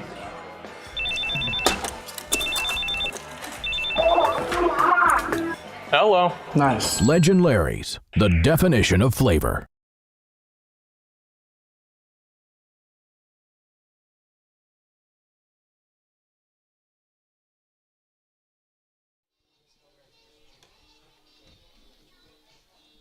Still a 0-0 ball game after Davis Wilson manages to get out of a jam. 2 on, no outs. No runs come in for Menasha, and at the end of the day, got Jurgensen, Neese, and Andreas due up here in the bottom half. A's would love to keep on their momentum and try and score a run in this ball game as the rain has stopped. Doesn't seem to be anything going on as it stands. Hey, Jordan, talk about that last out from Becker to Jurgensen. It was absolutely unreal. We were talking about Wilson, didn't really strike anyone out. Strikes out 2 of them, and then all of a sudden, you've got Decker at second base after his double. That ball is a hard liner by Hanselman, hit right towards them. Somehow, Becker isn't blinded by it, gets it off a hop, throws it out. It actually went off a hop to Jurgensen, too, so it was a hop a heaven play. But they made it nonetheless, and it's a 0-0 game.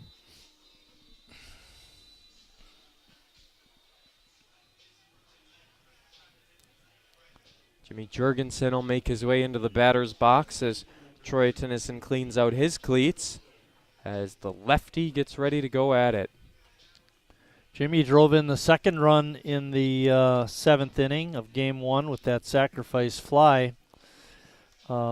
Otherwise, he was 1 for 3 in the ball game, Game 1.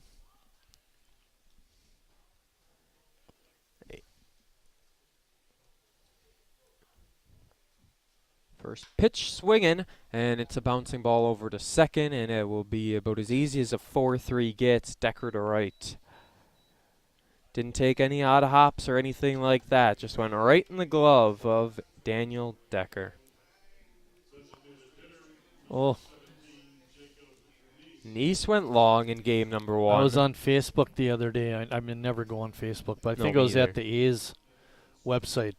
Anyway, there was a comment about, what were you guys talking about with walk-up songs? Did you see that? Did you see the response? It's an ongoing joke throughout the year. Jacob with, and this is only in the press box, and we can't say about what other people think, but, and I'm not even talking about you, Jordan. Yeah, I was going to say, you're talking about think. yourself here. What are you? No. CJ and Bill thinking the same thing. We're experienced, just like Jimi Hendrix. Jimi Hendrix. Anyway, so that's what that was about. It had to do with Jacob Neese's walk-up song. Good to know people out there are listening to us and paying attention. Well, not this late anyway. Not at 9:40 at night, only in the second inning. They're probably watching the news on Channel 6. No one watches the news. I hate the news. Are you 20-something? CJ doesn't watch the news. He's not 20-something. It's way. Someone was talking about that coming in. He says news is too depressing. There's a point to be made there. Where's the positive news? A's win Game 1 on a walk-off, 7-6. There's some positive news. If you're not a Menasha fan, I read a thing about like positive news one time in a station that did it, and like it didn't go over well, so they had to pull it because no one was watching. Swing and a miss. No one wants to hear the positives, I guess. There aren't a whole lot for Sheboygan in this inning either. Is 2 down back-to-back to bring up Jacoby Andreas. Jacoby had a big hit in that ninth inning, that double. Put runners on second and third. Shame the A's in the first inning could have had runners on the corners with no outs, but instead Walker was gunned out. Absolutely crazy play as that one's fouled off the netting. Some brave souls returning to their general admission seats, or maybe they just want some foul balls, either or. Joey Pettit was the pinch runner for Stelt in that seventh inning, and Cole McClavick pinch ran for Jacoby after his double, and it was Cole that scored the game-winning run, hustling from second base all the way around to score. Well, not all the way around, from second to home. Half the way. Yep. Justin Schnell will have his first AB of the game if Andreas is able to get on base. Wearing the catching gear right now. He'll take him off the legs and come on out if we see the A's first base hit of the inning. Both teams with 2 hits following that top half of the second. There is another one, and can't get the glove down in time. Base hit for Andreas. Decker would have had to make basically a diving effort on it. Couldn't do so, and Chanel will take the gear off and make his way towards the plate. We had no time to put new batter's boxes in because we had the tarp out for all the rain. So those boxes are obsolete. As the lefty Schnell steps his way in with a runner on. Jacoby not noted for his base stealing proclivities. He has none.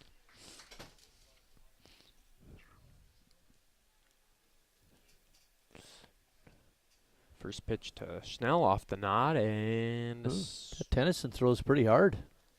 That was a straight strike call. He went right in front of his body. They don't teach you that in umpire school. From working up here and knowing what it's like to read umpires' strike signals, I would always put my right hand straight up in the air and then off to the side. That way Bill, you did like the L Bill could tell right away. And CJ's up here, what do you mean that's a strike? Come on.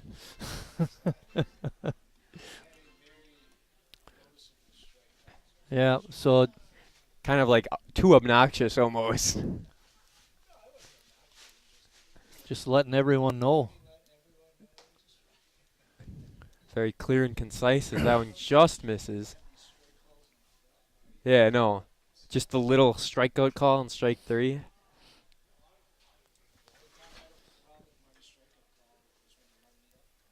Hey, he did ring you up, huh? I only rang you up a couple times. Yeah, makes sense. It wasn't intentional. There's the I didn't know you that well back then. 2-2 now to Schnell. Andreas still sitting on first. Deuces are not wild with 2 No. balls, 2 strikes, and 2 outs because we only got a runner on first. Only a runner on first. It is the second inning, though. Yes, that helps. Menasha has 2 hits.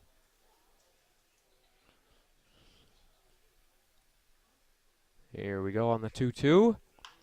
Breaking pitch. And coming up for it, and this time able to get the out is Decker after he couldn't get it to Andreas. 2 4-3 ground outs in the inning. He struck out. Andreas got the single, but the score remains tied at 0 through 2.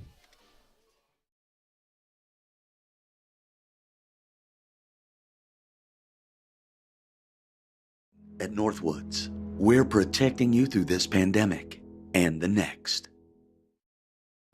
I grew up working in my family's supper clubs. This is where it started with us as far as the fish that we serve at Culver's today. We source the finest cod and batter each fillet by hand and always cook it to order. That beautiful golden brown color and flaky on the inside. The fish fry is a Midwest tradition. It's about families coming together. I love bringing this tradition to guests everywhere. Mom and Dad would be proud. Welcome to Delicious. Last year's financial year, excuse me. Sometimes you need to get out. The great outdoors. Free pickup's easy. Just order ahead in the Meijer app.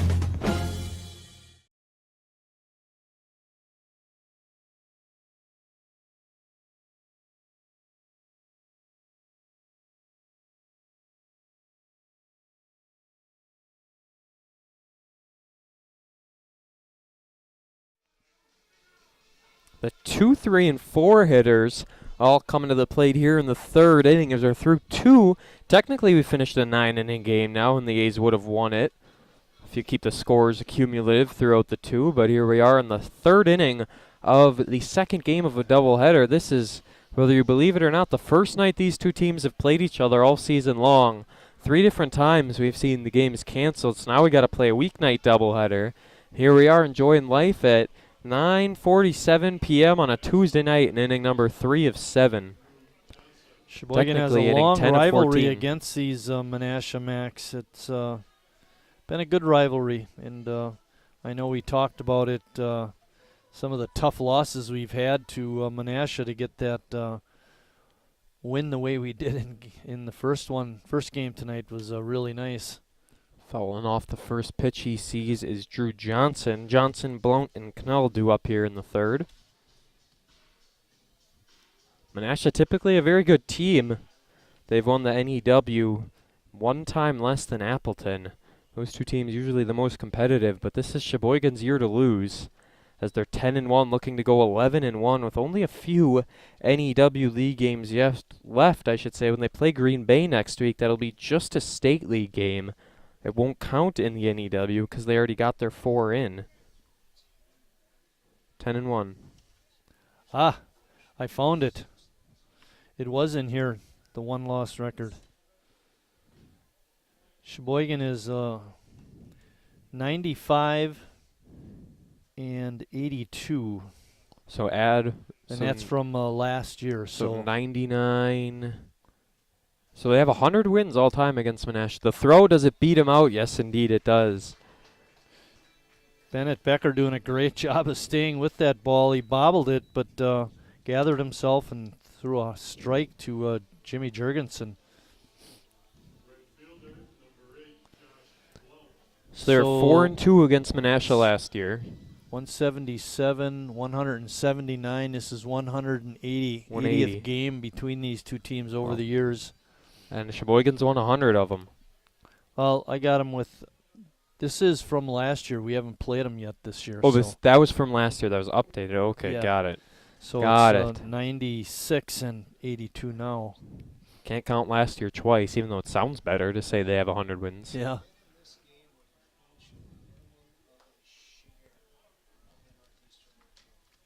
If CJ's calculations are correct, winning this game would get at least a share of the Northeastern League Championship. They got another NEW League game tomorrow. Touch-a-truck night here at the park, along with Strikeout Hunger. A very busy night against Kewaskum. Then they take a break in NEW games until next week, where they got Menasha and Appleton. Appleton, always a tough game, even if they're under 500 so far this year. The count is 3-0, by the way. Make it a 4-pitch walk. Wilson usually has a little better control than that, but we'll give him a little slack. Parker Knoll up next. Flew out in his first appearance. You think about 6 walks he's had in coming into tonight, 6 walks in 30 innings. That's not too bad. No. Problem is he's got it's 1 in 8 every walks 5 in innings, 32 which is innings, great. so prove on that. Good stop by Schnell.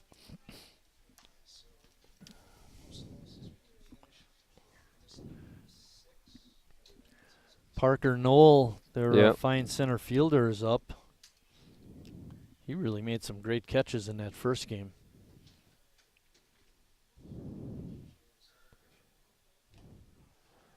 Swing and a miss, stays in the glove to even it up at 1-1.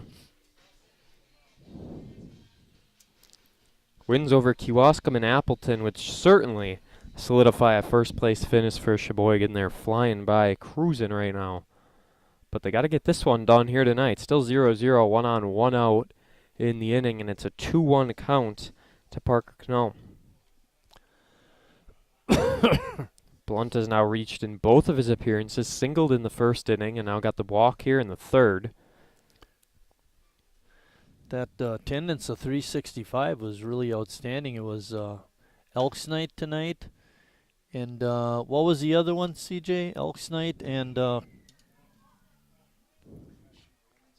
Professional Women's Association and Advanced Comfort System. So one a of lot them of in the skybox, one of them in the deck up there. Yeah, a lot going on here at the ballpark. And Jordan was mentioning some of the things going on for tomorrow night's game. It's been going across the bottom of your screen as well if you're reading that. Runner was going, but it's fouled back off. See, touch a truck right there. Yeah, how come that program is in there? That's just on us. That's on our end. Oh. Don't worry. Got to get that out of the way. People can't read the banner. No, that's just for us. They don't see that. Oh, okay. Swing and a miss. Going down on strikes is Parker. Program means that's what they're seeing, and preview is what's on deck. So when I hit the button, they flip-flop. Well, I know that. I did that before when you weren't here. I know you did, and you're going to have to do it tomorrow, too. You're going to be gone again? What do you mean again? I think I missed one game. One too many. I don't think we can afford to have you gone for the Legion State Tournament. No. All hands on deck. Check swing, did he go? Yes, he did. Strike one to Vinny. Talked to Chris today at tennis and asked him about when he's going to work, and I said, well, don't miss on the 27th because I won't be here. We don't want to have you work all those games alone, so hopefully he'll arrange it so he can be here. But he said there was one day that he would not be able to make it. Probably that day. Well, I already told him you can't miss that day. He's got to be here on the 27th. If I work alone, I'll work alone. We'll do whatever we have to do. We don't want you working alone. That's why I want him here. Voice will be gone after the second day. And CJ could care less because he doesn't have to work. He'll be Are here. you gonna? Yeah, I know that. Are you gonna do the audio enhancements?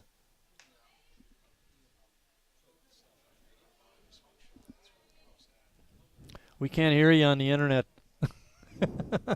They don't want to hear him. There we go. Kick Marty off. The people here, they still need you to run all the sounds and everything. That's why they're here.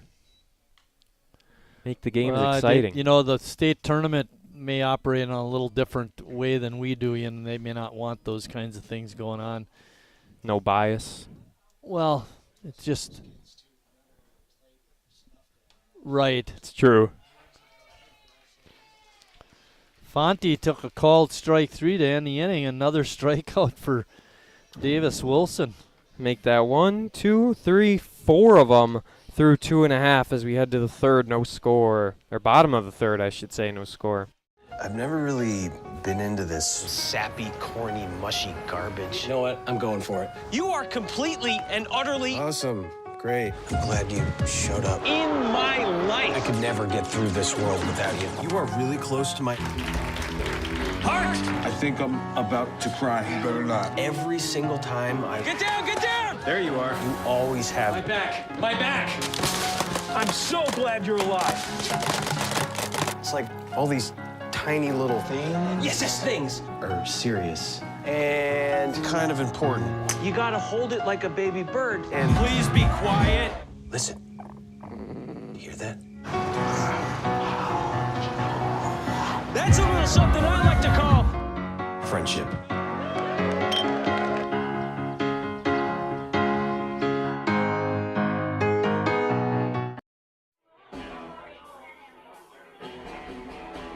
All right, guys, we got teriyaki, honey barbecue, and mild.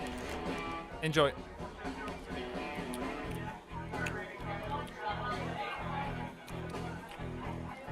All right, DOA wings, hottest on the menu. You got a problem?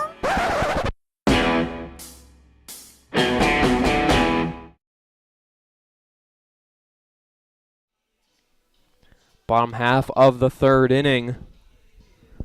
As we get ready to A's to try and get some runs on the board. It's still a 0-0 ball game, uncharacteristic of the A's to not take advantage of some of these opportunities. But here we are. They've got 3 hits. Menasha has 2, and it's Becker, Walker, Christ up in the bottom half of the third. Speaking of that, not scoring, they didn't score any runs, Sheboygan, until the 5th inning. They got 2 on that Kim double, and then they scored 1 in the 6th, and of course the big 4 to win it in the bottom of the 7th. So when they went 4 innings without scoring any runs. I think they just like to make the games interesting at home. That's really all it is. They've been doing that a lot this year. Give the fans their money worth.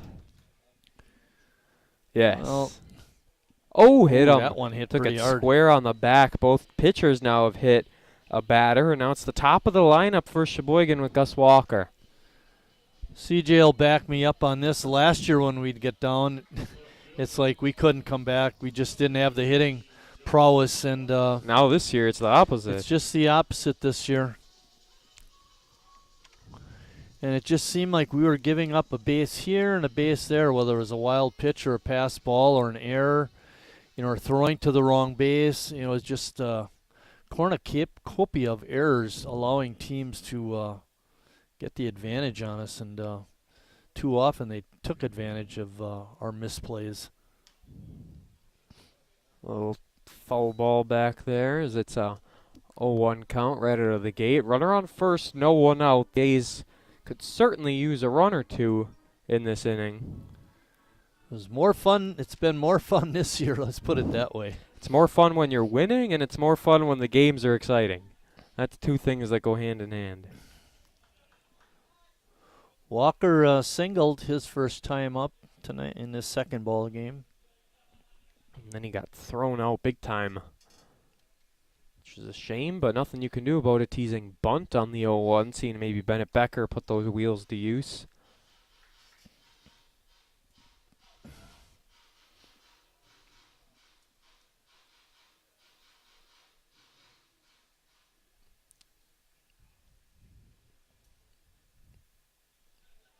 Be interesting to see how long Trey is able to go. As there's that bunt laid down, might be able to beat it. Oh, no one covering the bag, and he does. There was also no one on third, but Bennett Becker stays put at second. It's a bunt single for Gus Walker.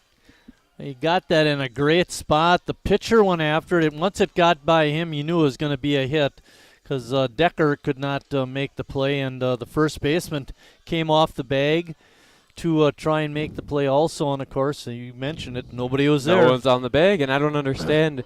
I mean, I'm not Peyton Wright, but I don't really understand the idea to even go for that ball because who's going to get to first in time? They're all in the same spot. So yeah. Interesting development is now there's runners on first and second with no one out. Ross Christ, he remembers last game when he had this situation. He grounded into a double play. Shh. Stop that. I'm just saying he remembers it. I didn't say it's going to happen again. Don't even mention it. Think positive. You were the one positive who mentioned thoughts. You were Get the one who karma. mentioned the guy only has one hit and then he hits a home run. Positive. Like, he got a hit in the first inning. Maybe he can get one here, too. Ross Christ had a hit in the first inning. Maybe he can get one now. There you go. See, CJ, I teach him well. That's why you keep me. Get these interns on this broadcast. Yeah, I get paid big bucks for this. We don't even get those little slips anymore for the sandwich and a soda. Yeah, where did those go? A little late now. Never too late.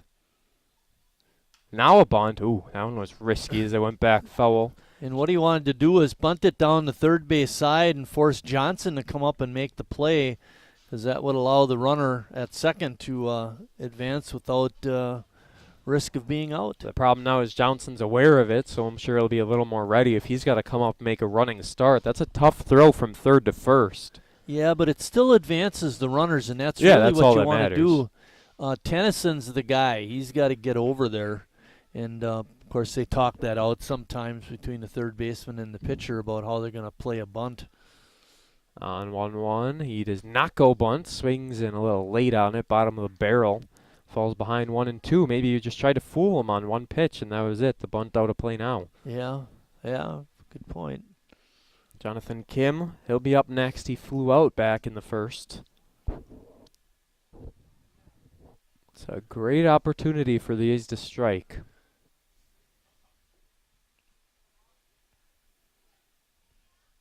On the 1-2. Again. Good same job situation. by Ross to hang in there. This one was off the top of the barrel. Becker on at second, not taking a real big lead. And Walker over at first with his bunt single. You ever see in the majors where they hit a foul ball or whatever and then they sniff the bat? Yeah, it actually, there is a burning. Smell the wood. The ball is thrown hard enough. I don't know what game I was watching one time, but like the announcers explained it perfectly, and I was like, that makes all the sense in the world. Something you never consider at all. You never even think of it. Usually at this level, they don't throw quite that hard. Yeah, no, not enough there. That's going to get by. Runners advance to second and third. Becker on third, Walker on second. I don't know if the fans can hear those audio enhancements over the internet, but that was a good one. Bum bum ba-dum boom. There, now they heard it. CJ, Johnny on the spot. All you do is press a button, right, CJ? You got to find the button, then you got to push You the know where button. they are. I mean, they're sitting right there. They're big boxes. Even I could press a button there. Yeah, right. I don't believe it. It might not be the right. And this one, it'll score a runner, and it'll be an RBI ground out for Ross Christ. 1-0 lead for Sheboygan. The Bases have one runner now on third, but they lead 1-0 thanks to Ross Christ. Well, that pass ball by Medrano really cost his team this first run, because if that ball is hit with runners on first and second, I don't know that they get a double play, Absolutely, but definitely Sheboygan would not score. No run. That's the big key of it, is now Jonathan Kim looks to add on to his RBI full night. I think he had 3 of them in game 1. He's got a chance. Ooh, scoreboard is working. Too bad they can't see that. Even on the other shot, they wouldn't be able to make that out. But Jonathan Kim's picture's up on the video board. Pictures have been up there all night. I just noticed it now. Oh, boy, this is dangerous. But he got there in time. He basically stole home. That's exactly what it is. Gus Walker. They tried for a bunt to get him running, but behind the plate, Max Medrano couldn't get that ball in his glove. It was in the air, a diving effort from Walker, and Jackie Robinson style, it's 2-0. Well, I think the play that was called was a squeeze play, and if you're the runner on third, you're just running home, and it's up to the batter, of course, to make the play. And Kim missed the ball, and so did Medrano for a second, just enough to allow the Sheboygan runner to score. We got a conversation here. Pretty exciting play. I think there might be an issue about Kim interfering with the catcher because he reached his bat way high to try and bunt at it and missed it. Let's see. This could change things. Might take that run off the board.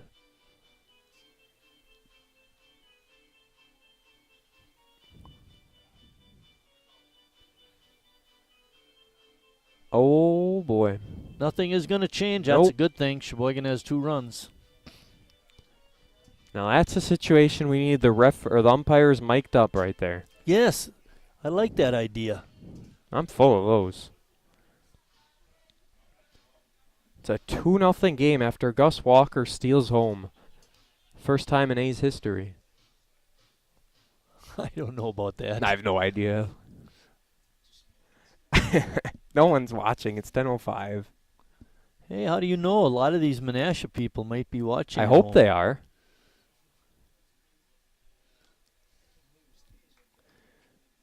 Some of the board of directors from the Menasha Max might be watching this game. Hello to the board of directors. Keeping an eye on their ball club, see how they're doing. All right. Well, should have told me that. I know. Swing and a miss on a dropped third strike. The throw got him easily. 2 outs now in the inning to bring up Harry Stout. Bases are empty for the first time.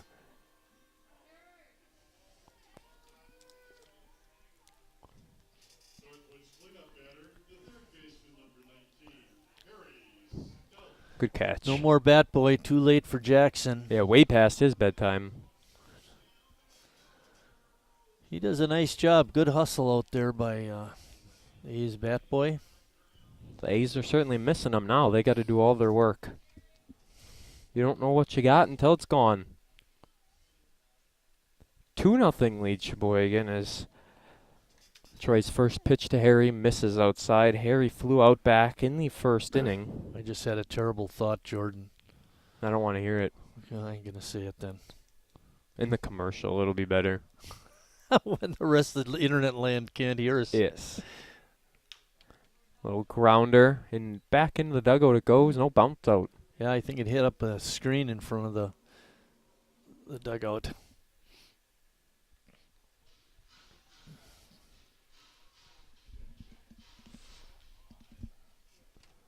One and one, count even up following the foul ball. Harry going to try and pop this one in the air. And not that pitch, missed it. We saw 4 home runs in that game. Menasha had 3 of them in game 1, and Sheboygan had 1. 4 home runs.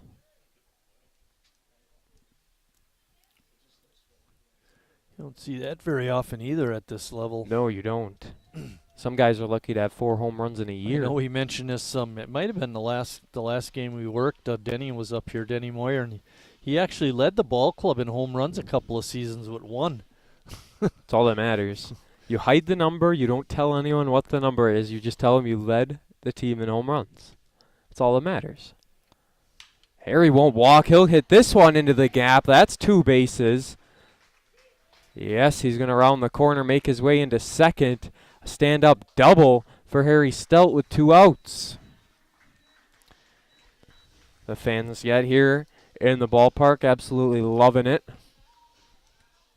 As we'll see if Jimmy Jurgensen, who grounded out, is able to get him around. 2 runs, not quite comfortable enough, even though it is a Menasha team that might not always score the most. You want a nicer lead than that. Harry had a double in the first game. That was that ground rule double, and now he has one here in game 2 that gives him 10 on the season. For the most part, he's been an extra base hit machine. And we mentioned a couple games ago about his on-base percentage is outstanding. It's over 500. I mean, that's it's in like a Game Boy kind of stuff. Game Boy. Xbox. There you go. That's a little more modern. Video game kind of thing. Inside, Harry's going to go to third. I remember my Game Boy. I had a Game Boy back in the day. It was good stuff. And then the Wii came out, and oh boy, everything changed. Really? Ever? That's a bold claim. Duck Hunt. Surprised it wasn't like NHL 2000 or something.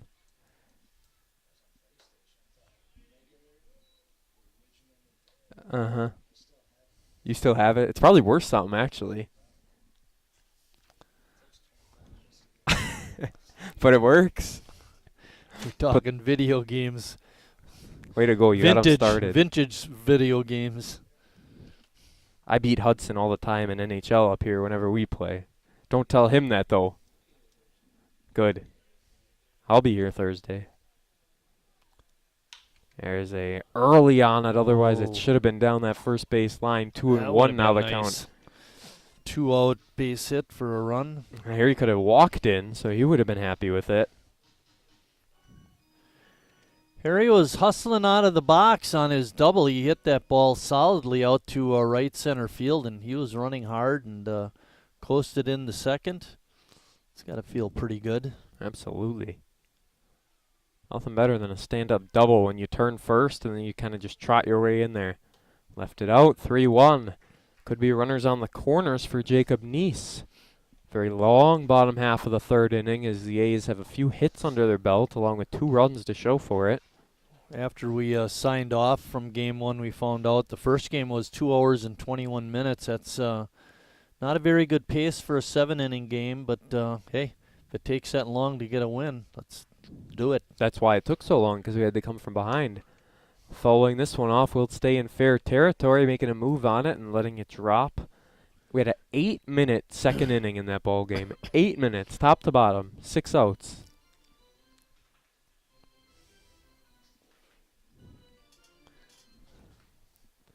Count is full. Harry won't be running, but something to keep in mind here to Jimmy G.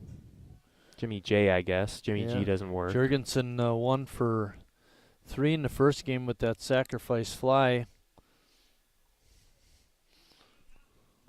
Here we go, Tennyson on the full count. Left it low. Harry going to stay put. Runners on the corners for Jacob Neese. Great stop by Medrano to prevent Harry from scoring. Medrano had that miss before that let the runners from first and second over to second and third. Ended up costing them both of their runs. Tennyson really spiked that one too.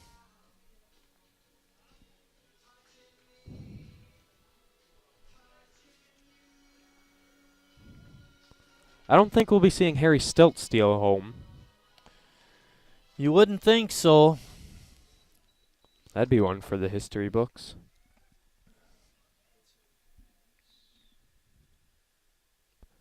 Joey Pettit, now the pinch hitter as he takes strike 1. This is the DH spot, so you can swap it freely however you want.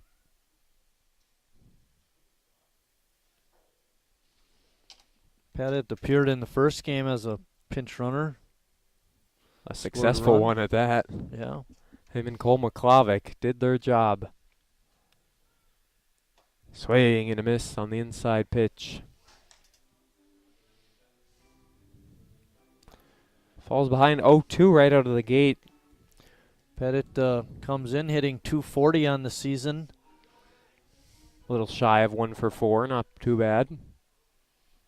He'd be like leading the Brewers in batting average, that's for sure. He'd be right up there.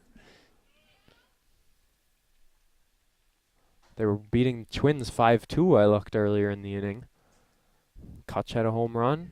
Oh, rung him up on the inside. Pettit comes in for just 3 pitches, and he strikes out looking. The moral of the story is the A's score 2, and we head to the top half of the 4th with the Sheboygan A's leading the Menasha Max 2-0. Authorized dealer.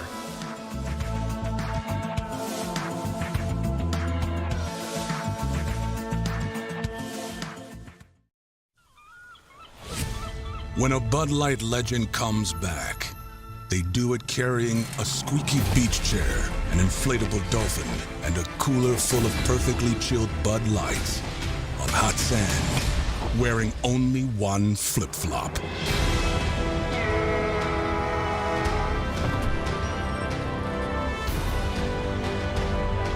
Welcome back, Bud Light legends. It's time to take summer by the coolers. Wingism number 1, the Flavor Saver.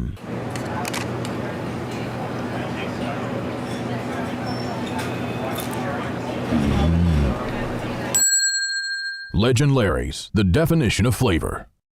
Wingism number 2, the Joker. Then her dad walked in. Dude, we're done eating. Use a napkin. You serious? Yeah. Are you serious?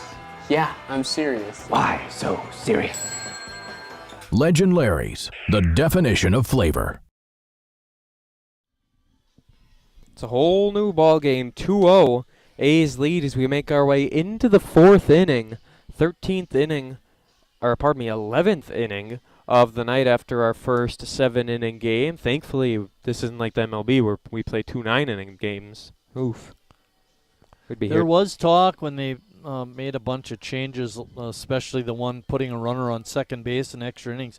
But there was talk about whenever double plays were played to move it to 2 7s instead of a 9. And I think they even did it one year.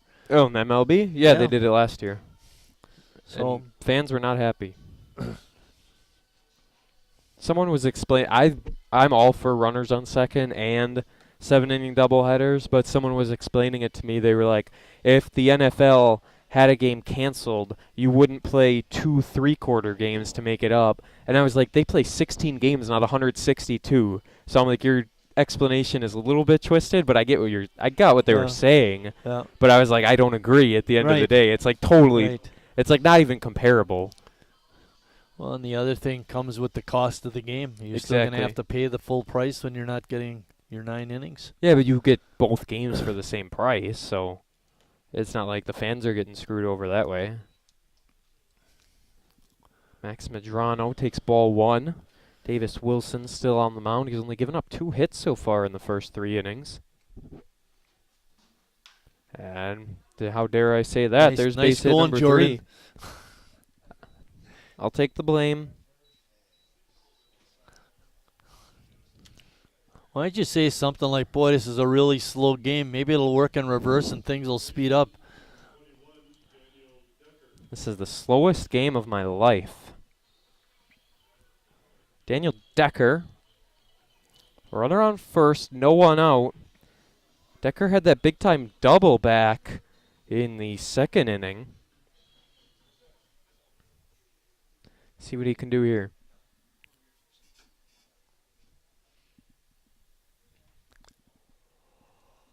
Wonder how long Wilson will go in this ball game. You think 5 innings, something like that, and then maybe they throw someone else, or just ride him out as long as they can? 2 things. One would have to do with his effectiveness, and the other would have to do with the amount of pitches he's throwing. Check back down. Did they get him? No. If he's shutting them down, Tim will go with them. Oh, for the other thing that would make a difference, if it stays 2-0 and we're getting deep into the ball game, you may want to get a fresh arm in there. Yeah, that's what I was thinking. If the A's don't expand on the lead, give him a little more comfort room. That was the thing with Zuberbeer back in Game 1. I mean, the A's were trotting their way back in it. They were fighting. They were staying alive. And Menasha actually has a new number warming up. So Vosky, you might criticize him when he gave up the 3 home runs. You're right, but hey, he did get Sheboygan into the 7th inning before they finally lifted him. That's pretty good for Dawson. I saw Ben Romnick throwing around a little bit out there for Menasha. This could have been a double play ball, but it stays foul. There's number 33, which is Romnick, who took the loss in Game 1, and there was another number out there. Couldn't quite see that one, but they're back in the dugout now, so we'll keep an eye on that potentially if Troy Tennyson only goes those 3. And maybe they pull out a new name in the 4th. Peyton Wright on deck. Menasha's got about 12 guys or so, give or take. Runners going, good throw, and got him all. Oh, the ball came out of his glove. That was an excellent transfer from glove to hand, and Schnell made a great throw, but just ball slipped out of the fielder's mitt. Goes as a stolen base. It's basically automatic. You could see as easy as it was on your screen. Too easy, I guess. Yeah, CJ's right. Ross Christ couldn't get a hold of it. Came out. Yep. It's like me in basketball when I would miss my wide open breakaway layups. I heard you're a 50% shooter, Jordan. 50% three-point shooter, maybe. In layups. Oh, in layups. Yeah, that's not good. But a 40% free throw shooter. 8th grade, I was never a three-point shooter. That wasn't my thing at all. 8th grade, it wasn't even, I don't even know if it was a close game or anything. Little grounder. Oh, it hit him. Down he goes. This time, Max Medrano goes down. I think he got it in the sweet spot. I think he did. It was a very, very unfortunate situation. That's how game 1 could have ended, where it got hit. But Bennett Becker was able to get it then. Medrano's going to make his way back up. He's going to be all right. I think Decker gets a base hit, even though he hit his player like that. Is that a base hit, Bill? Bill says fielder's choice. Yeah, I don't remember the rule anymore. It's probably fielder's choice. That's probably right. Probably base hit. Okay, we'll go base hit. Well, we're gonna be different. Daniel Decker is 2 for 2 tonight. I don't want to sound like a know-it-all, but that's what it should be, a base hit. Well, I think he would have got gunned out, though. Becker was right there, but based on what he did earlier in the ballgame, the guy would have been out. You're right. This is true. Peyton Wright now. Sadly for Menasha, there is an out in the inning as there's a big swing and a miss. Medrano's the catcher as well, so you got to hope he's doing all right. We talk about getting hit in a sweet spot, but he should have had his cup on. Well, hopefully. Of course, I suppose maybe if you're running the bases and batting, maybe you take it off. No. Do you take yours off, CJ, when you're batting? Yeah, it's a good idea. You never know. Dean Vanderplas, you remember him? Good basketball player for UWGB. He pitched for the A's one year. He took one right in the sweet spot, pitching. That's the problem. Without his cup on. That's also a problem. It's not like the cup makes you not feel anything. It's not like it's perfect, but it certainly helps. It's a lot better than the alternative. Yeah, the alternative. We'll leave it at that. 1-1, good breaking pitch inside. Strike 2, very weak little strike call, but we got the message. Stop in the parking lot and tell Chuck. Give him your evaluation of his strike call. A+.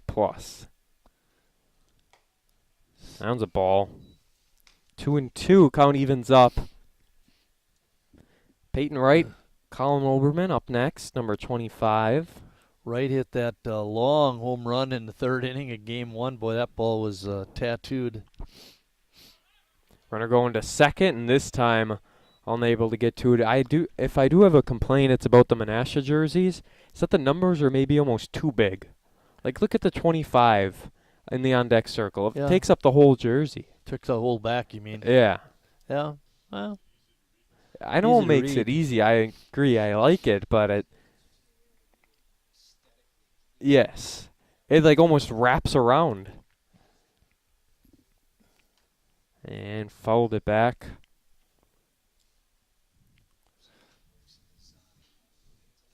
You know, if they're going to put their names on the back of their jerseys, there wouldn't be room because of the number.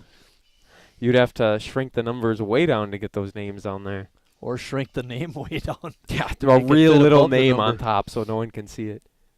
Useless. Full count again, swing and a miss. Got him this time. Wright goes down on strikes for the second time tonight, both of which were swinging, and that brings up another man who went down on strikes. This is when Davis Wilson was struggling, had those runners on, and nearly struck out the side. Colin Oberman looks to get that runner from second home. Even though there's 2 outs in the inning, his team needs it.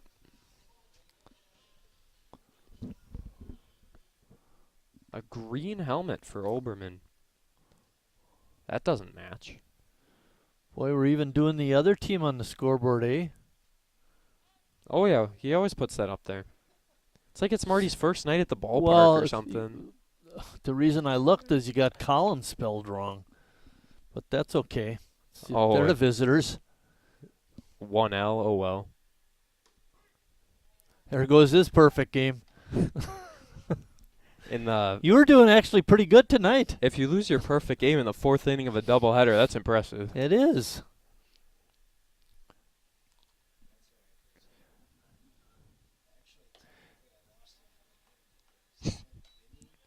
Yeah, you spelled Vinny wrong. I saw that one. Oh, so it's a double spelled wrong. Yeah, you have V-I-N-N-I-E, and it's V-I-N-N-Y. All right, well, maybe he changed his spelling from the year. Hey, what team is that where the guy would always have the wrong numbers for his team and it changed every game? Was Addison? Okay. Boy, that was a struggle every game. Yeah, we got they 4 came coming here. up this weekend. Ay, ay, ay. Yeah, next weekend, yeah. Burlington's this weekend. Addison, 4 games. 2 on Saturday, 2 on Sunday. Nice pitch. Oh, thank you. It's kind of one of the only things that matters. Unless you got names on your lineups or on your jerseys, sir. 2-2 pitch. Oh, boy. Colin hammers this one back into left field, and no doubt about it, that one's gone. Just like that, we have a tie ball game. 2-2 is the 9-hitter. Colin Oberman makes it a evened up 2-2 game through 4 innings. Why are they hitting all these home runs? That's their 4th home run of the night. Jeez. The number 9 hitter? The number 9 hitter. Although Colin did have a double in the first game, but jeez. I'm telling you, that bottom part of the order is more dangerous than the top.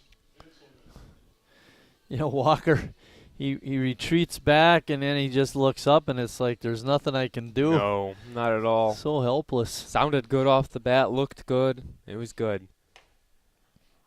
Ball comes in for Davis Wilson. So it isn't just Selvosky. It's not just Selvosky. We No learned. yawning in the press box. No 10th inning for you.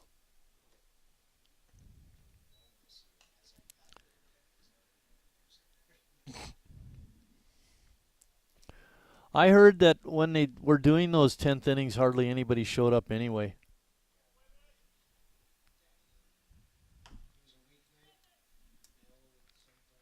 He did go. 2-1.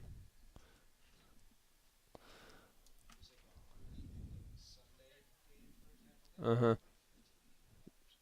Well, that's pretty good, actually.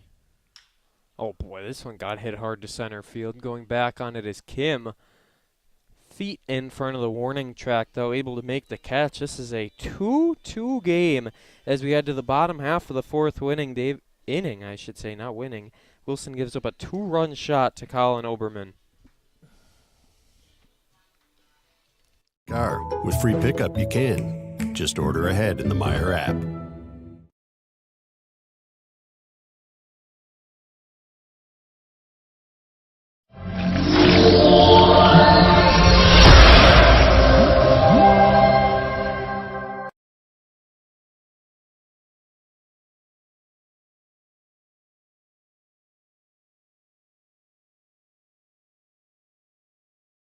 Me spells the great taste of Sheboygan. What does it take to stay in business for 75 years? It's not only featuring USDA choice beef, it's not caring about every single one of our 30 varieties of bratwurst. Nope. After being family owned for 3 generations, we've learned it's about you. At Miesfeld's Market, we give back to the community and our customers always come first. Since 1941, we've been feeding our neighbors, so come by and see what we've got today.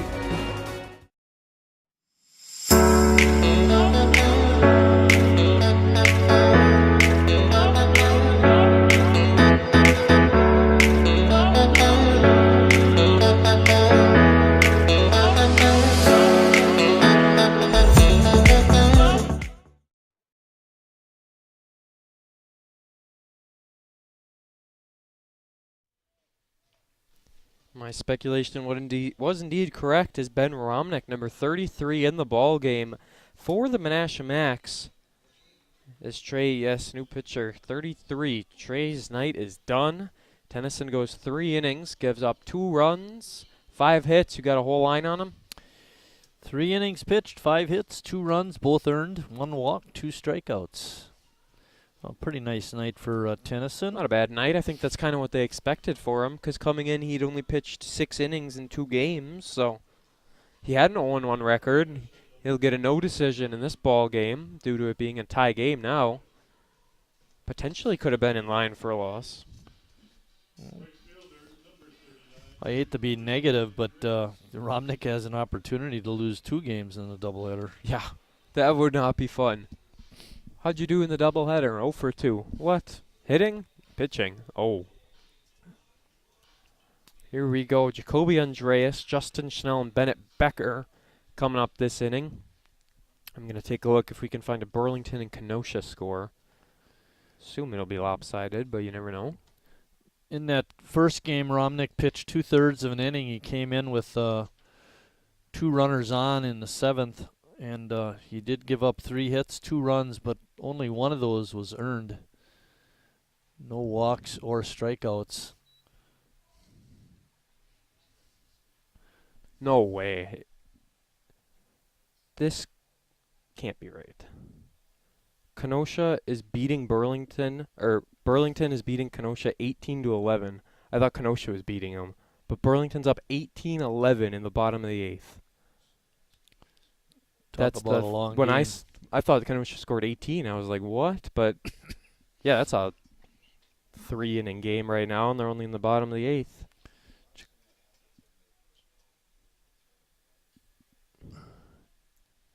Jacoby Andreas sitting with a 2-1 count, leading off the bottom of the 4th. And missed outside for a ball.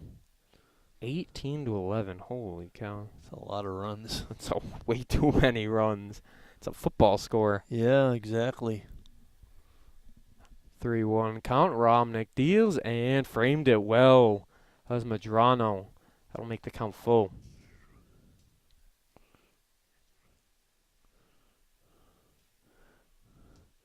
Ben Romnick, big right-hander for Menasha. And on the full count, left it high. That'll put Andres on base for Schnell. See, that's a whole assembly line they got going on now without the bat boy. You're right. The teamwork even for getting the bats. You got to do what you got to do without Jackson. So Andreas reaches for his 2nd time tonight. He singled and now walked. And here's Schnell, who grounded out. Doesn't want to do that here. That it could turn into 2. Looking at the outfield alignment for Menasha, the left fielder, Oberman, is pretty deep and left. The center fielder, Knoll, is not very deep at all, but we've seen his work in center field. He's very comfortable going back on balls. And out in right field, Blount is pretty deep out there, too. Knoll's also not centered. He's positioned right a little bit more. Schnell looking to bunt on this at-bat, it seems, as he takes ball 1. He will keep an eye on the 3rd baseman. As Drew Johnson comes in, and Schnell pulled away, but it doesn't matter. That was a strike. Those low pitches aren't a friend to a bunter, that's for sure. You're just going to plop them right in the ground. Tim Moyer going through the bevy of signs over in the 3rd base coach's box. Let's see what Sheboygan's got on. Does all of that, and only one thing he does matters. Right. Doesn't bunt this time. Big swing and a miss. Now Johnson will move back at 3rd base. 1-2. You never know. Schnell could throw down a bunt just to see. Highly doubt it. Vegas odds are at about plus 4,000 that he does. Andreas barely off the 1st base bag. Very short lead. That one will get down, and if you would have had a bigger lead, maybe you would have been able to get 2nd. Madrano's got a pretty good arm. I don't think Jacoby would want to test that. A little more speed at 1st base. Yeah, we'd need more speed at 1st base to test that arm. 2-2.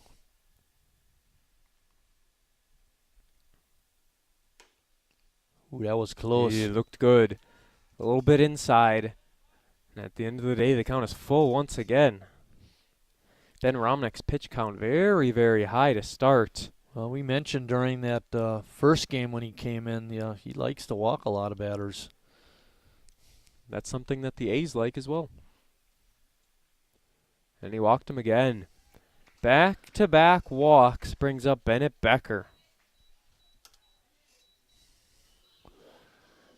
Bennett was nailed in the back his first time up.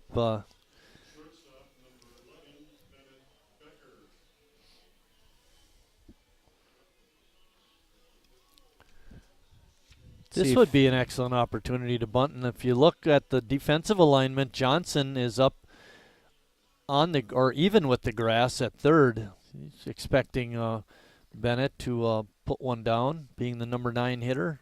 And there it is, pulls back, takes ball 1. That was the 4th time Bennett's got hit this year. Now, if you looked, I don't know if you could tell that, the shortstop on the pitch when Becker squared around, the shortstop was heading to third, knowing Johnson was going to come in to field the bunt. So that's a great what they bunt. want to try and do. That's a good bunt. That'll get the runners over. Ooh, just barely. Couldn't get to the throw, but a picture-perfect sac bunt. Runners on second and third for the top of the lineup with just 1 out. Even if all you get is those 2 runs this inning, a 2-run lead is more comfortable than where you're at right now. Even if you just get 1, get that lead back and hopefully keep it a little bit longer. Just because the A's score runs doesn't mean Menasha has to answer. It shouldn't work that way. Being a shorter game, we talked about that. You don't want to let teams get the lead on you, but Menasha's got their infield in. They realize they can't allow Sheboygan to score runs. It's a little more risky to put that infield in because if Walker's able to kind of bloop it back over the shortstop or third baseman or anything like that. Right, it does open up some things for the batter, that's for sure. Situational hitting as it's a 1-0 count to Walker and fouls that one back. Andreas on at third and Schnell over at second. Becker again proving his worth to the team, not just on defense, but getting those runners over. That was a smart play. Might not always be the most fun thing for a hitter to do. You want to go up there and take your big crack at it, but you do what's asked of you. If you do it well, it goes a long way. Well, we've talked, not you and I, but I think with the other guys, we've talked about bunting is not something they do very often. And it's not easy. We've seen more attempts at bunts this game than any other game we've done this year. CJ says the whole season bad swing and a miss to even it up at 2. You wouldn't think you'd be resorting to these bunt situations against Menasha, but you got to do what you got to do to survive. Doesn't matter the team, doesn't matter the record. All that matters is the final score at the end of the night. I'm looking at the middle of the infield is wide open right now as we have another full count to Walker. Well, a walk to Gus wouldn't be the worst thing for Menasha because it does set up a double play, but Ross Christ is a pretty good hitter. I don't know if you want to walk Gus to get to Ross. I think they'd take the walk here and potentially get a double play or those easy force outs. Swing and a miss. Got him on strikes. Walker chased it, and his perfect night goes away. He was 2 for 2 coming into it, and now that brings up Ross Christ. A's cannot leave those runners stranded on base.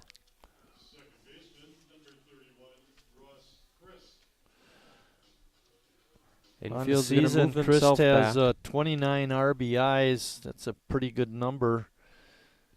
See if he can come through like Kim did in the first game. Oh, yeah, that's a pitch to do it. Hits it into right field and right caught. There. Had a nice breaking pitch come right at him, but at the end of the day, goes in the glove of Josh Bloom. We're still tied at 2. A's couldn't get 2 more. Same way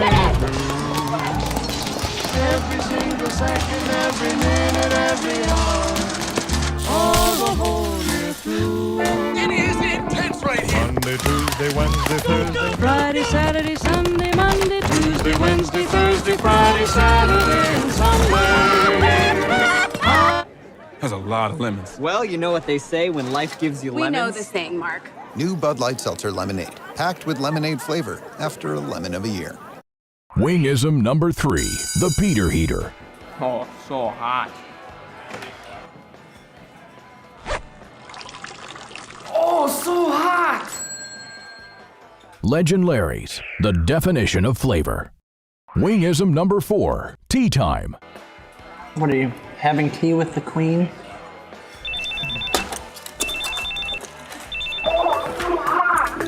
Hello. Nice. Legend Larry's, the definition of flavor.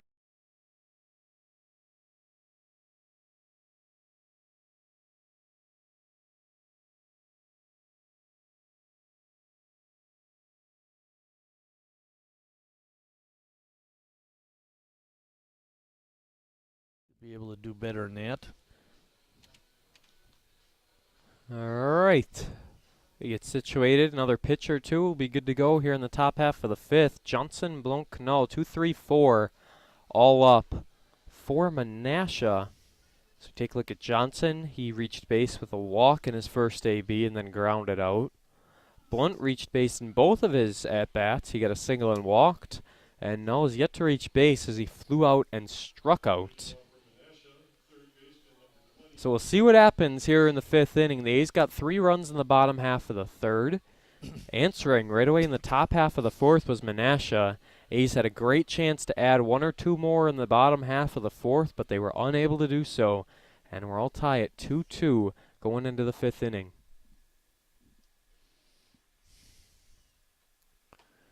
Good breaking pitch comes in for strike one. Davis he's been, Wilson. Pretty good with that breaking ball tonight.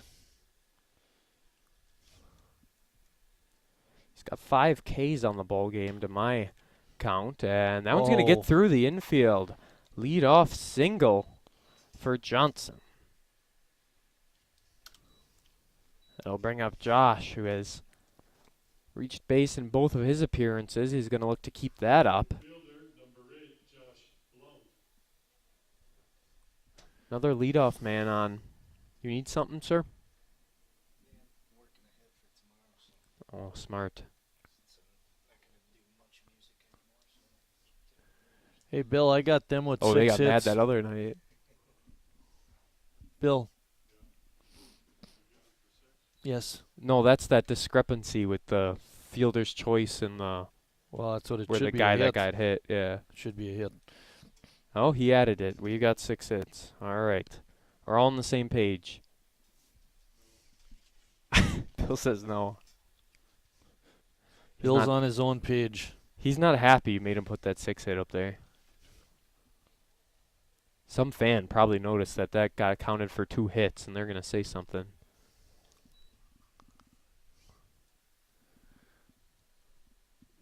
Blunt is up. 1-1 is the count to number 8.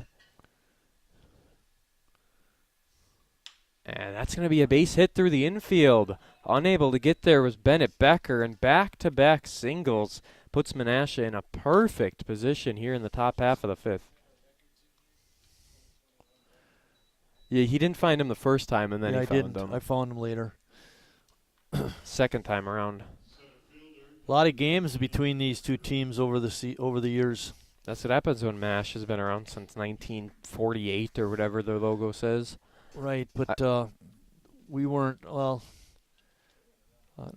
Sheboygan was playing them over the years, but as the Sheboygan A's, that's all that matters. It doesn't count like when the Chairs were playing way back in the 40s and the Indians, of course, all that kind of stuff.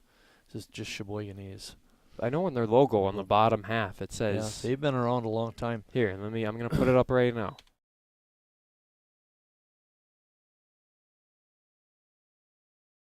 Because I was looking, they had all their awards and stuff and championships on their website, and they won the Fox Valley League in 53, 54, 55, 57, and 60. So they've been around a long time. Little foul ball goes back.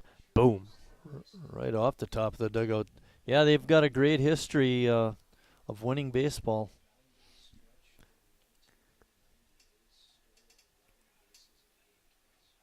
11 bases in one game? Good lord.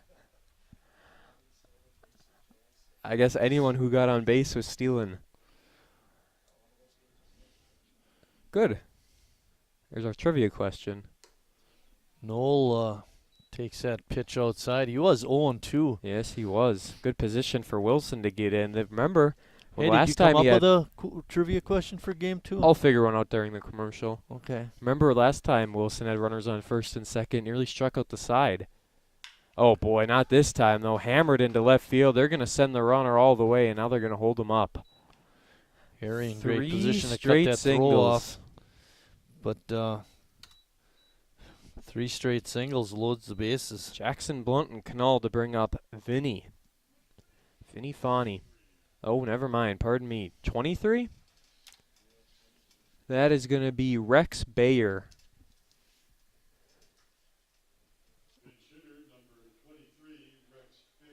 Rex Bayer, number 23. So I'm swapping out the DHs as Menasha with the bases loaded. Let's see if we got any numbers on Rex as he takes strike 1. Let's see what we got. Bayer did not play in game 1. This is his first appearance tonight. He's got no league stats. And he's pinch hitting with the bases loaded. See if I'm blind or if there's a 23 Big on there. Big chance for Rex. All right. So he's not a newcomer to the team. He's been around before.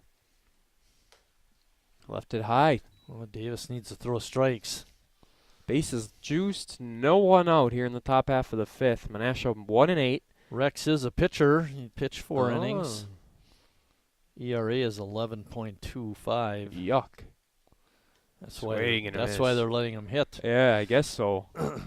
They're like, we don't want you in the 2-2 game. You can go pinch hit. Well, Remnick's getting the job done in this ball game. He didn't do very well in game 1. 2-2 count to try and strike him out. Yes, indeed. That's a big K. Big time first strikeout for Davis Wilson, and now a double play gets you out of it unharmed. Max Medrano up next, and good to see he's all right. Yeah, he's reached on a hit by pitch and has a single so far in this ball game. So good night, and he had that home run in game 1. Technically, he's gotten hit by a pitch twice, but once was hit by a hit. Yeah. Once by the pitcher and once by his teammate. By his own teammate. Little animosity he had to let out. Obviously completely unintentional, but just a shame at the end of the day. Oh, good breaking pitch. Could have hammered that one. Laid off 0-1. Vinny.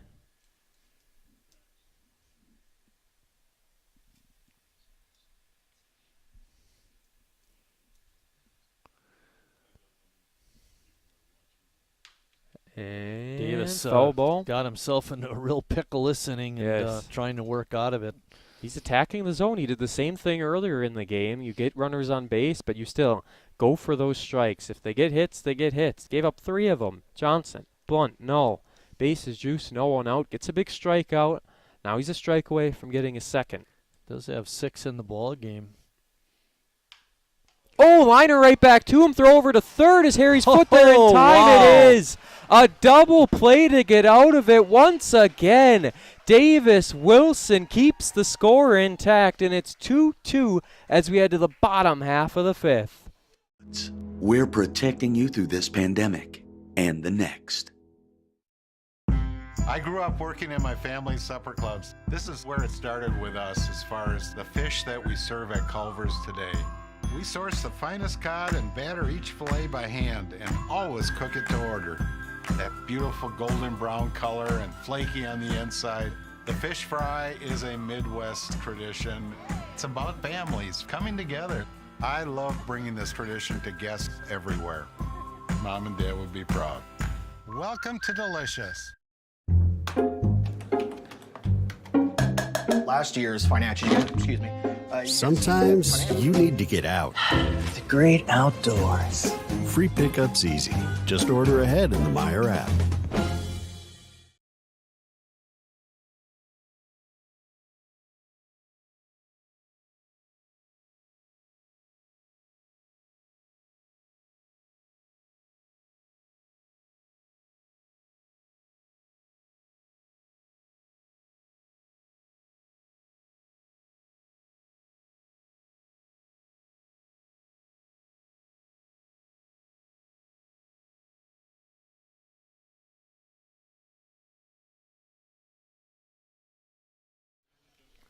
There was a guy at one of the spring training games this year played, well, obviously it wasn't as good, but he did the Jimi Hendrix version. Fans liked it. I was at a few spring training games this year. Where'd you go? Sloan Park, where the Cubs play. Yeah, Went yeah. there. Oh, okay, I was there. I got really lucky because it was my spring break trip. It was like the day I got there. The next day spring training started because like they were figuring all that out. Yeah, right. So I went there, and that was just a 7-inning game because they had a split squad. Okay. Usually they play 9, but they only played 7. And then I went to Camelback Ranch to watch the Dodgers and Brewers. And I got to see Clayton Kershaw, so that wasn't too bad. Yeah, here. I'll show you this. I think I got it on here. Game at Camelback Ranch. I love Camelback Ranch. Paid $7 for the best lemonade.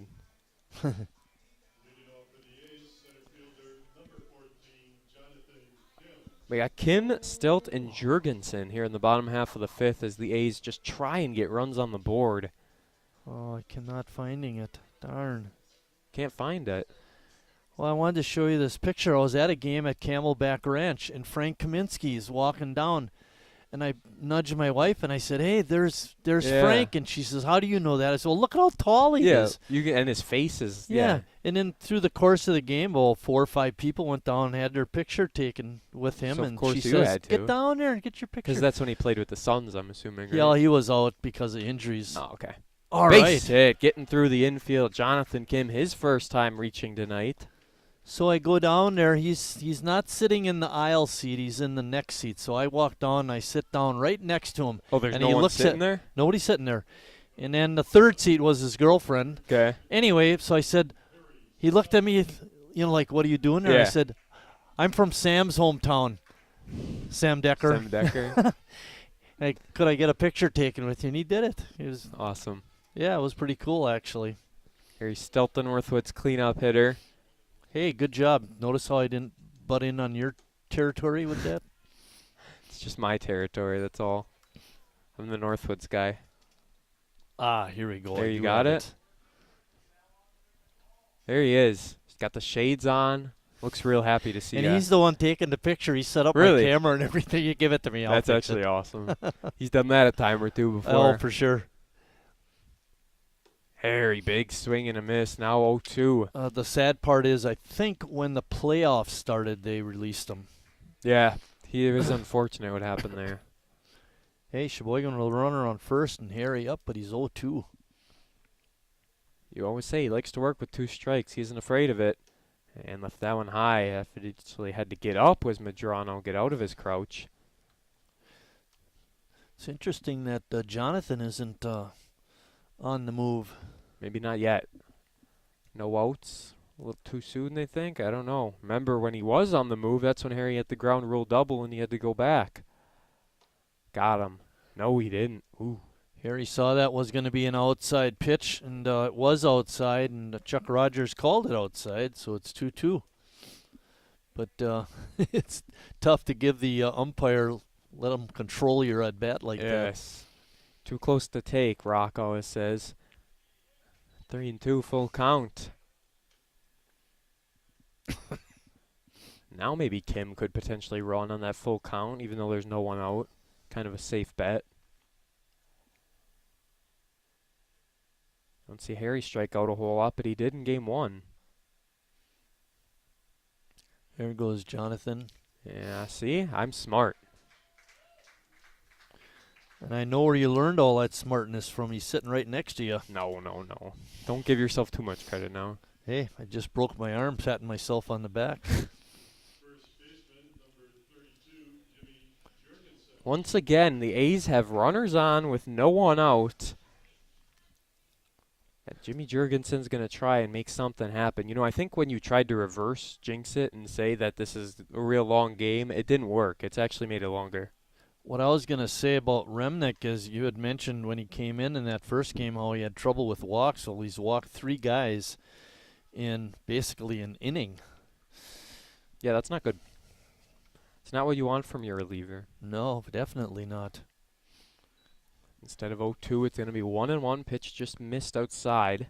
Well, you might think this would be an excellent opportunity to try and bunt the runners over, but Jimmy is not really the bunting type of batter. He's swing away type I would guy. say keep him up there to swing. Yeah, you're in a good part of the lineup. There's a swing at it to left field. It goes very shallow coming up.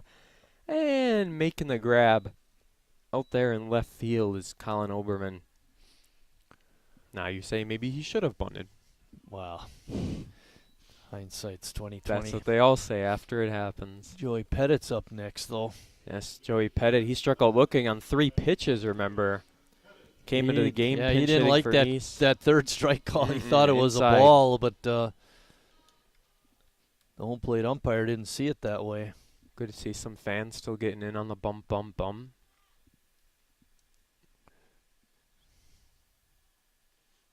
Down low, but another great stop from Medrano. He is the DH in the first game. He's catching here in the second. He has made a few key plays behind the plate.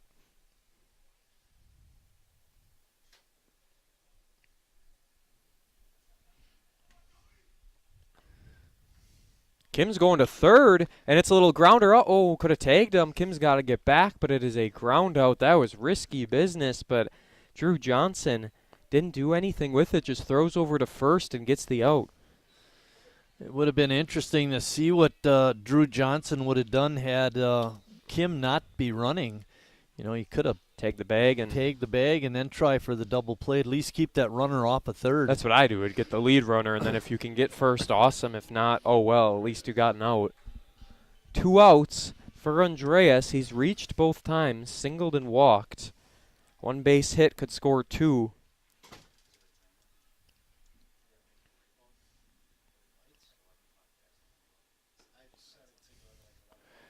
Good pitch by Remnick to get Jacoby to swing and miss. That happened last time. It was after the game, though. We were all like cleaning up, and it's pitch black up here. And you're like, my apologies. We'll get the lights back on. That's not good. Jacoby had a good look at that pitch and fouled it straight back. Lights out.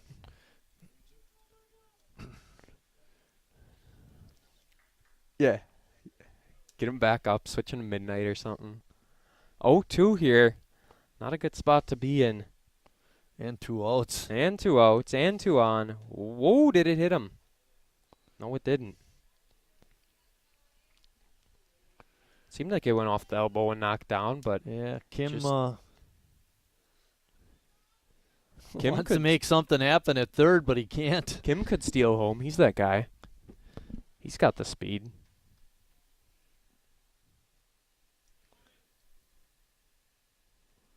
It was Gus Walker with the steal of home earlier in the game. Unreal. 1-2 count. Did he go? He did not. He held up. Evens it up at 2-2. Well, yeah, Medrano has been a game saver this half inning.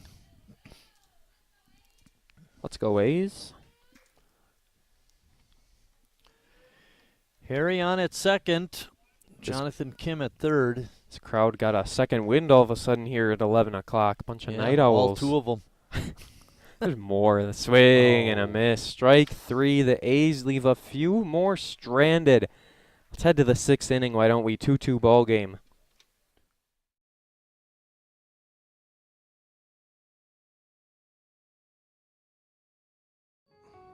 I've never really been into this sappy, corny, mushy garbage. You know what? I'm going for it. You are completely and utterly Awesome. Great. I'm glad you showed up. in my life. I could never get through this world without you. You are really close to my... Heart! I think I'm about to cry. You better not. Every single time I... Get down, get down! There you are. You always have... My back, my back. I'm so glad you're alive. It's like all these tiny little things... Yes, things. ...are serious and kind of important. You gotta hold it like a baby bird. And please be quiet. Listen. You hear that? That's a little something I like to call friendship.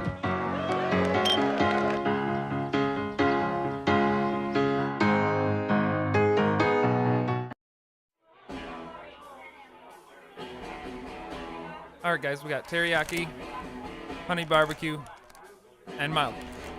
Enjoy.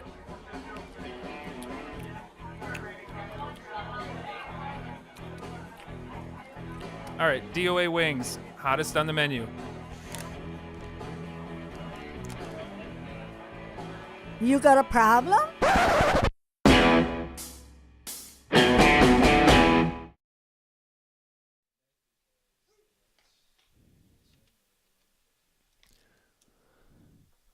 So we might be playing in the pitch black, you're telling me?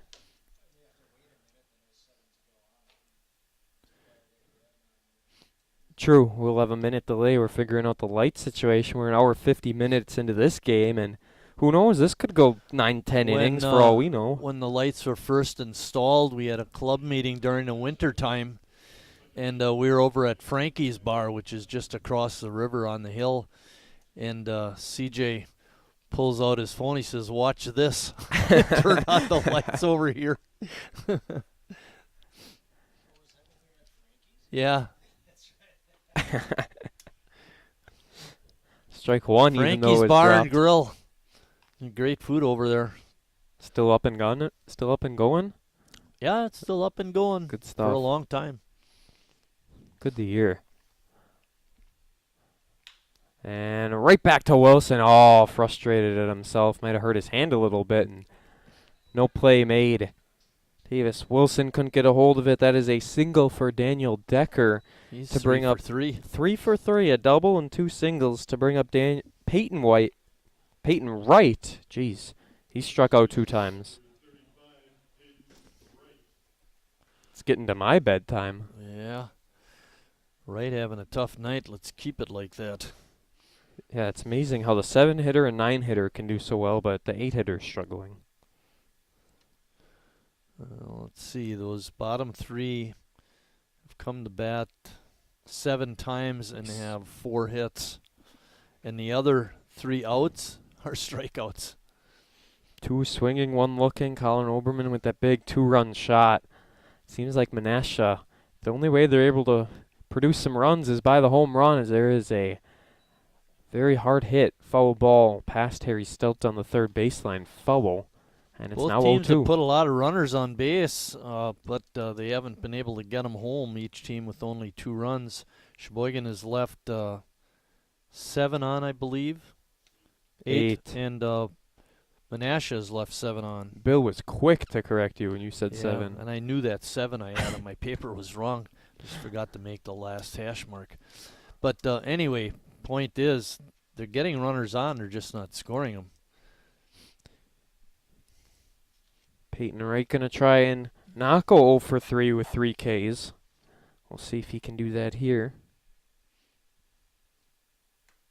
And missed outside coming into this game, Peyton Wright. He struck out 5 times in 12 at-bats. And that doesn't count game 1. And bouncing ball comes in, full count, 0-2 goes to 3-2. Bill wanted to be out of here by 10:45. That ain't happening. Not even close. Try 11:45 at this rate. Hey, this is primetime viewing for all our West Coast viewers. Left it up high. Yeah, that's not a good way to start the inning for sure. They'll throw strikes. Another situation where Davis Wilson finds 2 on, no out. 2 other times he's gotten out of it. Can he do it a third? Third walk of the ball game for Davis. You start to wonder at this point when Tim Moyer maybe looks over his shoulder, see if anyone's warming up or anything like that. I can't see anyone. And now they got the runner trapped. Throw back to second, and they got him. An unfortunate situation for Menasha. Great throw from Schnell. Heads up, and they're able to make the tag. That's a big first out here in the inning. That's 2 base running mistakes the last couple of innings for Menasha. The last half inning when Davis Wilson had the bases loaded and hit that ball was hit right back at him for a line drive, and he was able to throw the runner out at third. That's a gaff. and so is this one. That double play was a thing of beauty in the top half of the fifth. Yeah, and Schnell on this particular out really showed a good throwing arm. The defense is shining for the A's as that goes foul to make the count 1-2. Few great defensive plays have put the A's in good position so far tonight. Too many to name at this point. We talked about the number of good plays made by Menasha in game one, especially by their center fielder, but what cost them in the end was a throwing error. And good for Sheboygan, unfortunate for the Max. Looks like Blake Roach. It's either 47. Blake Roach is getting a little loose. Maybe he'll be throwing the 7th. We'll have to see how the rest of this inning goes. And that one hit sky high back up towards us. No bang. I don't know where it went, but some kids will run and find it. It went in the bullpen area behind Menasha's dugout. Actually, it went out. Yeah, I thought it went out. Into the parking lot. Yeah, I was like, there's no way. It curled way over there. 1-2.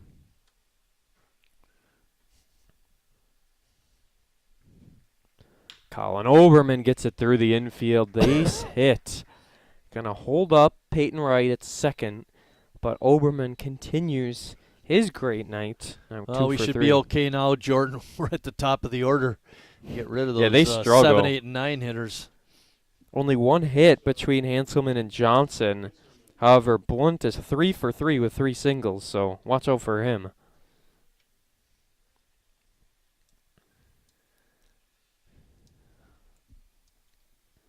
Hanselman was 1 for 3, but he scored a couple of runs in the first game.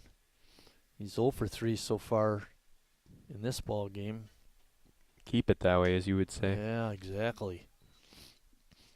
Towering foul ball that those kids will run back and get. Don't have to worry about too many cars driving by at this time of the night. Lights are still on across the street at the softball diamonds, but all the players are gone. Their past their curfew. Night of games is finished. Been a long night at Wildwood Park, baseball park. 1 ball, 1 strike. Number 1 at the plate, 1 out. Oh, 2 guys on, though. Yeah, 1 inning yet to play. There goes that plan. Aces are wild. Missed it low. 2-1. Chase Hanselman. So far in the inning, Decker's got that single. And then Peyton Wright followed with a walk. And then Decker got thrown out at second on a bunt attempt. But then Oberman came back to get the single. And that's why Menasha has runners on first and second. Ticked it into the zone, strike 2. That was always my favorite call to do now as an ump, when I would go like that and then strike 2. Right. Yeah, a little full tick. Yep. Yeah, slice the hands and then make the signal. I don't know why, but that was always my favorite. 2-2, here we go. Wilson deals and foul. Home plate umpire will get some new balls and we'll be all set. Kenny Nazy, first base coach for the A's, running out some new baseballs. That's the other thing when you get this rainy and wet field conditions, you wind up changing out the balls frequently. Oh, it's not like you that usually Green have Bay a towel game, handy in the dugout to wipe them off. That Green Bay game where the A's were up 6-0 and then they give up 5 runs because it's just pouring uncontrollably. Got him, strike 3. Beautiful pitch. Absolutely fooled Hanselman as he goes down on strikes for the first time tonight. 1, 2, 3, 4, 5, 6, 7 Ks I've got on the night. We're playing Kewaskum right after this game, right? It's a triple header.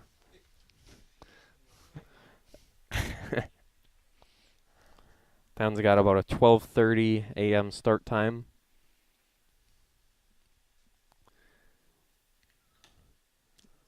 Wilson has 2 outs in the 6th, but he's got to get this next guy. You don't want to let Menasha take the lead this late in the ball game. Menasha now has 10 hits in the ball game. Yeah, they've been hitting the ball for sure. Just amazes me the positions Wilson's been in, the positions he's gotten out of time and time again, and he's 1 out from doing it one more time.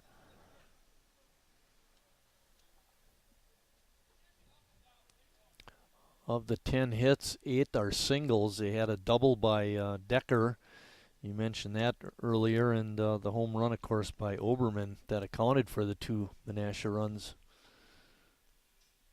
A's have had chances to take their lead back, but they just haven't capitalized. 1-2 count now off the foul. Drew Johnson, he's reached 2 of his 3 times, walked in the first inning, then grounded out and got a single. Of the 6 Sheboygan hits, 5 of those have been singles. Harry had that double for the lone extra base hit for Sheboygan this ball game. Yeah, that big stand-up leadoff double for Harry Stelt. Different than his double in the first inning in the other game.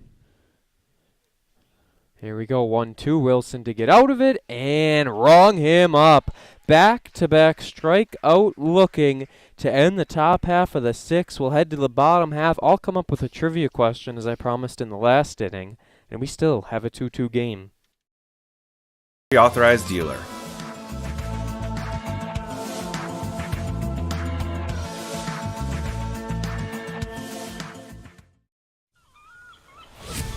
When a Bud Light legend comes back, they do it carrying a squeaky beach chair, an inflatable dolphin, and a cooler full of perfectly chilled Bud Light on hot sand, wearing only one flip-flop.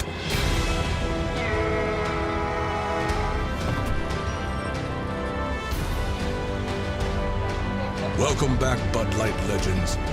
It's time to take summer by the coolers.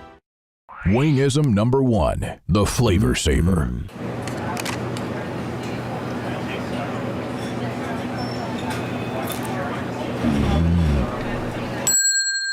Legend Larry's, the definition of flavor.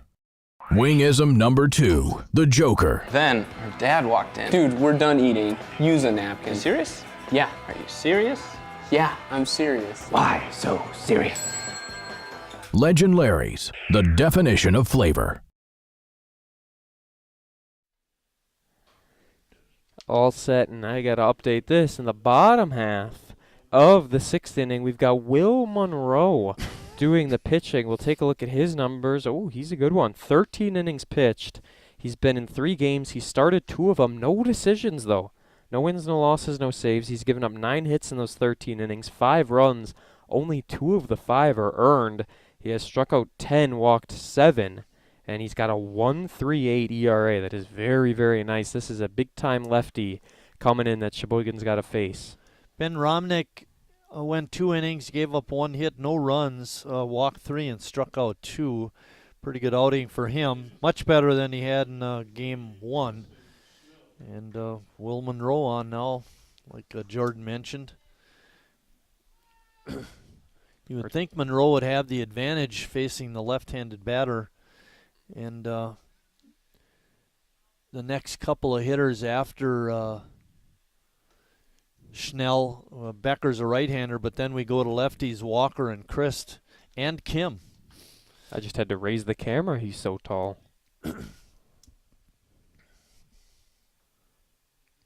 There's a big crack. Lead off single for Justin Schnell. That's how you get the party started. And you're not going to run on Blount, that's for sure. That is definitely for sure. You learned that the hard way. Bennett Becker due up next. Trivia question here if you're still up with us at 11:15. Game 2 of our doubleheader. Trivia question is true or false this time around.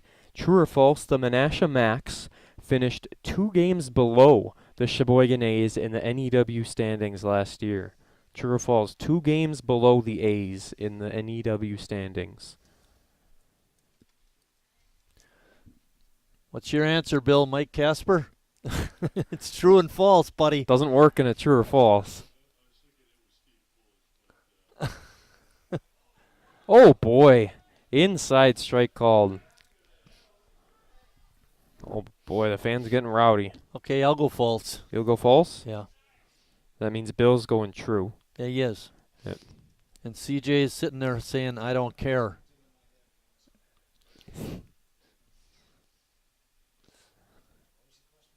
No, it doesn't matter. Throw back to first. Oh, they would have got him, but now he's able to go over to second. It actually worked out. Justin Schnell would have been gunned out, but he is safely into second. The question was true or false. The Menasha Max finished 2 games below Sheboygan in the NEW standings last year.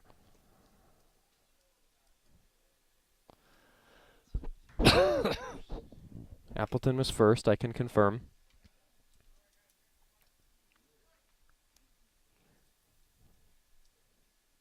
Pinch runner coming in. Who we got? Is that Cooper Gussie? Interesting that Schnell would come out.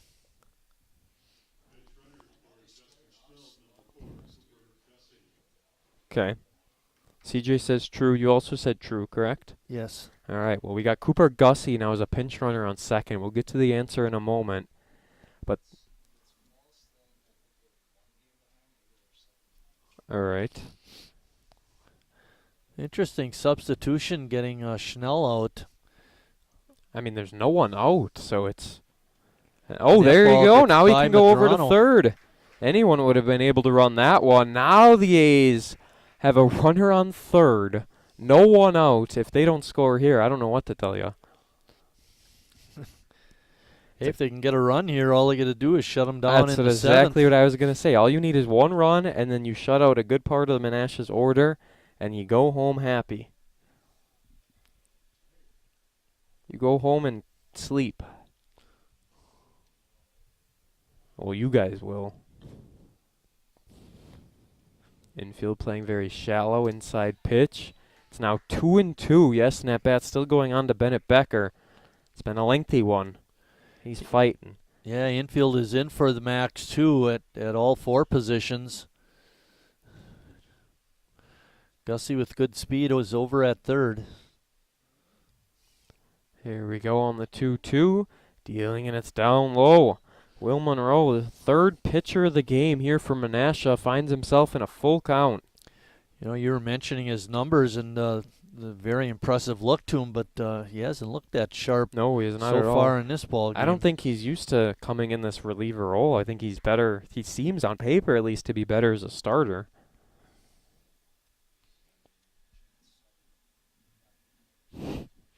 Versus 11:15 Maybe it's past at night. his bedtime, yeah. right? It's a little different. Swing and a miss. Got him to go on strikes is Becker. So that brings up the top of the lineup. You couldn't ask for anything better for Sheboygan. Well, I thought the advantage would go to the left-handed pitcher, but Schnell kind of nixed that Yeah, he bucked idea with that one. I think he hit the first pitch for a base hit out to right. Let's hope Walker can keep that trend going with the lefties hitting the lefty pitcher. This is his 9th or 10th at-bat of the night.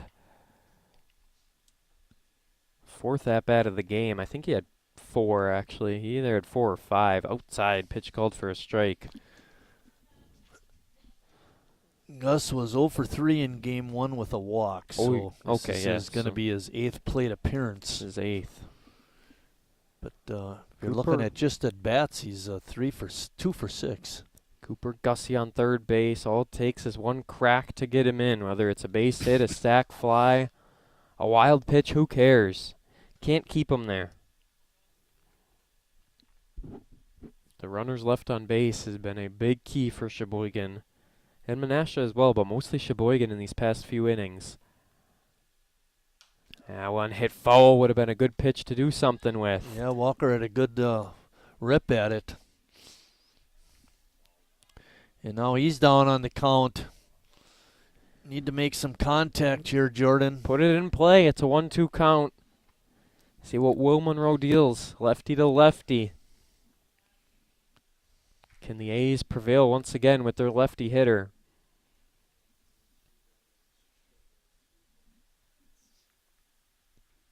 From the stretch. Breaking pitch off the helmet. All right. Get on however you can, but now you got to worry about a potential double play. Walker gets hit. He'll reach in 3 of his 4 times tonight to bring up Ross Christ. You know, you might think about trying to stay out of the double play with the stolen base, but with the lefty pitcher, it's going to be harder to get a good lead for Gus Walker. No signs of Menasha intentionally walking anyone here as they're facing the real heart of the order. Well, the thing with the infield in, you're probably not going to get a double play. Nope. And he's walking going to take down second to easily. second. Smart. Very, very smart. And now you got a little insurance run if you get a base hit. Then it's a 2-run lead instead of 1. It puts potentially Blake Roach in a better position if he's the man coming in the 7th.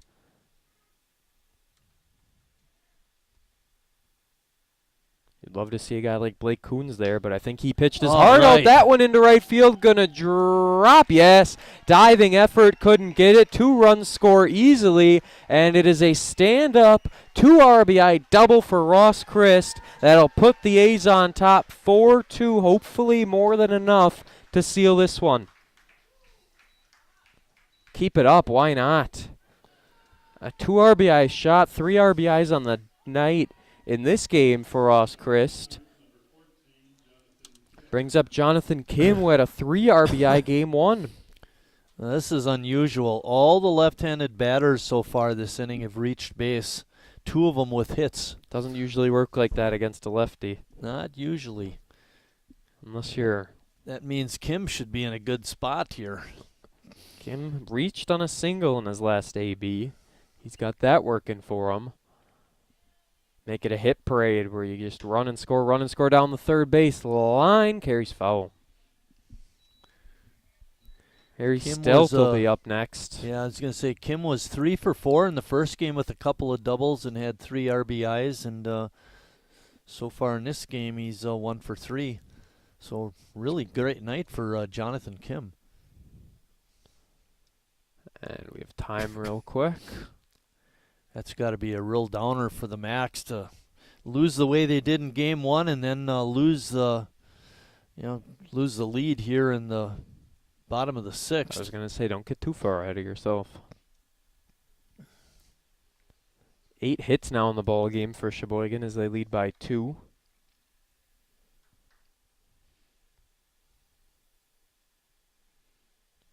It's a 4-2 lead for Sheboygan. Christ on second base, 1 out, holding up as Kim to even it up at 1-1.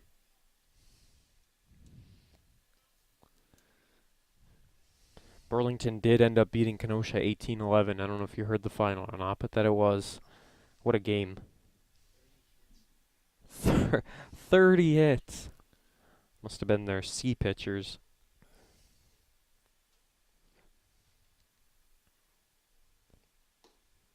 Leaves it low. Yeah. Tough pitch to lay off, but Kim does so. It looked very close. Just kind of one of those situations where an umpire, if they like that low strike or if they don't like it, some really do and some couldn't care less for it. There's a hit, back foul, might be able to catch it. No, it's going to carry away back. That 2-run lead could hopefully expand to a little bit more. Kim with a 2-2 count. He's been clutch tonight. See if he can get Ross Christ in from second base. Ross really nailed that double, too, all the way to the right center field wall. Did. I don't know why Parker Null dove for it, but I guess why not? I guess, you got the right fielder to back you up. If you make the catch, you're a hero. Yes, that is very true. Run still would score. Maybe even both of them, actually. You never know. It's not impossible to tag from second to home. All depends on the situation and things like that. If Gus Walker can steal home, he can definitely tag up from second to home. Here we go, full count. And the pitch. That's into left field, carrying back for Kim, and now moving up on it is the left fielder. Able to make the grab is Colin Oberman. Is that with 1 L or 2? It's with 1 L, I was informed. CJ wasn't paying attention. He's got a lot going on over there. Northwood's clean-up hitter. He is just 1 of 2, actually, so far tonight. He's got a walk and a double. If you look at it this way, he's been on base 2 out of 3 times. Yes. And then in that first game, he was on base 3 out of 4 times. That sounds good to me. He's been an on-base machine this year. I mean, it's just amazing. Something about this year a little different than Harry Still. I haven't yet to see him play in other years, but this year it's just something about him. He's got over a 400 average. People are saying it's maybe his best career year. 32 walks. Leads the team in that department. Big swing and a miss. Falls behind 0-2. He fell behind 0-2 earlier in the game as well. He was also hit by a pitch 5 times. Yeah, that's not fun. No. They've got down here on the stat sheet that he has 2 sacrifices. And then he has 3 sacrifice flies. They're different? I don't remember him bunting. Must have been when he was on the road. Guess. I don't know that you really even want him to bunt, no matter the situation. Right, yeah. Just the opportunity of something else to happen. It's 1-2.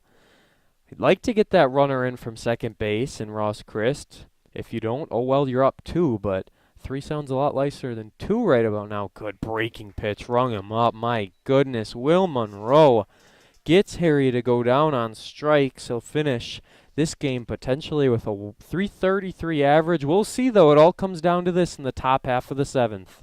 Free pickup you can. Just order ahead in the Meijer app.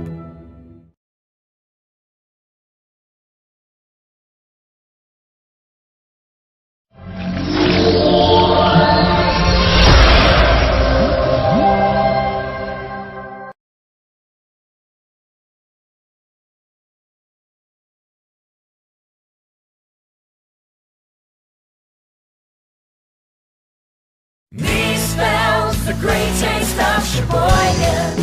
What does it take to stay in business for 75 years? It's not only featuring USDA choice beef. It's not caring about every single one of our 30 varieties of bratwurst. Nope. After being family owned for 3 generations, we've learned it's about you. At Miesfeld's Market, we give back to the community and our customers always come first. Since 1941, we've been feeding our neighbors, so come by and see what we've got today.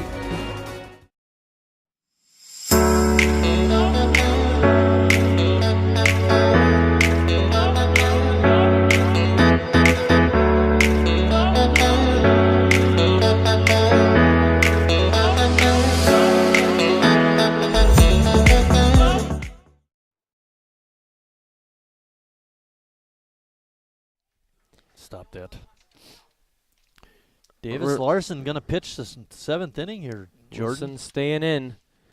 Becky back in to catch. So that'll be only his 8th inning caught, not the end of the world.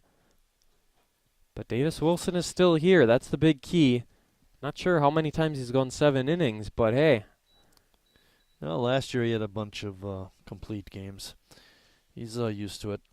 But his line so far, he's allowed 10 hits. 2 runs, both of those are earned. He's walked 3, but he struck out 8, which, when we looked at his season stats coming in, that was, we didn't expect this kind of a strikeout performance, but he's been good that way. Absolutely. And now he's facing a guy who's 3 for 3 with 3 singles and gets strike 1. 11:28 p.m. on a Tuesday night. Game 2 of a doubleheader. The A's looking to clinch it and put it away here. They would bump up to 11-1 in NEW League. Swing and a miss. Have they ever gone undefeated in the league? That could be a trivia question. There had to have been a year, I'd assume. I don't think. The A's have never won it? Oh boy, that surprises me that we've never won the NEW. Oh, joined in 05. That makes a little more sense. There is a foul ball.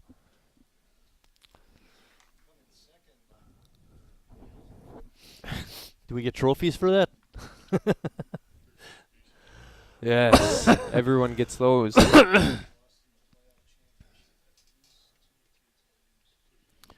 Yeah, I was going to say it had to be at Menasha. least Menasha 1 or 2 of those times. Good stuff.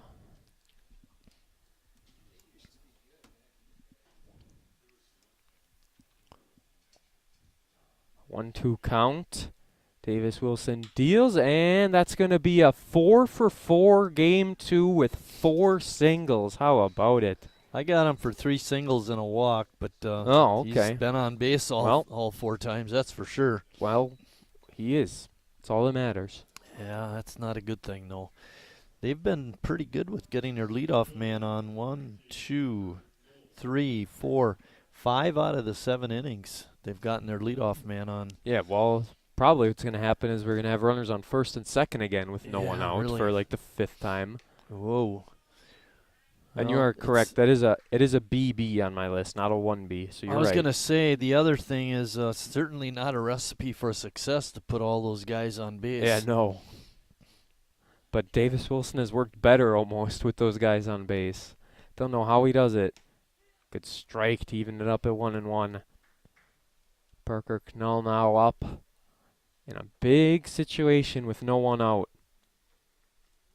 We know Menasha has that home run power. They've hit 4 home runs in 14 innings tonight. You know, we talk about all the runners they've put on, especially leading off the innings. They do have, Bill, correct me if I'm wrong, I've got Menasha with 9 left on base so far in the ball game. All right. And that's, we're not through at the 7th. It's good when we're on the same page. It's a team effort up here, Jordan. And that could be 2. There's the 4, there's the 6, and there is, no, just a fielder's choice. Safe over at first. What speed by Parker able to make his way on. I was going to say, the ball seemed to be hit hard enough, but Parker Knoll with great speed. He's shown that all night, especially in the outfield. Rex Bayer, the DH, he came in back in the 5th inning, I want to say, and he struck out. 5th inning, and he struck out, right. Similar to Joey Pettit, who came in pinch hitter, or the designated hitter. He struck out as well. So that's the scene. Pettit then grounded out. We'll see what happens with the one and only Rex Bayer here. Takes nice ball play 1. by Ross Christ on that hard ground ball to stay down. It's sometimes pretty easy to pull up, and all of a sudden the ball goes right between your legs. Nice pitch. 1-1, evens it up. Davis Wilson seems to be have a lot left in the tank. I was going to say, he hasn't lost a whole lot. At least it sounded good when it hit the mitt. There it is, another one. 1-2. Maybe add another strikeout to his resume tonight.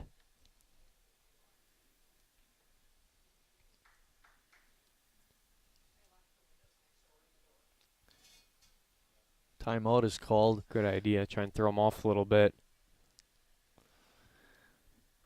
Max Medrano due up next. He reached it, and when he got hit by a pitch, he also singled, and that a runner going to be...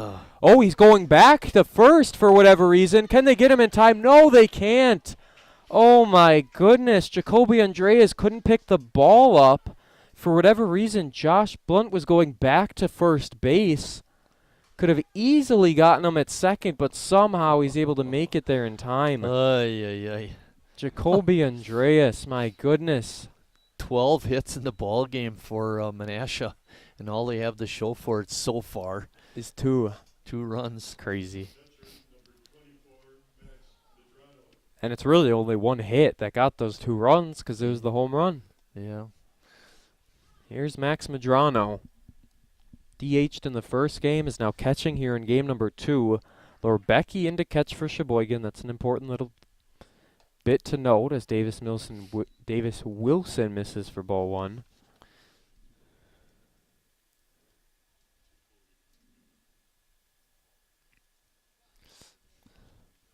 Wilson trying to finish this one out. It's oh boy, a double steal. No, just 1 steal over to third base. Noel must have saw something in Wilson's delivery, and he picked a good pitch to go on too. It's a good thing Bayer didn't know what was happening. He hung on at first. We still have a double play in order. I just guessed it was a double steal, but it wasn't. And now, as you said, that double play could certainly help. We'll see how long it takes for him to maybe try and move over to second. Be interesting to see what Lorbecki would do if Bayer did try to steal second. I'd gun him out. I would go for him too. You need outs. And now You if can that give up runner one on run, third you just scores, can't give you're up still two. up one. Exactly. One run's not the end of the world, especially if you're able to get that out at second. It's a 2-1 count. Oh, good pitch. Able to get on the outside corner. 2-2. Toronto didn't like it. Medrano's 1 for 2 in this ball game, and he was hit by a pitch, but his big part of the night happened in game 1 with that home run in the 4th inning. Couldn't ring him up just yet. The count is full. I guess it's not the end of the world if the bases are loaded, because then you got forces everywhere, but not ideal. Does put the tying run at second base. Just what we want is another inning. Struck him out. Got it by him. Medrano goes out on strikes, and we're down to our final out. Oh, Decker, 3 for 3. I wasn't going to say it. He's due for an out. He doubled in his first AB, and then he's got 2 singles yet. How was he in game 1? He was 0 for 2 with a walk. Okay. Didn't turn the lineup over nearly as much. First pitch in there for a strike, 0-1. Good way to start for Davis Wilson. Don't think they'll be sending the runner now with 2 outs. That'd be a little more risky. If you were going to do it, you'd probably do it with 1. Left it up high, evens it up 1-1. 12 hits, but only 2 runs to show for it. As we just mentioned, the A's have 8 hits. Half of those hits have turned into runs with 4. 1-1 is the count. Davis Wilson dealing to a 3 for 3 Daniel Decker. Runners on first and third. Breaking pitch fouled back off. Here we go. I thought that pitch was pretty hittable. It seemed to be a hanger. Blare but, it when we thank goodness the batter, Decker, fouled it off. Phone instantly.